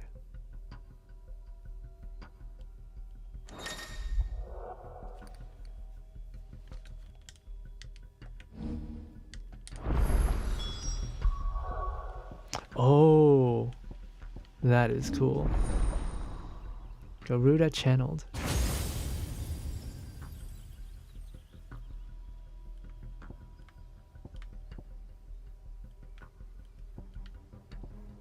That's cool. Benedicta said you'd taken her power.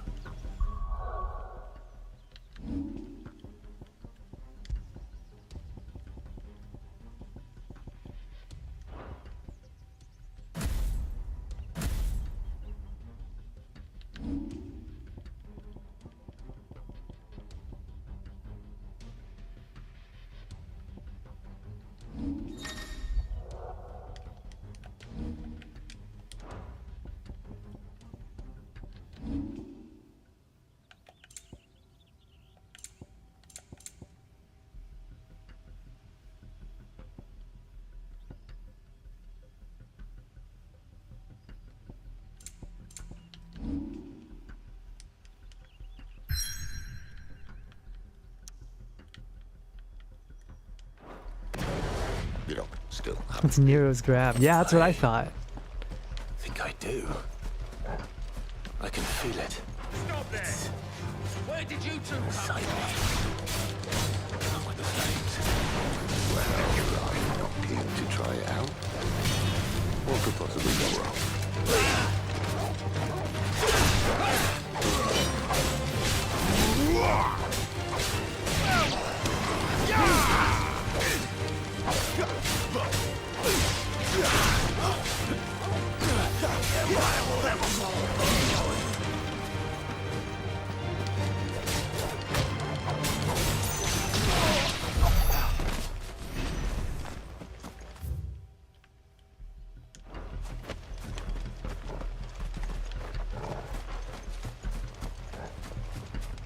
Man, what do we have over here?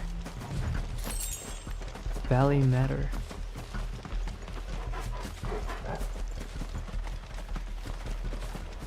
They've come from the town! Stay down!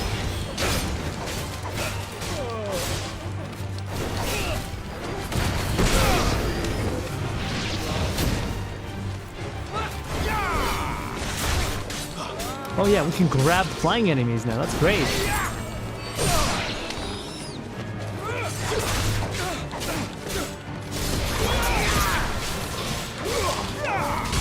Oh, this feels so cool.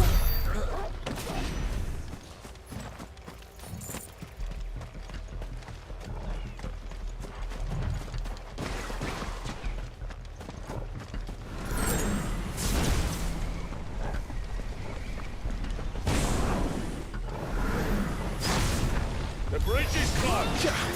Turn back! Wait the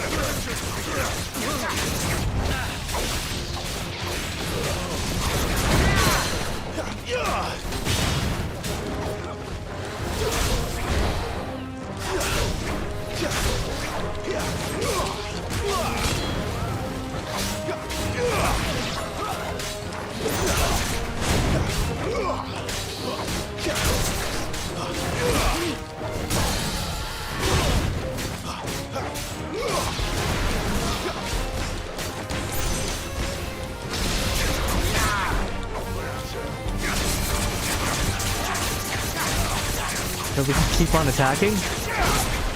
That's a long combo. Whoa.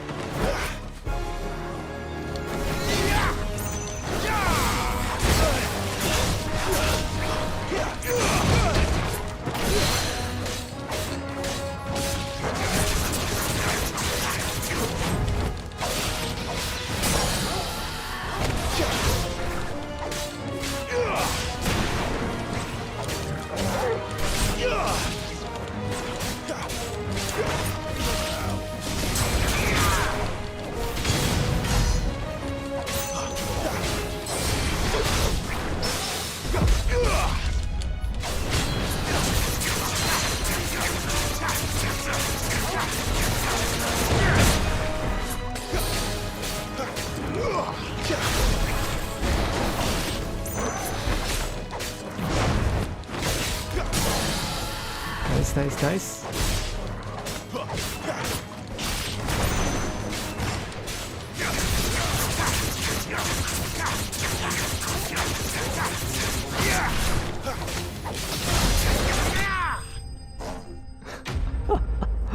Wow.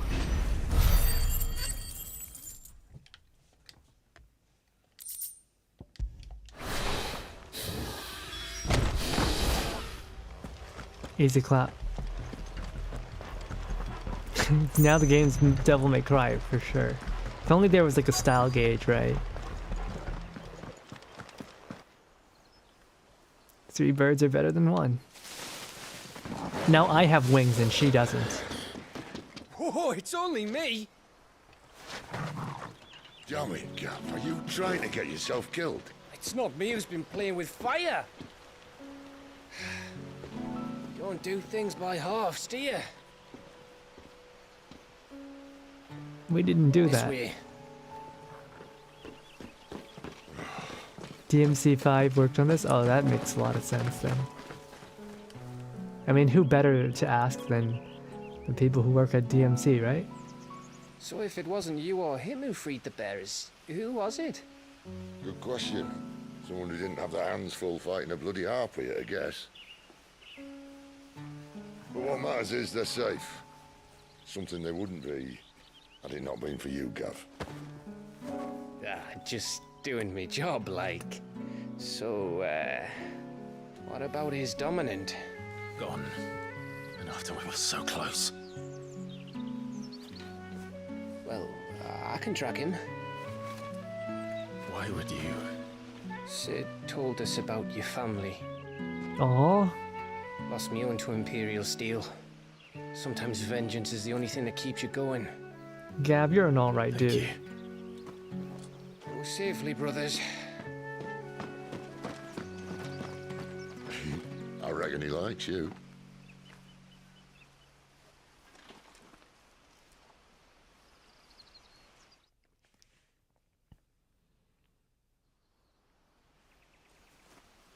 She's gone. She's gone. My lady, you have to hold on. We're going to get you. Gone. Oh my goodness. This is why I'll never date a white What am woman. I going to do? Barnabas? Once they take mental damage, it's like How long to the it's over for coastal them. At this pace, we won't make it by sunset. He'll know. He'll cast me out like all the others. What am I going to do? What am I going to do? My lady.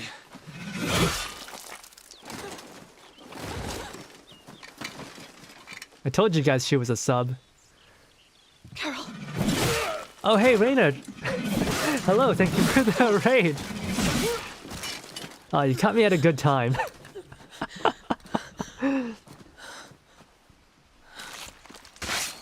Hello. Here to steal your heart. You're gonna steal my heart? No, my heart is only for my childhood friend. That's a good price, I reckon. Clive's heart belongs to his childhood friend, alright? If we didn't.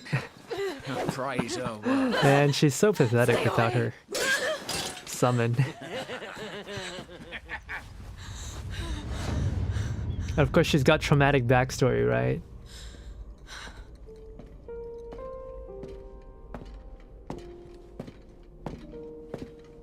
Oh, it's Sid when he was younger. It's all right. They can't hurt you anymore.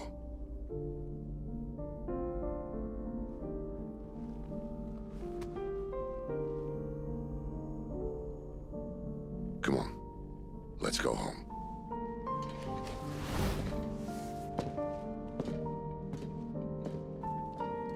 Oh, Is this it, Adolphus? if it isn't the consequences of my own actions. Punishment for not listening to you.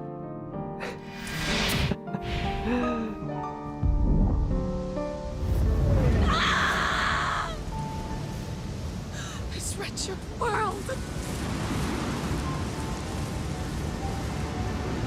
Hey there, Reina. Hello. How are you? What were you doing? FF16 hurts your soul? Why is that? This game's been so good so far. I really like this game. Seems she had a rough life, but then it got her powers before she got principles to temper it, yeah. I don't know, I've got no love for giga thoughts like this. Oh, I thought we took Garuda from her. But she's clearly still Garuda.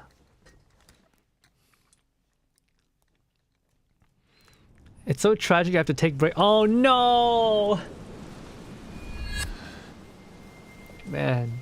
I mean, I like dark stories myself. Do you feel it too? But yeah, I get what you mean by having to take breaks.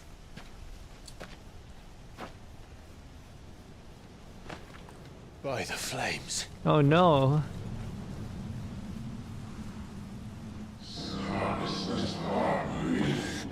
Mythos.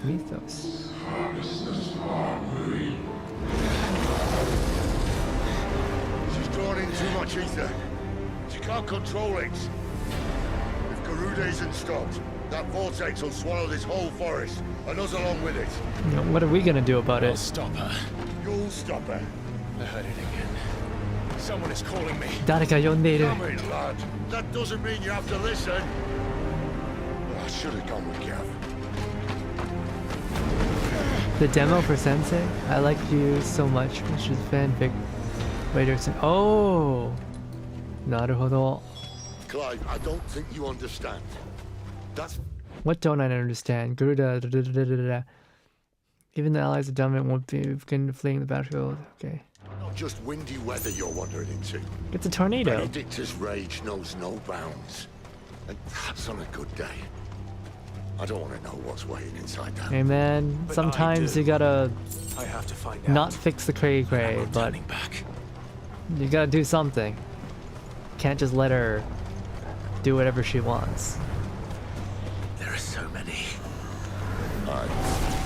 I love the battle system, by the way. It's so much fun.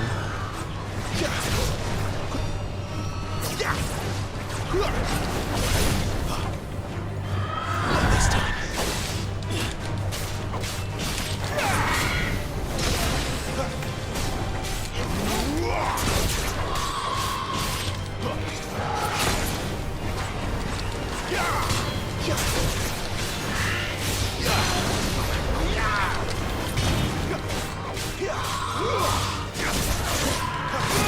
Oh.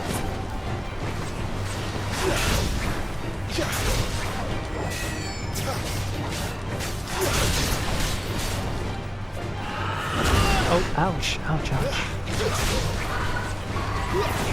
I didn't realize... Wait, 16 has different routes?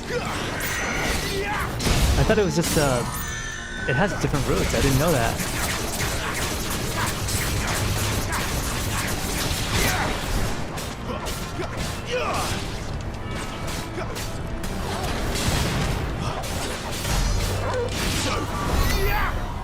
These things are strong.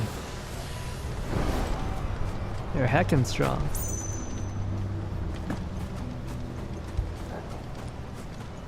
You don't have to listen, right? Sid has been so funny. I love this guy. He's precious. No holding back.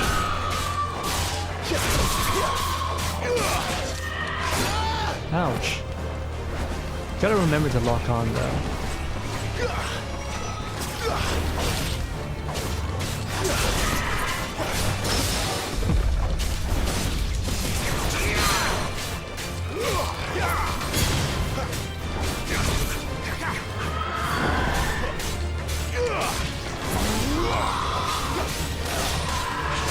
Oh, ouch.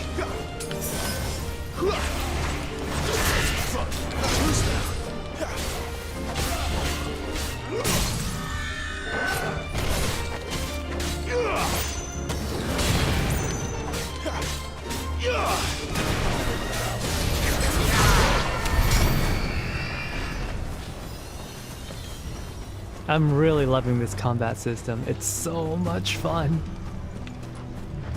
I love the characters so far. I want to see Jill again. You know, we here at the Yatsuno Hakuya channel believe in true love, pure love, none of that NTR stuff.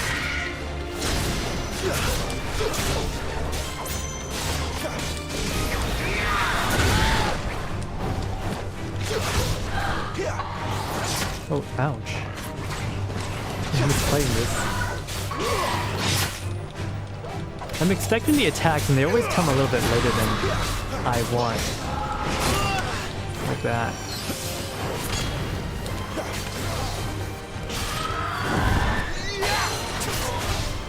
Oh, whoa! I've been trying to do that for a while.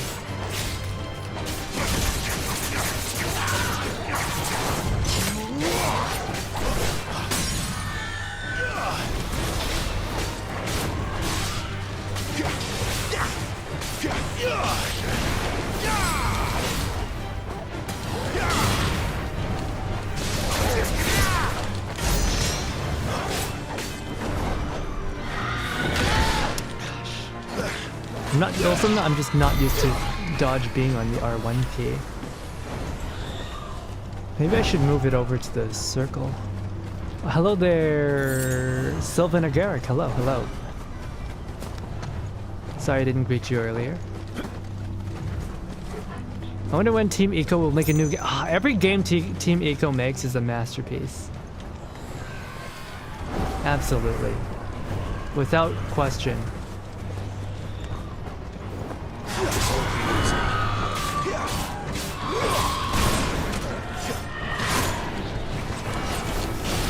Maybe I should change Akon to the middle battle?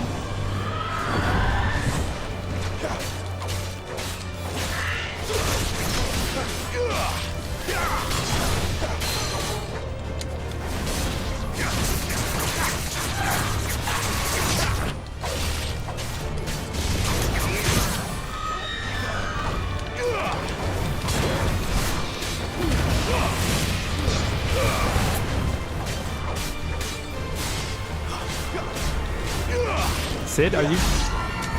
Sid was just walking at her. Absolutely ridiculous. Sid, I needed you. What were you doing?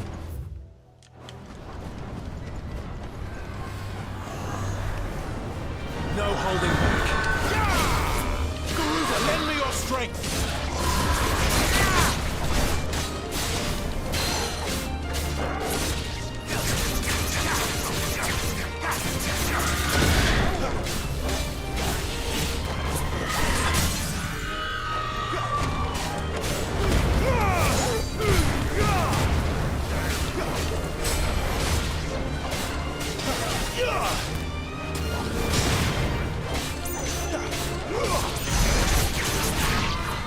Okay, I think we're getting a little bit better at this. It's not gonna lie, I know nothing about FF16. Let's see, we're in a vaguely medieval kingdom, I guess. I guess it's like Dark Ages. And what exactly is going on? So, basically, the player character's name is Clive. He's a prince, but he was enslaved by basically an empire, and he's looking for someone who killed his younger brother. And right now, we're in the middle of a kind of a tornado. There's a lot to take in. I don't know how to summarize it that much, but basically there's a Tumblr white woman that we're trying to fight right now because she's gone crazy, and she has created a giant tornado, and we need to stop the tornado or everyone will die.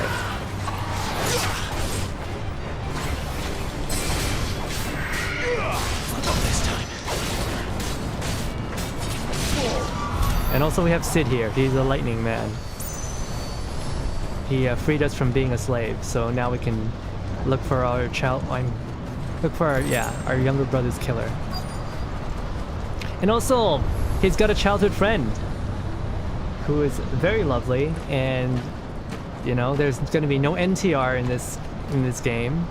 It is just going to be Clive and Jill, his childhood friend. They're going to have a lovely romance after having been separated for 13 years. You know, they both became slaves, and then they both got unslaved.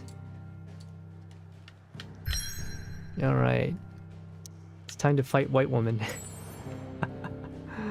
The Eye of the Tempest, Eastern Subrect, born of the darkness buried deep within a broken Lady Benedicta.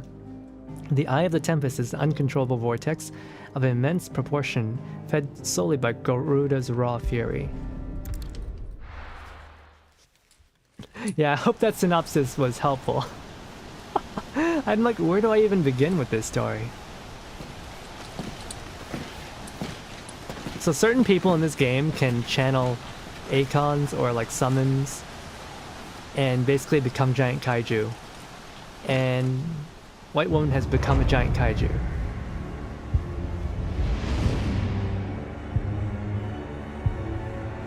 And that's the younger brother's killer. Wait! Clive, was that the Dominant? The man who killed my brother. Are you absolutely certain? I've seen him every night for the past 13 years. Watched as the flames of his icon took Joshua. Ow! Dead? I'm here, and so's Torgo. Also, our main character has a really cool dog.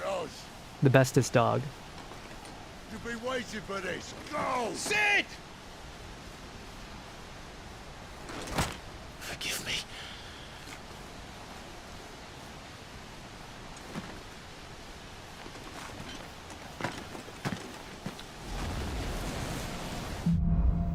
Awakening.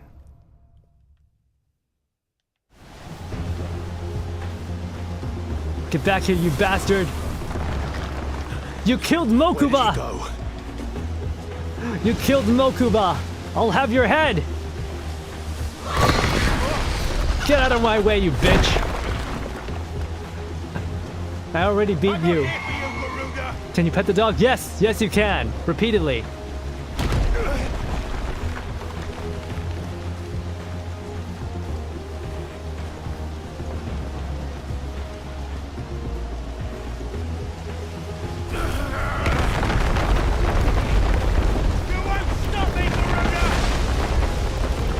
Oh damn, the whole tree got uprooted.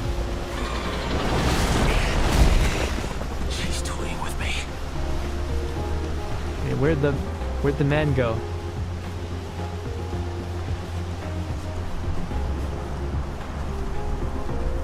Come on, Clive. It's for your little brother, it's for Mokuba! I joke a little cause like they have something of that kind of relationship going on. The little brother who needs to be protected. And the older brother who's obsessed with him. I found you. Finally found you, the guy who killed my little brother. Gonna get you. You called me! Why? Also, the voice acting in this game is phenomenal.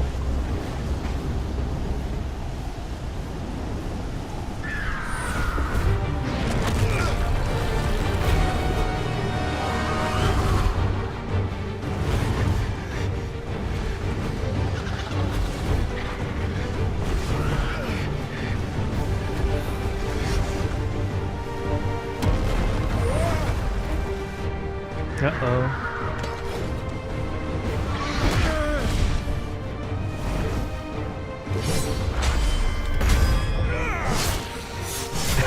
I love how there's like damage points in the cutscene. That's great. This game doesn't. It never forgets that it's a game.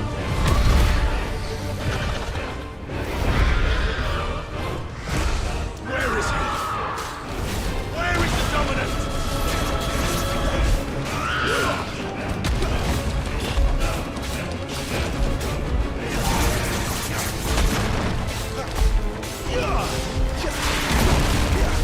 I can't see a thing.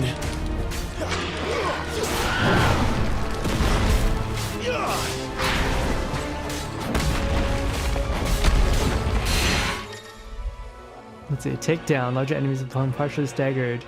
Greater's deadly embrace and partially staggered enemies will topple it. Eh, got your face.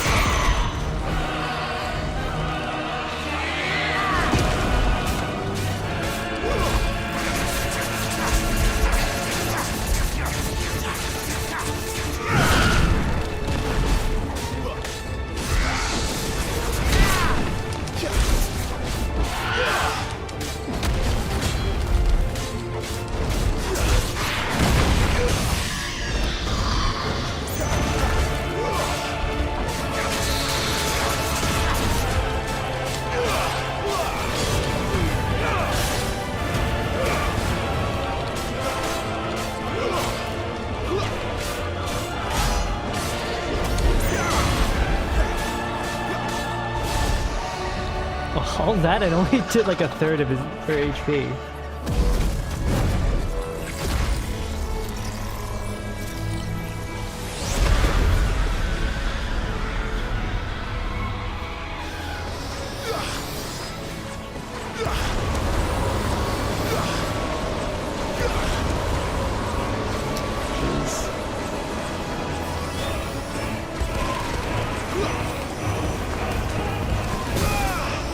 Ow, ow, ow.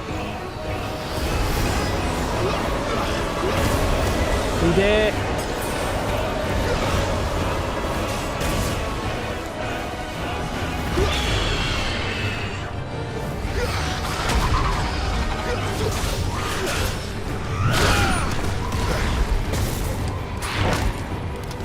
I'm getting wrecked.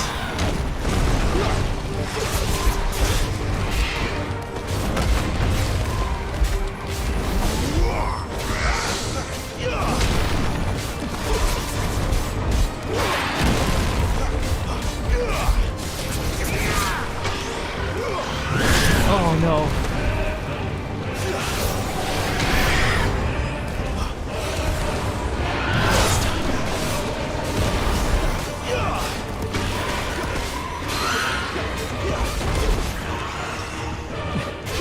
Got like no HP. This is not going well.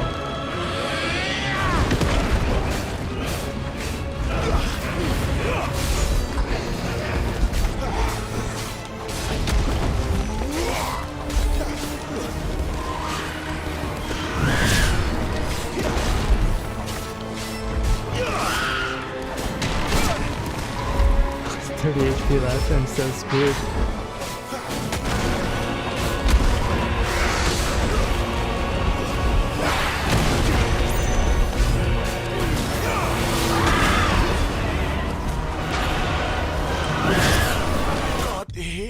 Oh. What? Ah. It's because I don't have any potions. And my dog's not here. I was just... You know, I lacked equipment.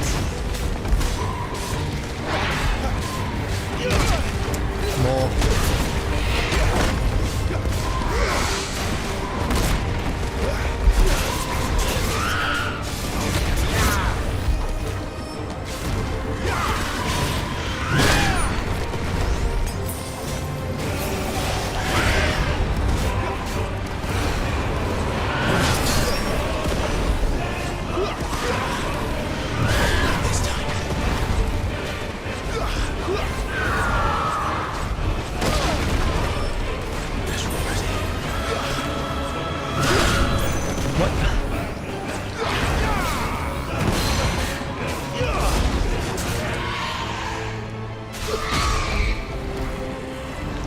Down!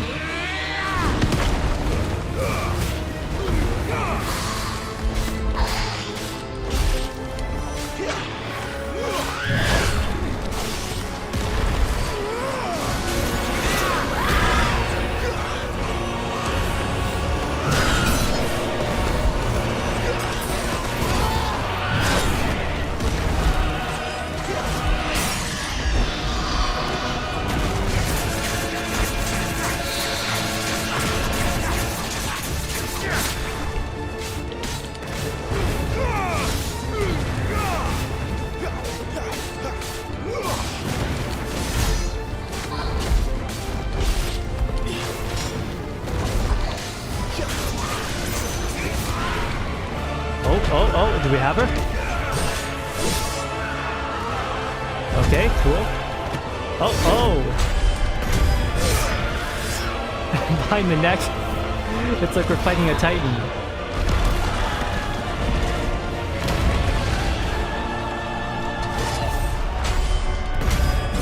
Yeah, this really is Attack on Titan.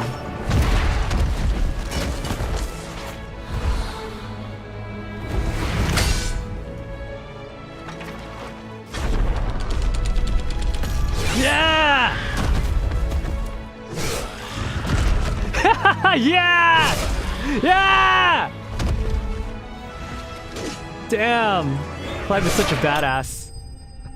Right in the eye! Shadow of the Colossi? Yeah, that's true. We better level up. That was not an easy fight. Oh. She might be really ugly, but at least her teeth are nice. She's got nice teeth.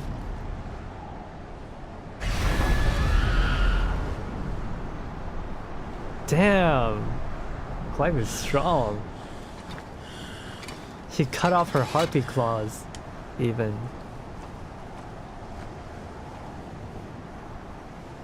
And he just has like a regular sword.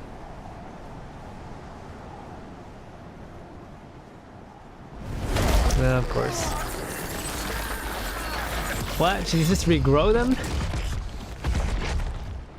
You're nothing. A monster. And I will not let you stand in my way! Oh. Hey, Li Junming. Bird god from Hinduism, yeah.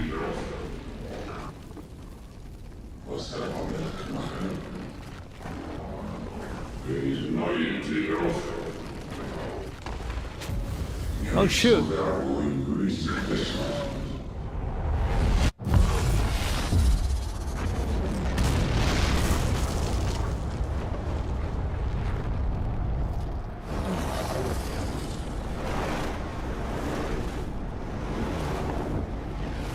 Oh, yeah, I thought so. So he's a freak. Because this whole time, right, he's been chasing that man because he thought that man was a freak, but if Clive is a freak, that means he killed his brother. Well, that's not a good, that's not good. If he killed his own brother, oh, that's really not good.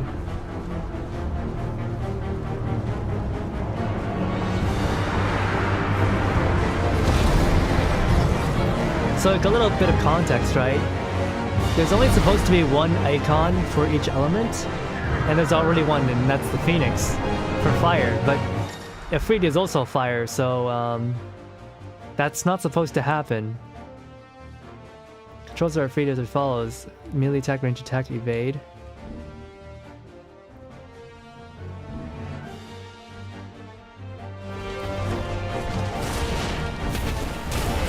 I guess we get a kaiju fight. This is so cool.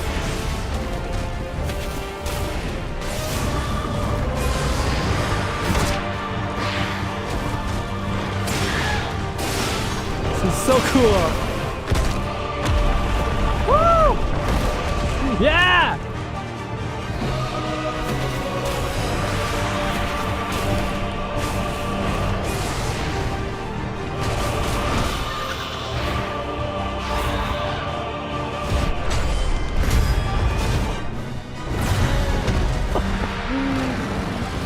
Tries to kick me, a punch her away!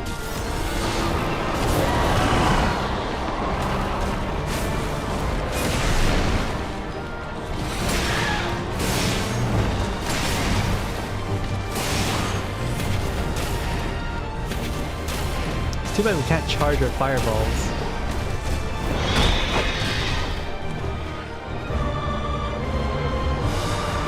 Can't run though. At least we can trade.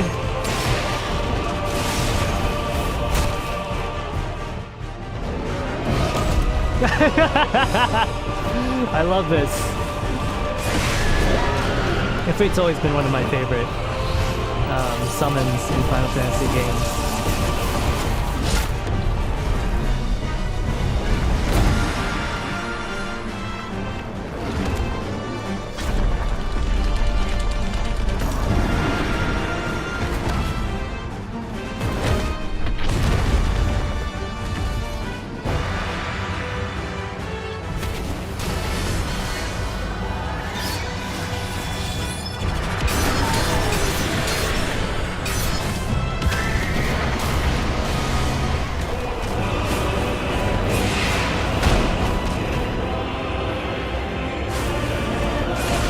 Gotcha.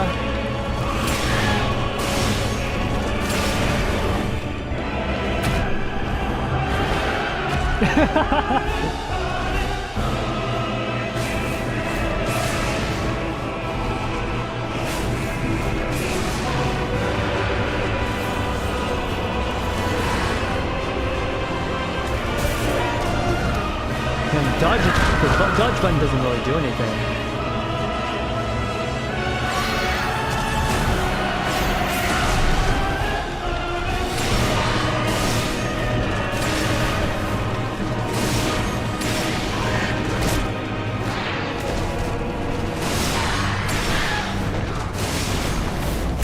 Alright.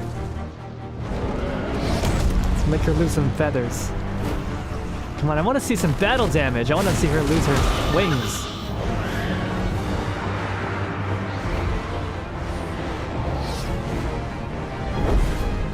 Ow. You there?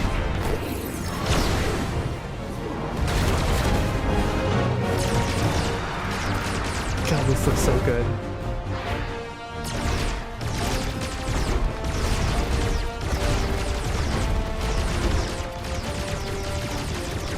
Pew pew pew pew pew pew pew pew pew.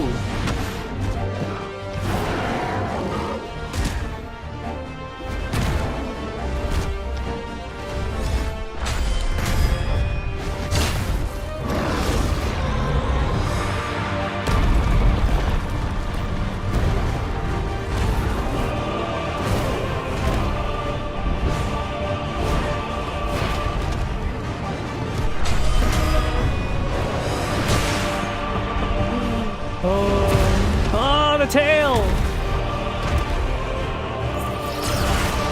Oh no, my arm!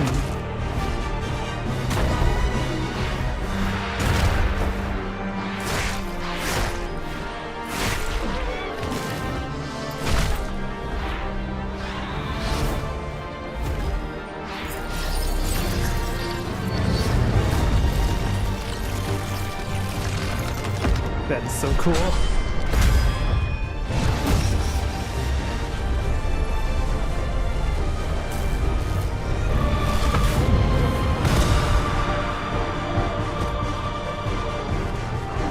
Yeah, slammer!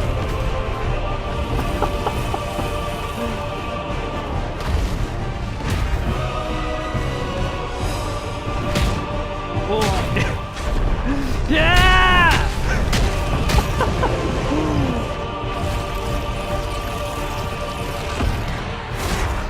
Oh, ew, blood. Kaiju blood. Stuff's toxic, you know.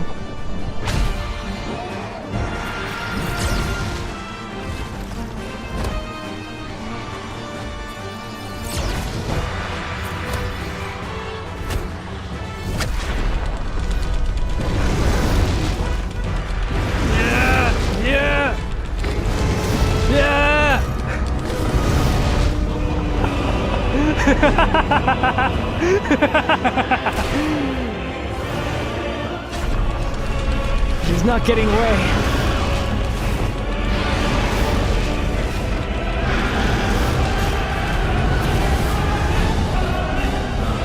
I hope Sid's alright.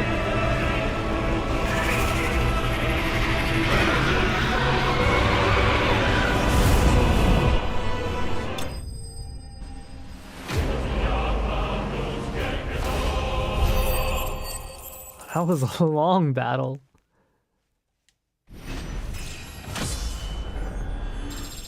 All right.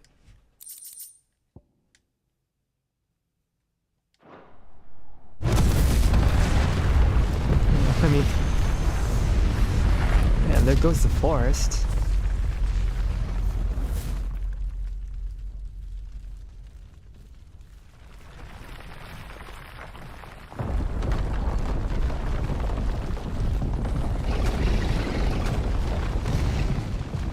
Control it, Clive! It is you, isn't it, Clive?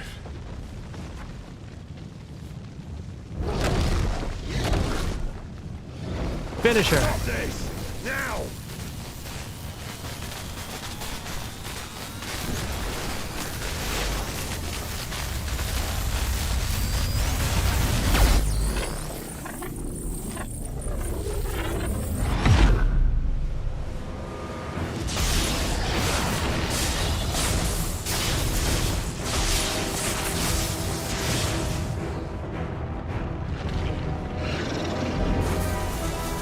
Oh, hi. He grew a beard.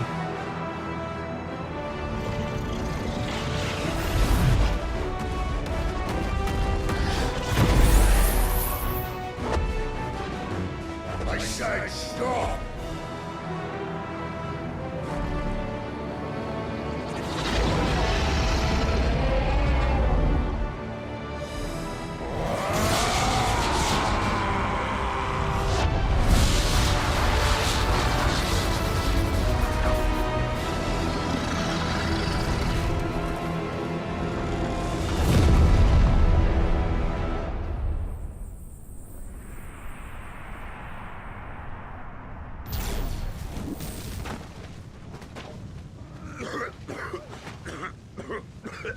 So dog is fine.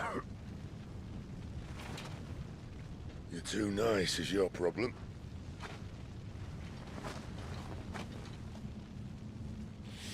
Bloody mess, this.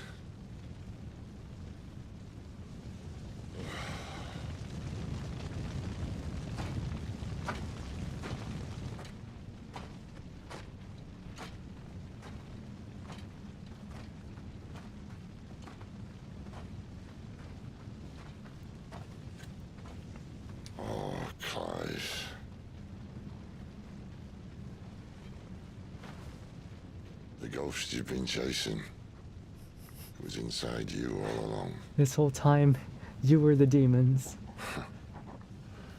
They'll be damned if I know what that means.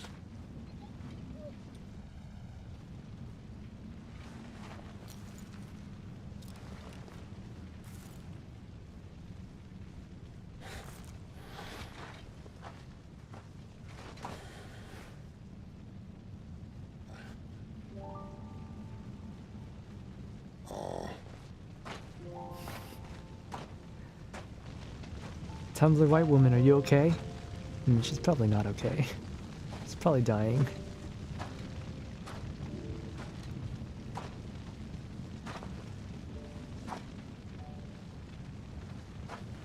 Why? Why did you have to listen to him? Benner. This can't be what you wanted, can it?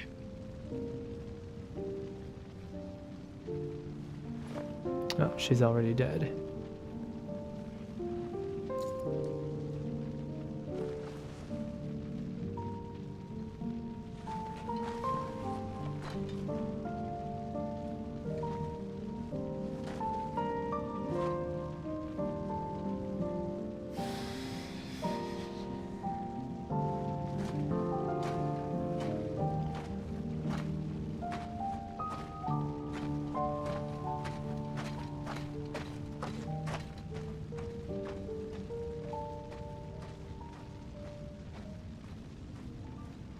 Yeah, Sid probably feels really responsible. Oh. F. No F. She was a terrible, terrible woman. Terrible, terrible person. No F. Even if she did have tragic backstory. Oh, Odin. King is bold or desperate. Will you engage him personally, Your Highness? Of course. This guy's pretty. Grigor's breath fill your wings.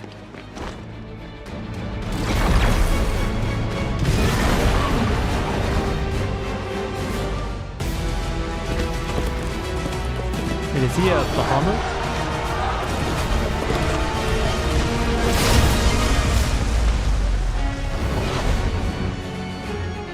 Yeah, that's Bahamut, right? It's Bahamut! Yeah, it's Bahamut. Prince is with us! All the classic summons. He's with us, blasts all his soldiers.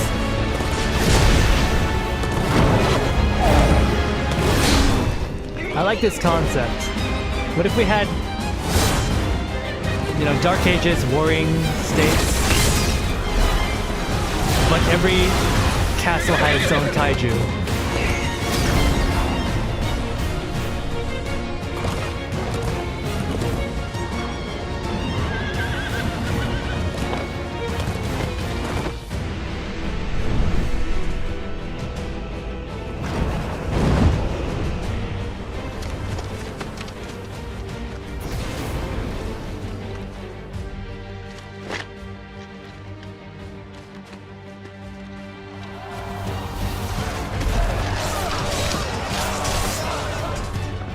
I really love the armor design.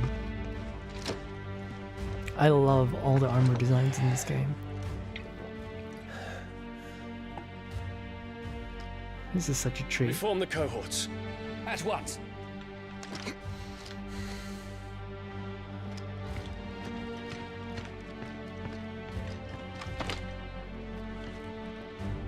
Your Highness.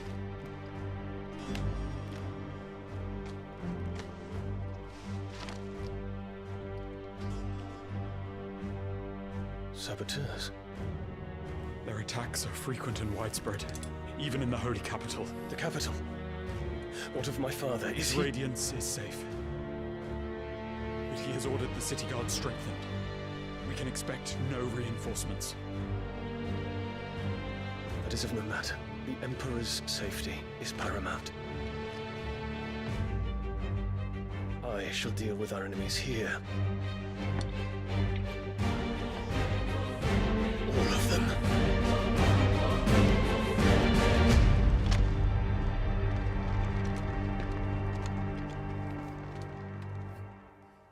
Barnabas's armor. Yeah, you didn't think I'd get this far? It wasn't that much, I don't think.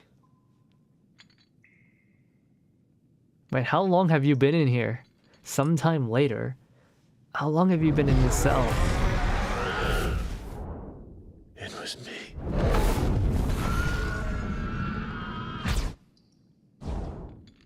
I killed Joshua.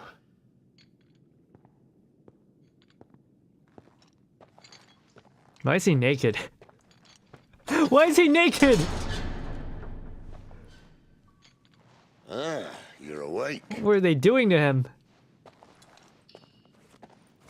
You're just full of surprises. First that trick with Garuda, then whatever the hell that other thing was. Why is he naked? I understand why you bound him, but why did you take his clothes? Do it.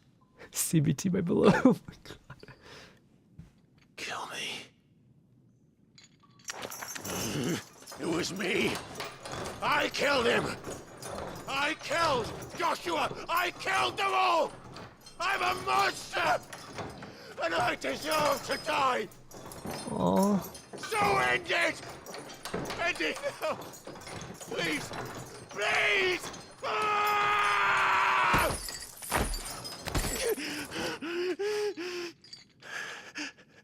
I reckon I can take you, if that's what you want. But first, I thought I'd give you the benefit of my timeless wisdom. It seems to me, you see, that since you're still breathing, you might as well make yourself useful. Get dressed. Pretty as you are, you're not my type. But why did you take his clothes in the first place? I'll, see you in the hall. Damn, he's got a bod.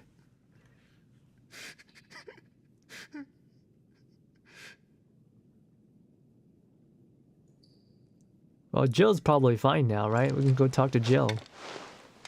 Reunite with a childhood friend. I'm sure Jill will forgive you.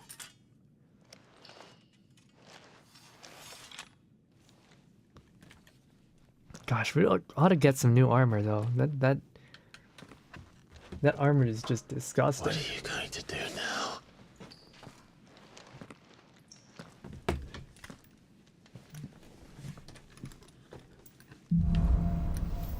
The wages of guilt.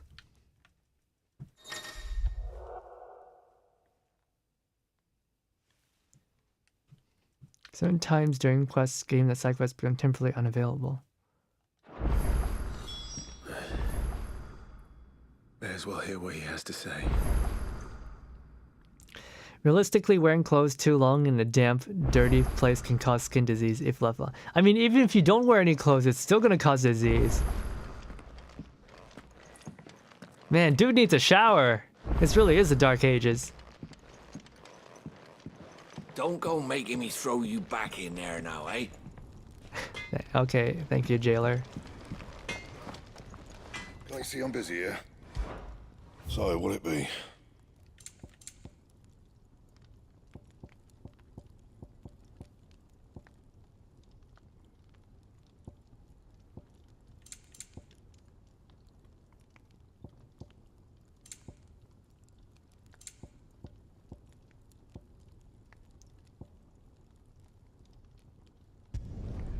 Should last you a good while. No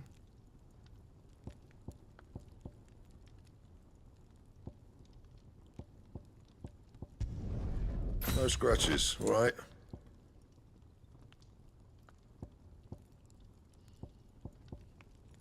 You can use a storm cry. Not bad, if I do say so myself. And?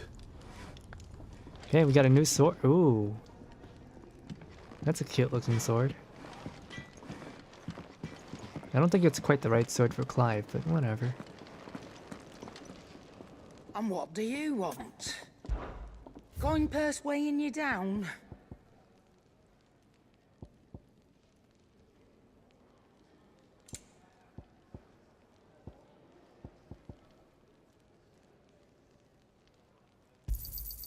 You're rubbing me blind, you know. Breath of Wind, Rook's Gambit. Finished, are you?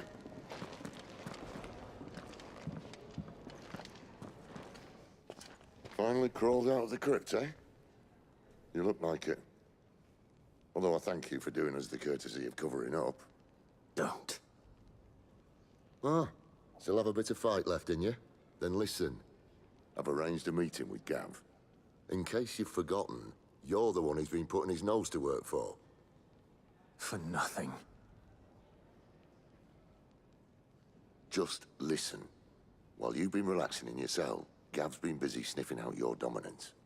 And according to his last report, he's picked up the scent. Gav's gone to a fair bit of trouble for you.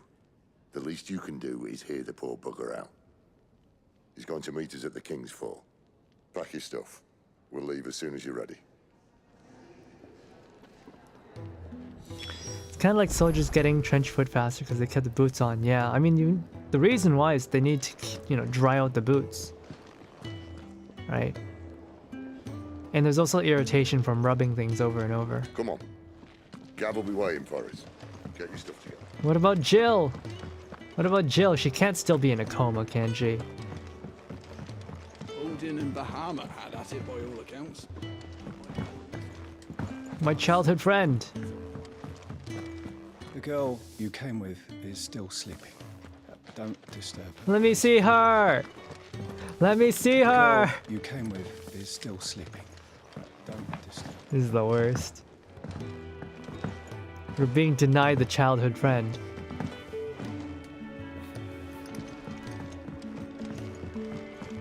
Did you see the girl Sid brought back with him? I did. Poor thing, all dressed in dirty rags. I'll have to make a new dress for her. Don't go making me throw you back. Are they talking about Jill?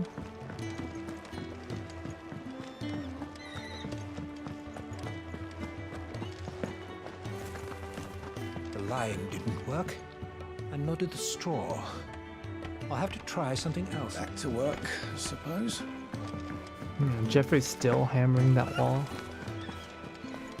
Is that book interesting? You'd know if you learned your letters. Ah, back on your feet, are you? Make sure you stay that way. I've enough to worry about without you deciding to do yourself a mischief. Oh, okay.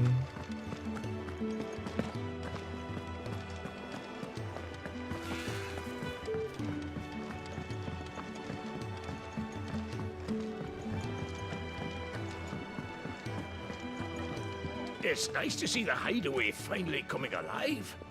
Wasn't so long ago us old hands were ratting about the place like peas. You. No, we can play some music.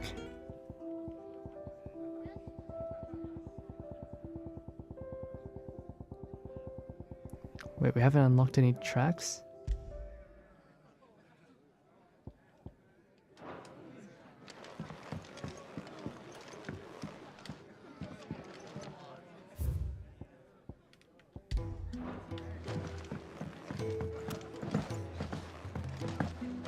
Well then, I believe that is that.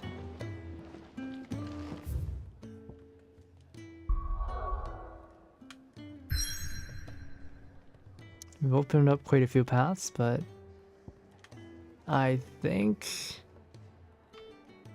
I'm gonna call it a day. Or a night. What time is it? Probably quite late, isn't it? Yeah, it's 11? I don't... Oh, even though it's the weekend, I don't want to stay up too late. Oh, I think I'm going to end it here.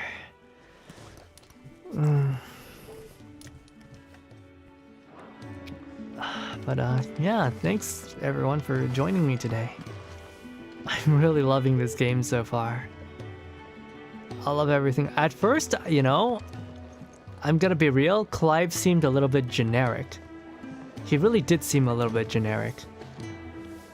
I wouldn't be surprised if you could build his character in Final Fantasy XIV. But no, there's something about him, about the understatedness of this game. Like all the attention to detail with the armors, with the architecture, with the lighting, with the voice acting especially. The voice acting is phenomenal with the music. Everything's just right. Everything just feels right about this game. I'm really enjoying it. And I hope you guys are enjoying it too. But I don't believe I have any more streams scheduled for tomorrow. So I'm gonna work on preparing for my birthday on the 30th. If you would like to, please come by and say hello. I would really appreciate it. And if you don't know, we're gonna open up memberships on the 30th. I might do a donathon. I'm still thinking about it.